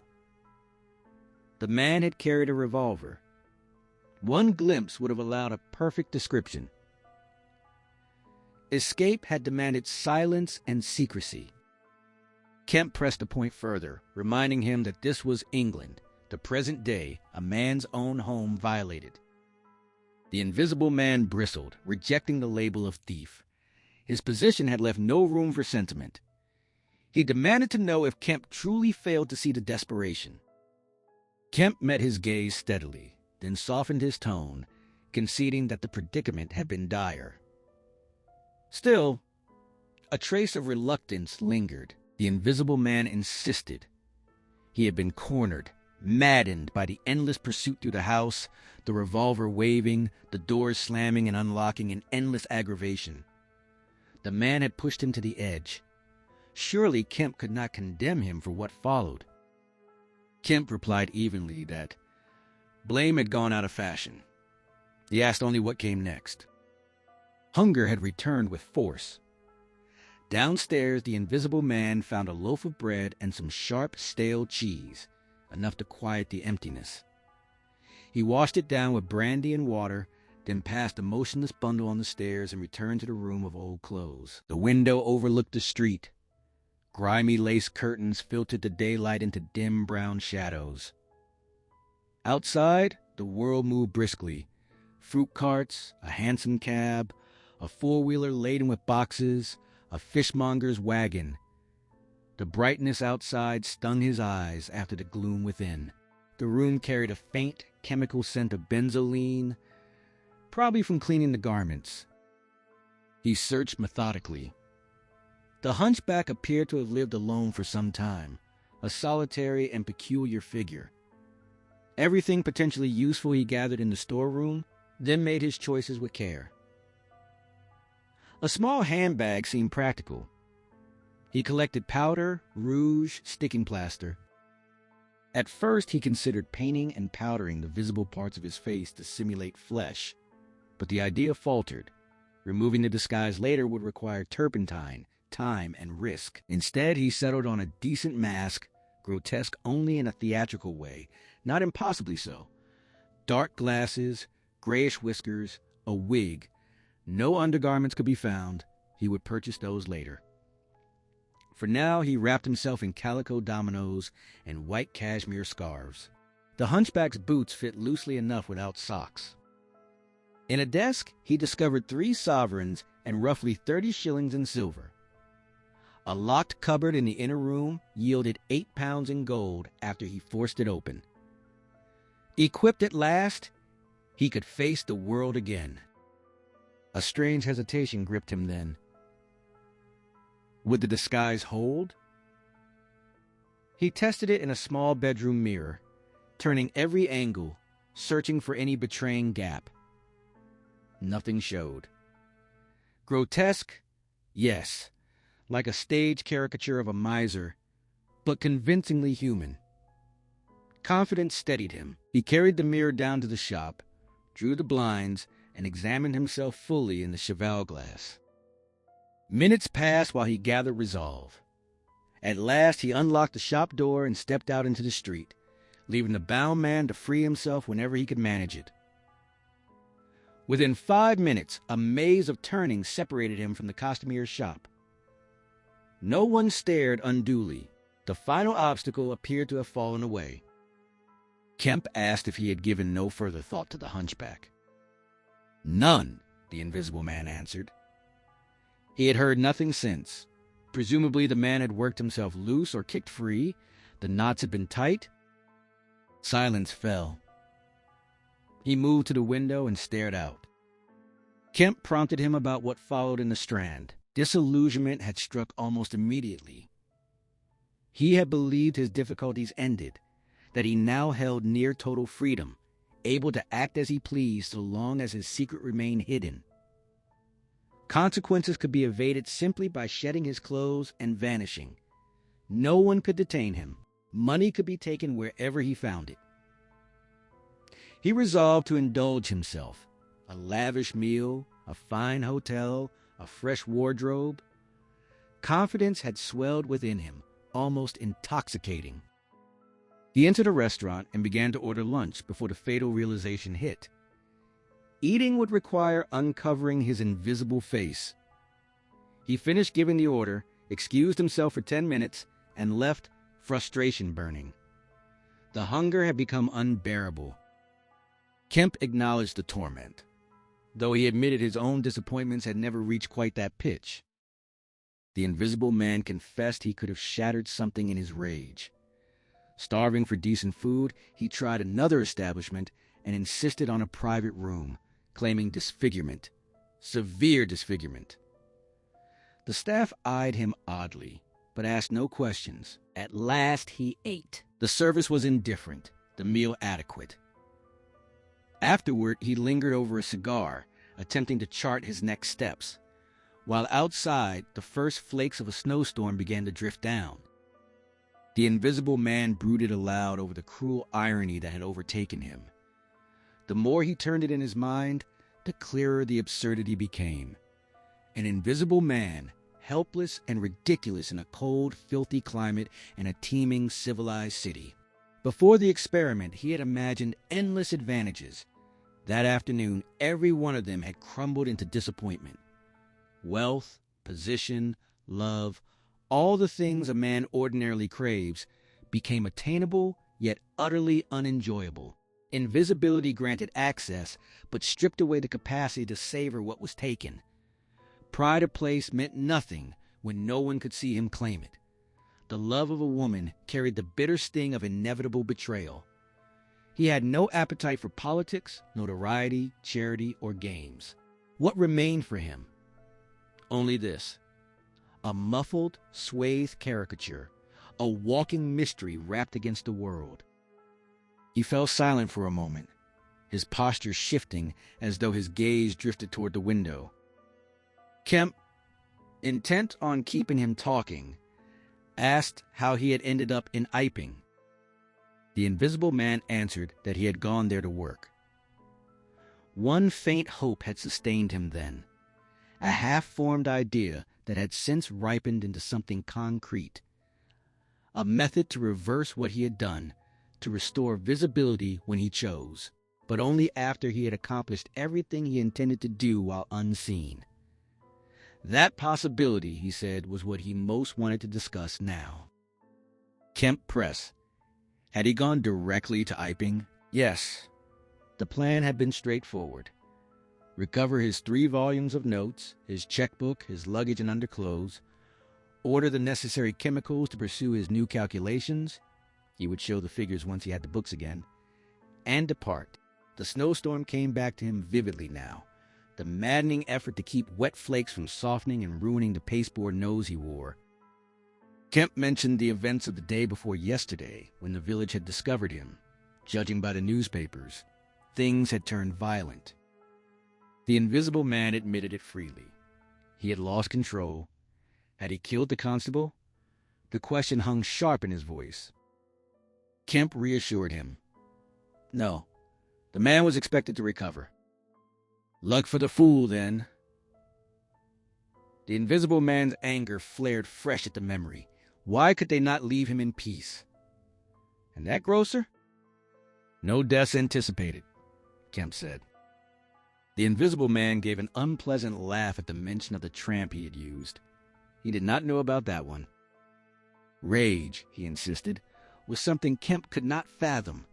To labor for years, to scheme and calculate, only to have every sort of blundering idiot blunder into his path. If much more of it came, he would lose himself entirely. He would begin cutting them down. They had already made everything infinitely harder. Kemp agreed it must be exasperating, his tone dry. He edged closer as he spoke, positioning himself to block any accidental view from the window of the 3 men creeping slowly up the hill road. What? He asked. Had the Invisible Man planned when he set out for Port Burdock? Escape the country, the Invisible Man replied. But seeing Kemp had changed that. With warmer weather making invisibility practical again, and his secret exposed, a masked and bundled figure would draw every eye. Better to head south. Steamers ran from here to France. He could risk the crossing, then travel by train into Spain or on to Algiers. There a man could remain unseen yet live comfortably, act freely. He had been using the tramp as a makeshift carrier for money and goods until he could arrange to have his books forwarded. Kemp acknowledged the logic. But the filthy creature had tried to rob him. Worse, he had hidden the books. If he could find the man... Best to extract the books first, Kemp suggested. Where was he now? Did Kemp know? Locked in the town police station in the strongest cell at his own request. The Invisible Man spat the word cur. That delay complicated matters. The books were essential. They must be recovered. Kemp agreed, a thread of nervousness tightening in his chest as he strained to listen for footsteps outside. It should not prove difficult, he added, if the tramp did not connect them to Griffin. The Invisible Man considered it in silence. Kemp searched for another question to prolong the conversation, but the Invisible Man spoke again unprompted. Coming here, blundering into Kemp's house, had altered everything. Kemp was a man who could understand. Despite the exposure, the loss of the books, the suffering endured, enormous possibilities still lay ahead. Vast possibilities. Abruptly, he demanded whether Kemp had told anyone he was here. Kemp hesitated, then said it had been implied in their understanding. No one at all? Not a soul. The Invisible Man rose, planted his hands on his hips, and began to pace the study. He confessed his great mistake, attempting it all alone. Strength, time, opportunities, squandered. A man could accomplish so little in isolation. A little theft, a little harm, and that was the limit. What he needed now was a confederate, a goalkeeper, a helper, a secure place to rest, eat, sleep undetected. With an ally, with food and respite, 1,000 things became feasible. Until now, he had proceeded on vague impulses. Invisibility had to be weighed properly. What it granted, what it withheld. Eavesdropping yielded little. Sounds betrayed him. Housebreaking offered only slight advantage. Once captured, he could be held easily enough, yet he was nearly impossible to catch. The power shone brightest in escape and approach, and therefore, above all, in killing. He could circle any armed man, select his moment, strike precisely, evade as he pleased. Kemp's hand drifted to his mustache. Was that a faint sound from downstairs? Killing, the Invisible Man continued, was exactly what they must do. Kemp echoed the phrase, listening closely but careful to withhold agreement. Why killing? Not random slaughter. Judicious, targeted elimination. The world now knew an Invisible Man existed. That Invisible Man must establish a reign of terror. Start with a town like Burdock. Dominate it through fear. Issue commands. Slips of paper pushed under doors would serve. Death for any who disobeyed. Death for any who shielded the disobedient. Kemp made a non-committal sound. His attention split. He had heard the front door open and close. To cover the lapse, he observed that a Confederate would occupy a precarious position. No one would know the Confederate's role. The Invisible Man countered eagerly. Then he broke off. Hush! What was that downstairs? Kemp's pulse hammered as he forced the words out loud and rapid, cutting through the tension. He rejected the plan outright, refused to countenance any scheme of waging war against all humanity. What possible happiness could come from it? Why isolate himself as a solitary predator? Better to reveal everything, to share the discovery with the world, or at least the nation. Imagine the power of 1,000,000 willing collaborators. The Invisible Man's low warning sliced across the plea, footsteps ascending the stairs. Kemp dismissed it as nonsense. The Invisible Man insisted, extending an arm toward the door as though to peer through it himself. Kemp hesitated only an instant before stepping forward to block him. The Invisible Man froze. Betrayal flared in his voice. He called Kemp traitor. In the next breath, the dressing gown parted and fell open. The unseen figure began to shed the garments, stripping away the disguise with furious haste. Kemp lunged 3 quick strides to the door and flung it wide. From below came the rush of feet and urgent voices. With a sharp shove, Kemp drove the Invisible Man backward, sidestepped, and slammed the door shut. The key waited on the outside, ready to turn. In seconds, Griffin would have been sealed inside the Belvedere study, trapped. Except for one small, fatal oversight. The key had been inserted carelessly that morning. As the door crashed home, it slipped free and clattered onto the carpet. Kemp's face drained of color. He seized the handle in both hands and pulled with desperate strength. For a heartbeat, the door resisted. Then it yielded 6 inches. He wrestled it closed again. The second time it burst open a full foot. The dressing gown wedged itself into the gap like a living thing. Invisible fingers clamped around his throat. He released the handle to claw at the choking grip.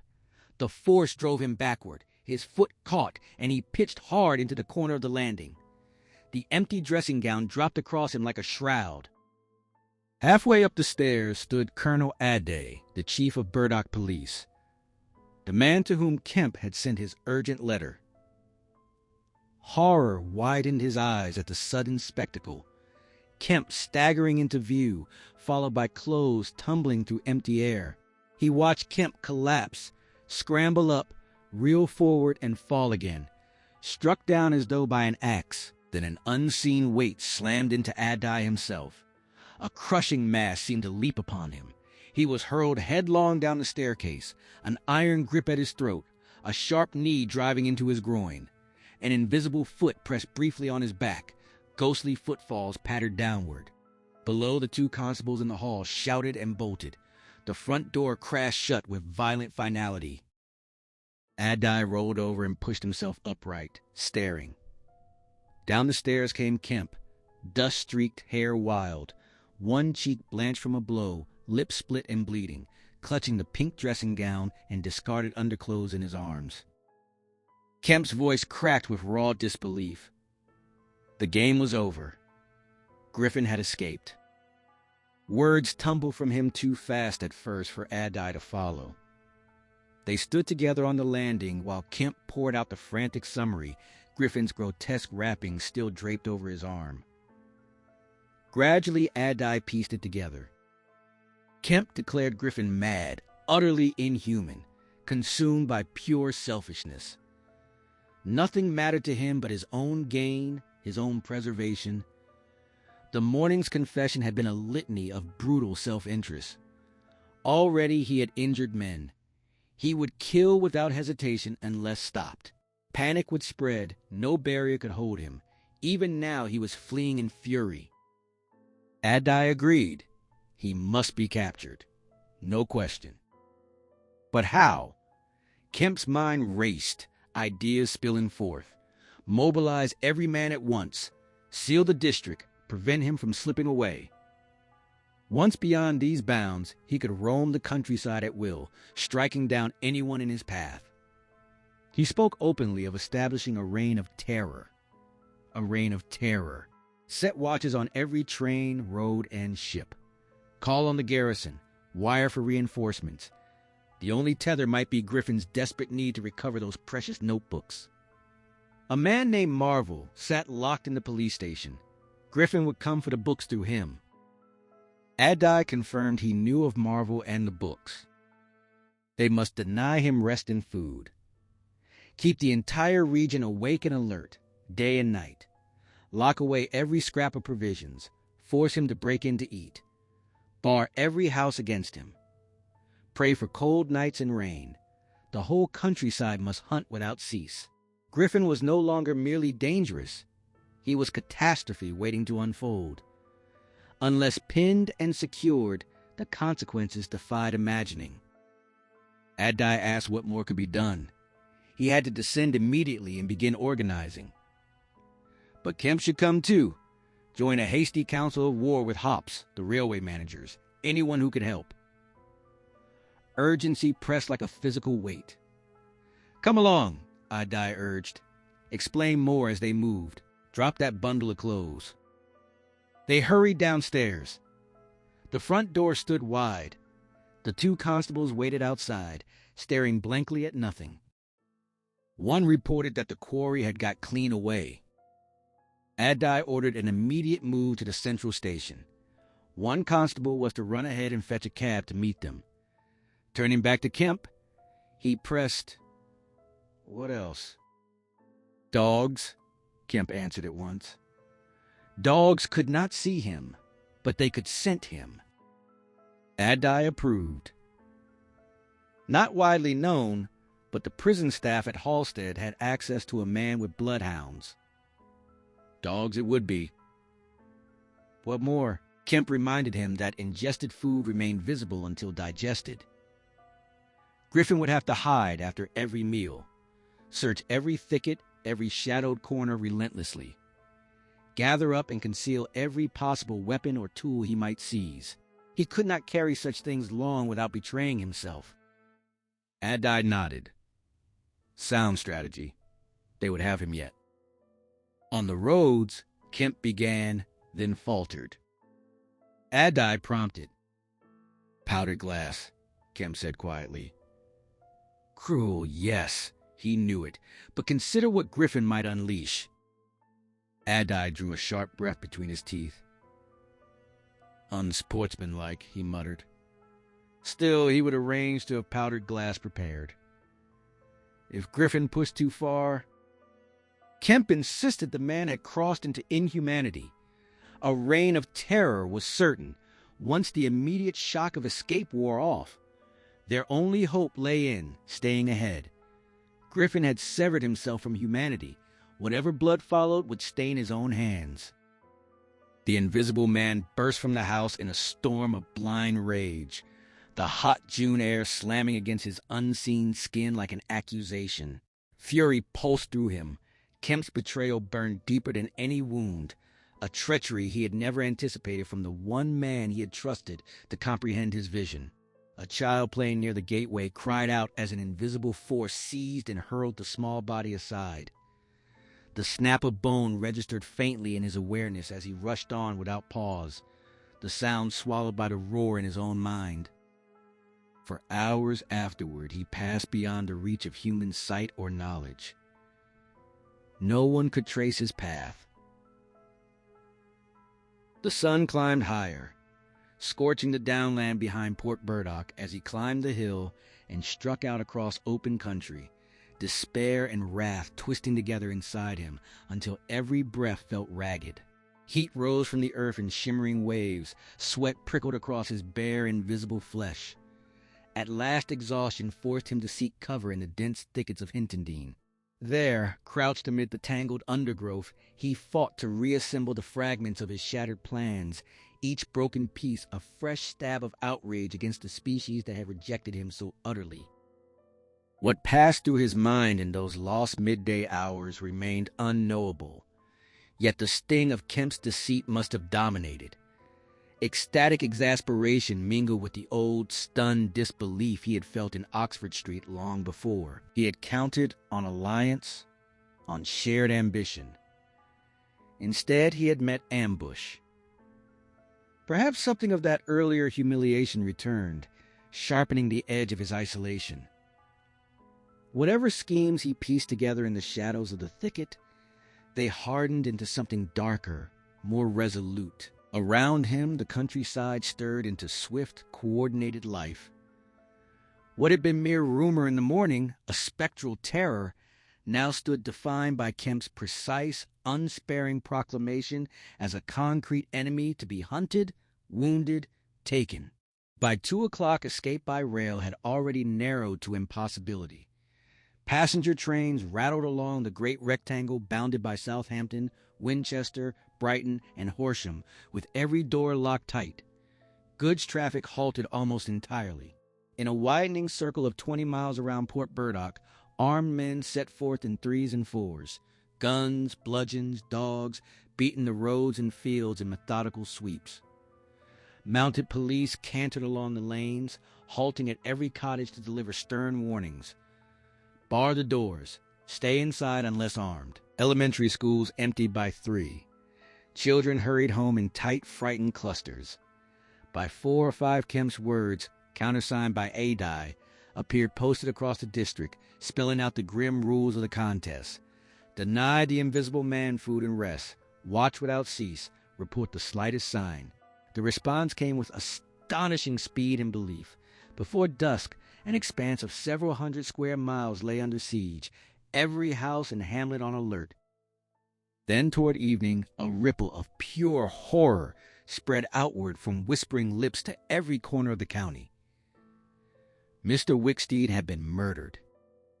If the thickets of Hintendine had indeed sheltered him, then sometime in the early afternoon he must have emerged again, driven by some urgent purpose that demanded a weapon. An iron rod, wrenched from a broken fence, already rested in his grasp before he encountered the steward. The details of what followed stayed hidden forever. No witness survived to describe the clash, but the signs left behind spoke of desperate violence. On the lip of a gravel pit, scarcely 200 yards from Lord Burdock's lodge gate, the ground lay churned and trampled. Wicksteed, a quiet man of 45 or 46, steward to the estate, inoffensive in every habit and appearance, had met a fury he could never have provoked. The iron rod had struck again and again. His walking stick lay splintered, his arm broken, his skull reduced to pulp. One small girl on her way to afternoon school had glimpsed the last living moments. She described XIII trotting oddly across a field toward the pit, pursuing something unseen on the ground before him, jabbing at it now and then with his stick. Her mimicry suggested a man intent on some small, elusive quarry. She lost sight of him behind a clump of beeches and a shallow dip in the land. The struggle that followed remained concealed from her. Only the aftermath emerged. The scene lifted the act, at least in part, beyond pure wantonness. Perhaps the invisible man had taken the rod merely as precaution, without murderous intent. XIII, passing by chance, might have noticed an iron bar moving inexplicably through the air, 10 miles from Port Burdock, the story of an invisible fugitive perhaps unknown to him, and curiosity had drawn him after it. The invisible man, seeking to slip away unseen, would have hurried on. XIII, excited, persistent, might have pressed closer, striking at the moving object. Under normal conditions, escape would have been simple for one, so swift and untraceable. Yet misfortune cornered him between a drift of stinging nettles and the pit's edge. To anyone who had felt the depth of his irascibility, the explosion of violence that followed needed no further explanation. The rod, bloodied, lay abandoned among the nettles afterward. In the rush of emotion, perhaps the shock of seeing his first deliberate victim sprawled broken and pitiful before him, whatever original purpose the weapon had served dissolved. For a moment, some buried remorse may have surged up, flooding the cold machinery of his schemes. Afterward, he struck out across country toward the higher downland. Near sunset, 2 men working a field by firm bottom heard a voice rise and drift across the clover, wailing, laughing, sobbing, groaning, punctuated by sudden shouts. The sound crossed the open ground and faded toward the hills, queer and unearthly in the quiet evening air. By then he must have discovered how thoroughly Kemp had turned his own revelations against him. Houses stood locked and barred. Railway stations and inns offered no refuge. Proclamations stared from walls, detailing the campaign that now hemmed him in. As dusk deepened, the fields filled with small groups of armed searchers, the air alive with the yelping of dogs.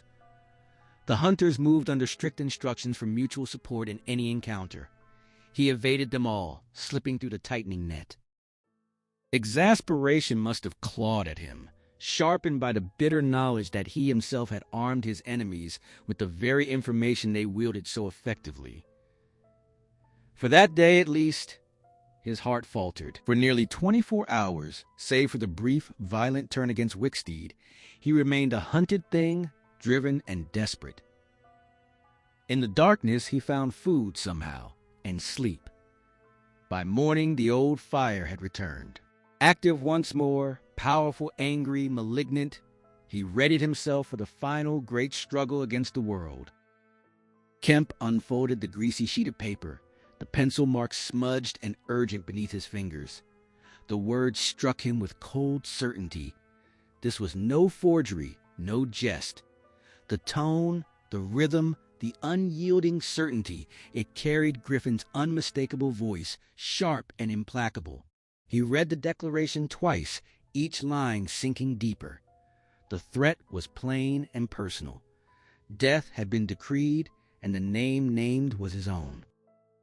He turned the folded page over. The postmark read, Hintendine. Beneath it, the mundane scrawl, 2D to pay. The detail felt absurdly ordinary against the madness it carried. He rose without finishing his lunch. The letter had arrived with the 1 o'clock post, and moved into the study. The bell summoned his housekeeper. He instructed her to circle the house at once, test every window fastening, and draw all the shutters tight. Alone, he closed the study shutters himself, the slats clicking into place like bars sliding home. From a locked drawer in his bedroom, he drew the small revolver, checked the chambers with deliberate care, and slipped it into the pocket of his lounge jacket. He wrote several short notes, one to Colonel Addy among them, then handed them to the servant with precise directions on how to leave the house unseen. He assured her there was no danger, though in his mind he added the silent qualification, "Not to you." For a moment he stood motionless, thoughts turning inward. Then he returned to the cooling meal. He ate in fits and starts, mind elsewhere, until resolve hardened. He struck the table once sharply. They would have him. He would serve as the lure. Griffin would overreach. He climbed to the belvedere, closing each door behind him with careful finality. This was a contest now, a strange, lopsided game, but the odds, he told himself, lay with him. Griffin against the world, yes, and with a vengeance. At the window, he gazed out across the sun-baked hillside. Food would be Griffin's daily necessity. Sleep, too, harder to steal in the open without risk of collision or discovery. Kemp almost wished for cold, drenching rain instead of this relentless heat. He might be watched even now. He stepped closer to the glass. A sharp rap struck the brickwork just above the frame. He flinched hard, heart slamming. Nerves, he told himself. Still, 5 full minutes passed before he approached the window again. A sparrow, surely. Then the front door bell rang. He hurried down, drew the bolts, checked the chain, and opened the door to the narrowest possible crack without exposing himself. A familiar voice called through the gap. "Adai." The news hit like a blow. The servant had been assaulted on her errand, the note snatched from her hand. Griffin was close. Very close. Kemp released the chain. Adai slipped inside through the slender opening. Relief flickered across the colonel's face as Kemp refastened the door. The note had terrified the girl. She waited at the station now, shaken into hysterics. Kemp cursed himself aloud. He should have foreseen it. Hinton Dean lay no more than an hour's walk away. Already the trap had sprung the wrong way. Addy demanded details. Kemp led him into the study and placed the letter in his hand. Adai read it through, exhaled a low whistle, and Kemp's plan? A trap, Kemp admitted bitterly, like a fool. He had sent the proposal out by a maidservant, straight into Griffin's grasp. Adai echoed the profanity. He would flee, Adai suggested. No, Kemp answered. Not him. A crash of glass exploded upstairs. Adai caught the glint of the revolver half drawn from Kemp's pocket. A window. Upstairs. They raced up the stairs. A second smash sounded before they reached the landing. In the study, 2 of the 3 windows had shattered. Splinters of glass carpeted half the floor, and a large flint rested on the writing table like a deliberate insult. They halted in the doorway, staring at the wreckage. Kemp swore again. As the word left his lips, the 3rd window snapped like a gunshot, hung starred for an instant, then cascaded inward in jagged shards. Adai asked what it meant. A beginning, Kemp said. No way to climb to this height? Not even for a cat. No shutters here? Downstairs only. Hello? Another smash from below, followed by the solid whack of boards struck hard. One of the bedrooms. Griffin meant to wreck the entire house. Foolish, though. The shutters were closed, the glass would fall outward. He would slice his own feet. Another window yielded somewhere below. The 2 men stood on the landing, at a loss. Adai seized on an idea. Give him a stick or something. He would hurry to the station, fetch the bloodhounds. They were nearby, no more than 10 minutes. Another pane shattered. Adai asked for the revolver. Kemp's hand went to his pocket, then paused. He had none to spare. Adai promised to return it. Kemp would be safe enough here. Kemp passed him the weapon. They moved to the front door. From above came the crack and clatter of yet another bedroom window giving way. Kemp began sliding the bolts back as quietly as he could manage. His face had paled noticeably. Adai must step straight out. No hesitation. In the next instant, Adai stood on the doorstep. The bolt shot home behind him. He lingered a heartbeat, back pressed to the door, drawing comfort from the solid wood. Then he set off across the lawn, shoulders square, stride firm. He reached the gate. A faint ripple stirred the grass nearby. Something shifted close. A voice commanded him to stop. Adai froze. His grip tightened on the revolver. "Well?" he answered, voice low and taut, every nerve drawn wire-tight. The voice, tense, grim as his own, ordered him to return to the house. "Sorry," Adai rasped, tongue flicking across dry lips.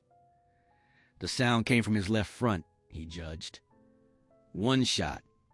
Take the chance? The voice challenged him sharply. What was he trying for? Adai felt the sudden shift, the quick scuffle, the glint of sunlight flashing off the revolver half exposed in his pocket. He froze, mind racing. Where he went, he answered slowly, was his own affair. The words barely left his lips before an arm hooked around his neck from behind. A knee drove into the small of his back, and he toppled backward onto the grass. He fumbled the revolver out, fired wildly into empty air. A hard blow cracked across his mouth. The weapon was torn from his fingers. He clawed at the slick, invisible limb, tried to rise, and collapsed again. Damn, he muttered. The voice laughed low. It would kill him now, it said, except that a bullet would be wasted. Adai pushed himself up to sitting. The revolver floated 6 feet away, leveled at his chest. Well, he said. Get up. Adai stood. Attention, the voice ordered. Then sharper. No tricks. It could see his face clearly, even if he could see nothing. He had to return to the house. Kemp won't let me in, Adi pointed out. A pity, the invisible man replied. He had no quarrel with Adai. Adai wet his lips again. His gaze slid past the hovering barrel to the distant sea, deep blue under the midday glare. The smooth green sweep of the down, the white chalk cliff of the head, the sprawling town below. Life struck him suddenly as achingly precious. His eyes returned to the small metal cylinder suspended between sky and earth. What am I supposed to do? He asked, voice heavy. The invisible man echoed the question back at him. Adai would fetch help. That was the only path. Go back. Adai tried again. If Kemp opened the door, would the invisible man promise not to charge it? No quarrel with you, the voice repeated, but no promises. From the belvedere window, Kemp crouched among the shattered glass, peering down. Adai stood talking to thin air. Why didn't he fire? The revolver shifted slightly. Sunlight flared off the metal and stabbed into Kemp's eyes. He shaded them, straining to trace the source. Adai had surrendered the weapon. Promise not to rush the door, Adai was saying. Don't press a winning hand too hard. Give a man a chance. Go back to the house, the voice answered flatly. No promises. Adai's shoulders squared. He turned toward the house, hands clasped behind him, walking deliberately slow. Kemp watched, puzzled. The revolver winked out of sight, reappeared, vanished again, then resolved into a small, dark shape trailing Adai like a hound. Events snapped into motion. Adai spun backward, lunged for the floating object, missed, threw up his hands, and pitched forward onto his face. A faint puff of blue smoke drifted in the still air. Kemp never heard the shot. Adai writhed once, propped himself on one arm, then collapsed and lay still. For long seconds, Kemp stared at the careless sprawl of the body on the lawn. The afternoon hung hot and motionless. Only 2 yellow butterflies danced through the shrubbery between house and gate. Adai rested near the entrance, unmoving. Drawn blinds shielded every villa down the hill, though in one small green summer house a white figure, an old man perhaps, sat apparently dozing. Kemp scanned for the revolver. It had disappeared. His gaze returned to Adai. The contest had opened decisively. Then came ringing and pounding at the front door, rising to frantic insistence. But the servants, following earlier orders, had barricaded themselves in their rooms. Silence fell again. Kemp listened, then moved cautiously from one broken window to the next, peering out. He descended to the staircase landing, ears straining. He armed himself with the bedroom poker and checked the ground floor fastenings once more. All secure, all quiet. He climbed back to the Belvedere. Adai lay exactly as he had fallen, just over the gravel edge. Along the road approached the housemaid and 2 policemen. The world held its breath. The 3 figures moved with agonizing slowness. Kemp wondered where his enemy waited. A crash erupted from below.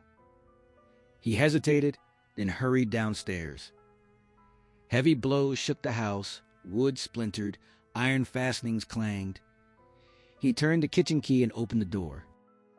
The shutters burst inward in ragged fragments. He recoiled. The window frame still held, save one crossbar, but only jagged teeth of glass remained. An axe had smashed the shutters aside and now rained sweeping strokes against the frame and the iron bars. Then the axe jerked sideways and vanished. The revolver lay on the path outside. It leapt into the air. Kemp ducked back. The shot cracked a fraction late. A wood splinter sang past his head from the edge of the closing door. He slammed and locked it. From the other side came Griffin's shouts and laughter, followed by the renewed assault of the axe. Kemp stood in the passage, mind churning. In moments, the invisible man would be inside the kitchen. That door would hold for seconds at most. And then... The front doorbell rang again. The police, surely. He ran to the hall, secured the chain, drew the bolts. He made the girl identify herself before releasing the chain. The 3 stumbled inside in a rush. Kemp slammed the door shut. "The invisible man," he said. "He has a revolver, 2 shots left. He's killed Adai. Shot him. Didn't you see the body on the lawn?" "Who?" one policeman asked. "Adai." They had come round the back. What was that smashing? "He's in the kitchen. Or will be soon." He found an axe. The blows transferred to the kitchen door, resounding through the house. The girl stared toward the sound, shuddered, and backed into the dining room. Kemp tried to explain in jagged phrases. The kitchen door gave with a final crack. "This way!" Kemp cried, shoving the policeman toward the dining room doorway. "Poker!" he said, snatching 2 from the fender and thrusting 1 into each man's hand. He flung himself backward. Whoop! One policeman ducked and caught the descending axe on his poker. The revolver snapped its next-to-last shot. The bullet tore through a valuable painting. The second policeman swung his poker down like a man swatting a wasp. The revolver clattered across the floor. At the first clash, the girl screamed, stood frozen by the fireplace, screaming, then bolted to throw open the shutters, perhaps thinking of escape through the broken window. The axe withdrew into the passage, hovering 2 feet above the floor. Breathing came audible, harsh, close. "Stand away, you 2, the voice said. "I want Kemp." "We want you," the first policeman answered. He stepped forward and slashed at the air with his poker. The invisible man recoiled. He collided with the umbrella stand. As the policeman staggered from the force of his own swing, the axe countered. The helmet crumpled like foil, and the blow spun the man down the kitchen stairs. The second policeman aimed behind the axe, struck something soft that gave with a snap. A sharp cry of pain escaped. The axe dropped to the floor. The policeman swung again at nothing, missed, planted his foot on the fallen axe, and struck once more. The second policeman stood frozen in the doorway, poker raised like a club, every sense straining for the faintest sound. The house felt unnaturally still after the chaos of blows and breaking wood. Then came the soft scrape of the dining room window sash being forced upward, followed by the rapid patter of feet inside the room. His fallen companion groaned, rolled onto his side, and pushed himself up. Blood trickled down the side of his face, tracing a dark line between eye and ear. "Where is he?" the wounded man rasped. "Don't know," the standing policeman answered. "I hit something. He's in the hall somewhere, unless he slipped past you." "Dr. Kemp, sir." Silence stretched taut. "Dr. Kemp," the policeman called again. "Louder." The second man hauled himself upright, swaying. A faint, unmistakable sound reached them both. The soft pad of bare feet descending the kitchen stairs. "Yap!" the first policeman shouted. He hurled the poker without thought. It struck the little gas bracket on the wall with a metallic crash and clatter. He started forward as though to pursue down the stairs, then checked himself, wheeling back into the dining room. "Dr. Kemp," he began, and stopped dead. "Dr. Kemp's in here," he said over his shoulder as his companion peered in. The dining room window gapped wide open. Neither the housemaid nor Kemp remained inside. The second policeman's opinion of Kemp came out in a single, blistering phrase. Across the garden, in his summer house, Mr. Heelis had been dozing through the distant racket of shattering glass and splintering wood. He was one of the stubborn few who had dismissed the entire Invisible Man affair as nonsense. His wife believed, he did not. He had continued his afternoon nap as usual, undisturbed by the siege unfolding next door. He woke abruptly, convinced something was deeply wrong. Blinking, he looked toward Kemp's house, rubbed his eyes, and looked again. The place appeared abandoned for years after a riot. Every window smashed, every blind drawn tight, except those of the upper Belvedere study. He could have sworn everything had been normal 20 minutes earlier, he muttered, glancing at his watch. A measured thumping reached him, faint and far off, accompanied by the distant clash of glass. Then, impossibly, the dining room shutters flew open with violent force. The housemaid appeared in her outdoor hat and coat, wrestling frantically with the sash. A man materialized beside her, Kemp, helping her shove the window up. In the next instant, she pitched forward out of the opening and vanished among the shrubs below. Mr. Heelis rose to his feet, exclamations tumbling from him in vague, vehement bursts. He watched Kemp balance on the sill, leap down, and reappear almost at once, sprinting low along a path in the shrubbery, stooping to avoid notice. Kemp disappeared behind a laburnum, then emerged again, clambering over a fence onto the open downland. Seconds later, he tumbled across and raced down the steep slope straight toward Mr. Heelis.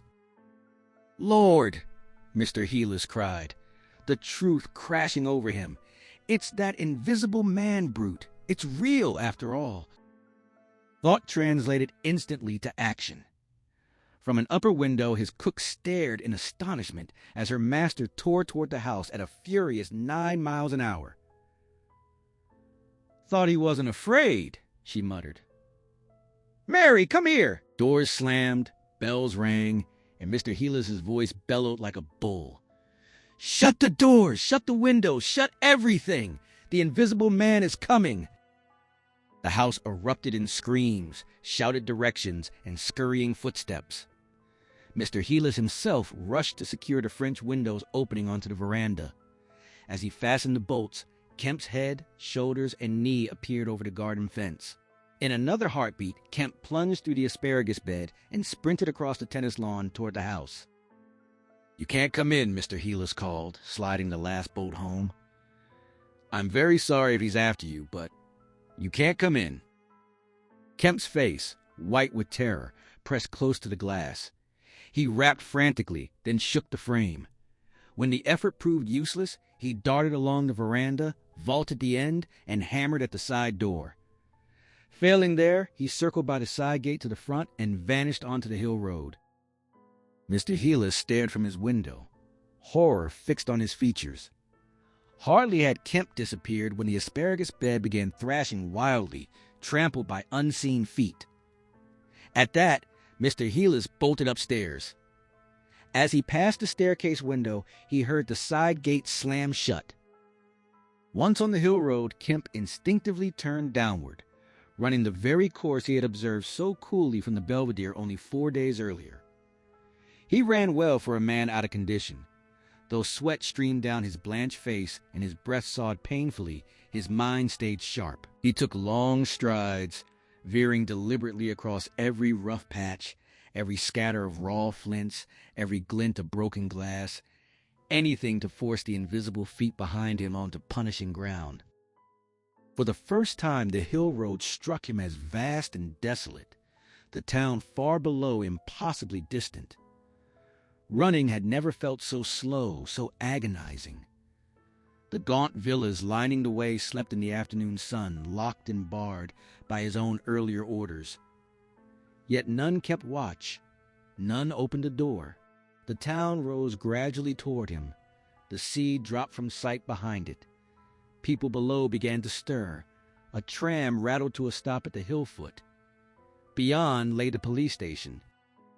Footsteps, swift padding, sounded close behind. He spurted forward. Faces turned upward from the street below, staring.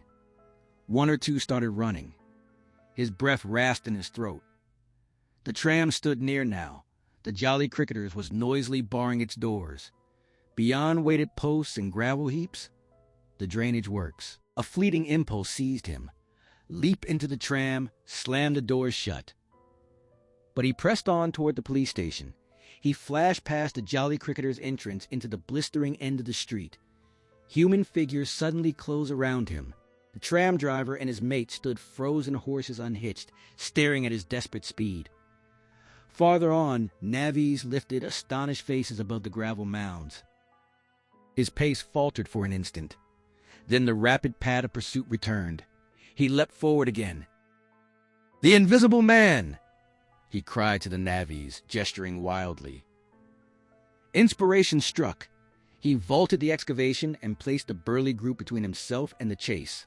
Abandoning the police station, he darted into a narrow side street, rushed past a greengrocer's cart, hesitated a fraction at a sweet shop door, then plunged into an alley that opened back onto Hill Street.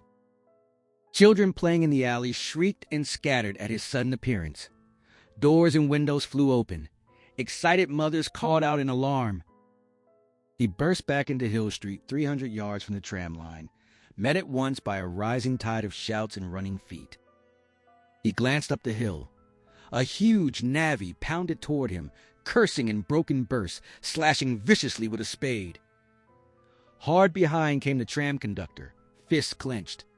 Others followed, striking and yelling. From the town side, men and women streamed forward. One emerged from a shop clutching a stick. "Spread out." "Spread out," someone shouted. Kemp understood in a flash. The chase had reversed. He halted, panting, and looked around. "He's close here," he cried. "Form a line across." "Aha!" a voice snarled. A hard blow landed under his ear. He reeled, twisting to face his unseen attacker. He managed to stay on his feet and swung a wild counter into empty air another strike, caught him under the jaw. He sprawled headlong. In the next instant, a knee drove into his diaphragm, pinning him. Eager hands clamped his throat. One grip felt weaker. He seized the wrists, heard a sharp cry of pain from above, and wrenched. The spade of the navvy whirled through the air and struck with a dull, meaty thud. A warm drop spattered Kemp's face. The hands at his throat loosened.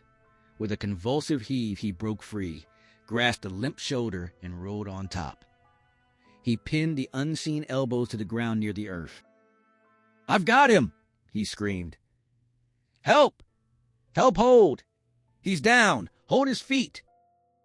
In another heartbeat, the crowd surged forward as one, piling onto the writhing mass in the street. To any stranger stepping onto the road just then, it might have looked like a brutal, chaotic rugby scrum. Silent now after Kemp's single cry, only the thud of blows, the scuffle of boots on stone, and the ragged chorus of heavy breathing filling the air. A tremendous heave lifted the invisible man to his knees. Two men were flung aside like rags.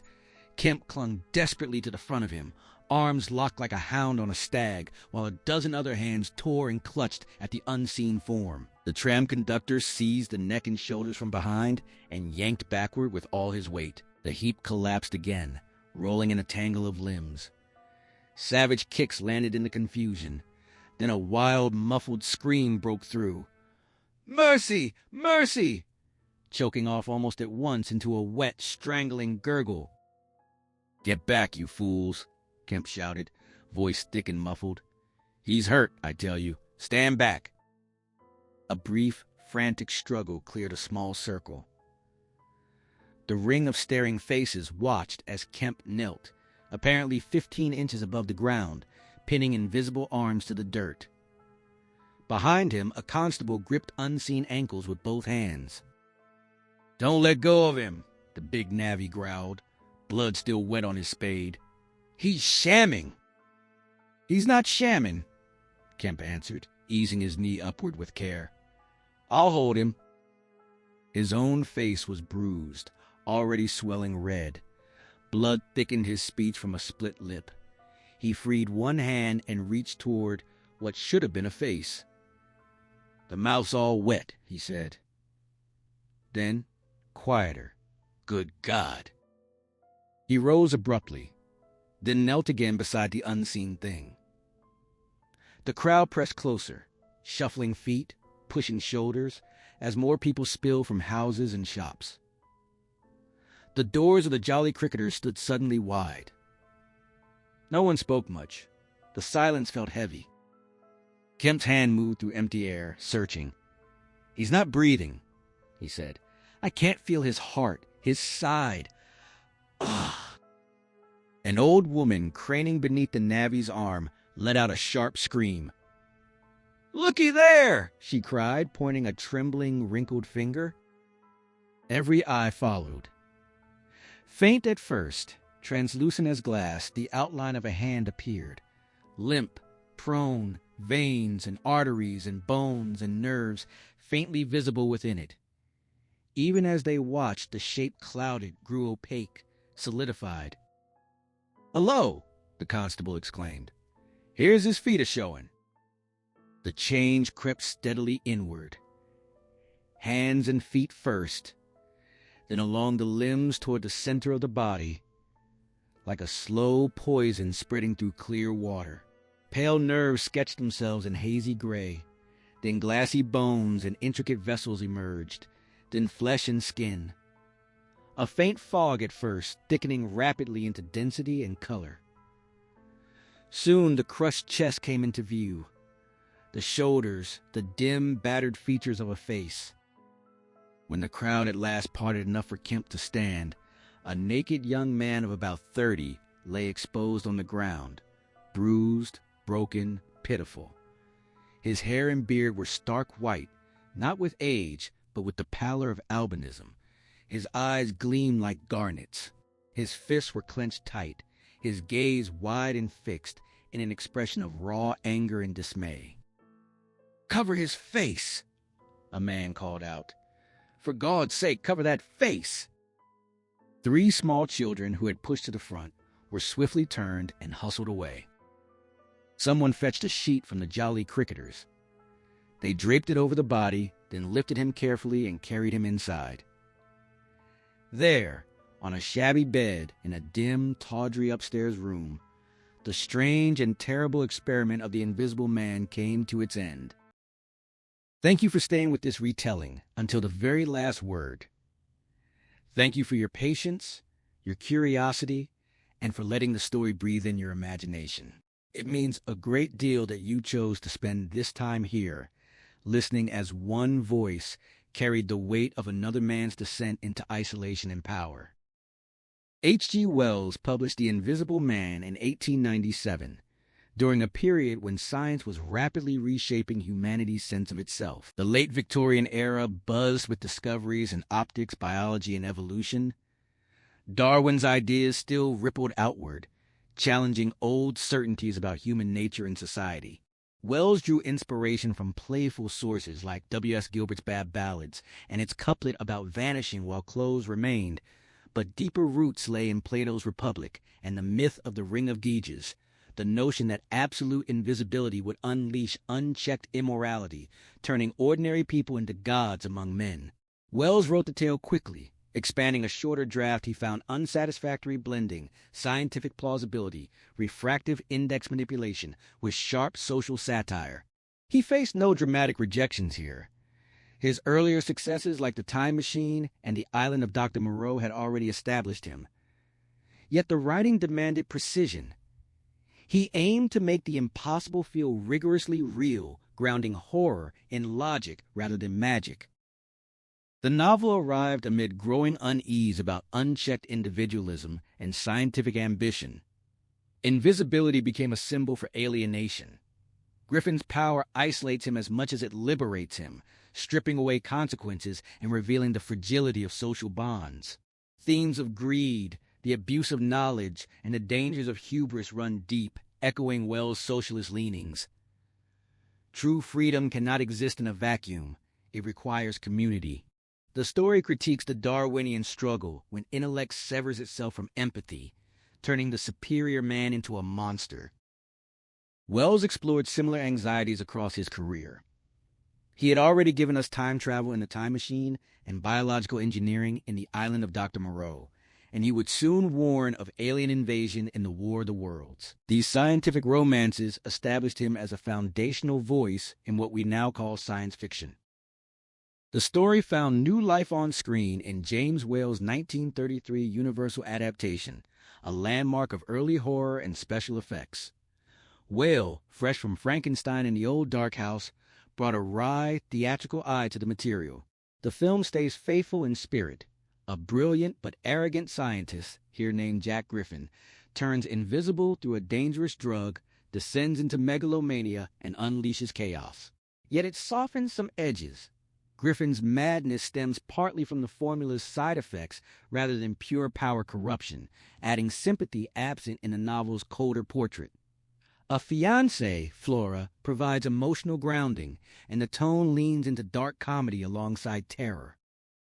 Production tested everyone's ingenuity. The invisibility effects, pioneering matte work, black velvet suits against black backgrounds, and frame-by-frame retouching, required meticulous labor. Nearly every frame needed manual correction. Whale insisted on Claude Rains for the lead after a memorable stage performance. Rains, virtually unknown on screen, delivered a tour-de-force voice performance, his face appearing only at the end. Gloria Stewart brought quiet warmth as Flora, while Una O'Connor's shrieking landlady became an iconic comic highlight. Whale's direction emphasized visual flair, windswept footprints, floating objects, while navigating budget limits and technical hurdles. Behind the scenes, Rains' debut was almost entirely vocal. He spent much of filming wrapped head to toe in black velvet on black sets to vanish convincingly.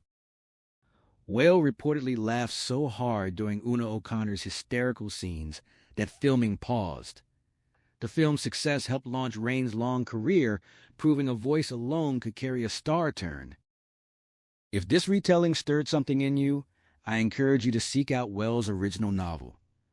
The written word holds layers the screen can only suggest, deeper philosophical undercurrents, sharper satire, and a colder examination of what invisibility truly costs the soul. If this journey moved you, a like or subscription here helps keep these stories alive and shared. Your comments mean the world. Whether praise, questions, differing interpretations, or gentle critique. Tell us what lingered with you most. These conversations build something lasting. And if the tale touched someone you know, pass it along. Stories like this thrive when shared, not as promotion, but as a quiet invitation to wonder together about power, visibility, and the unseen forces that shape us. Until the next one unfolds. Thank you again. Rest well.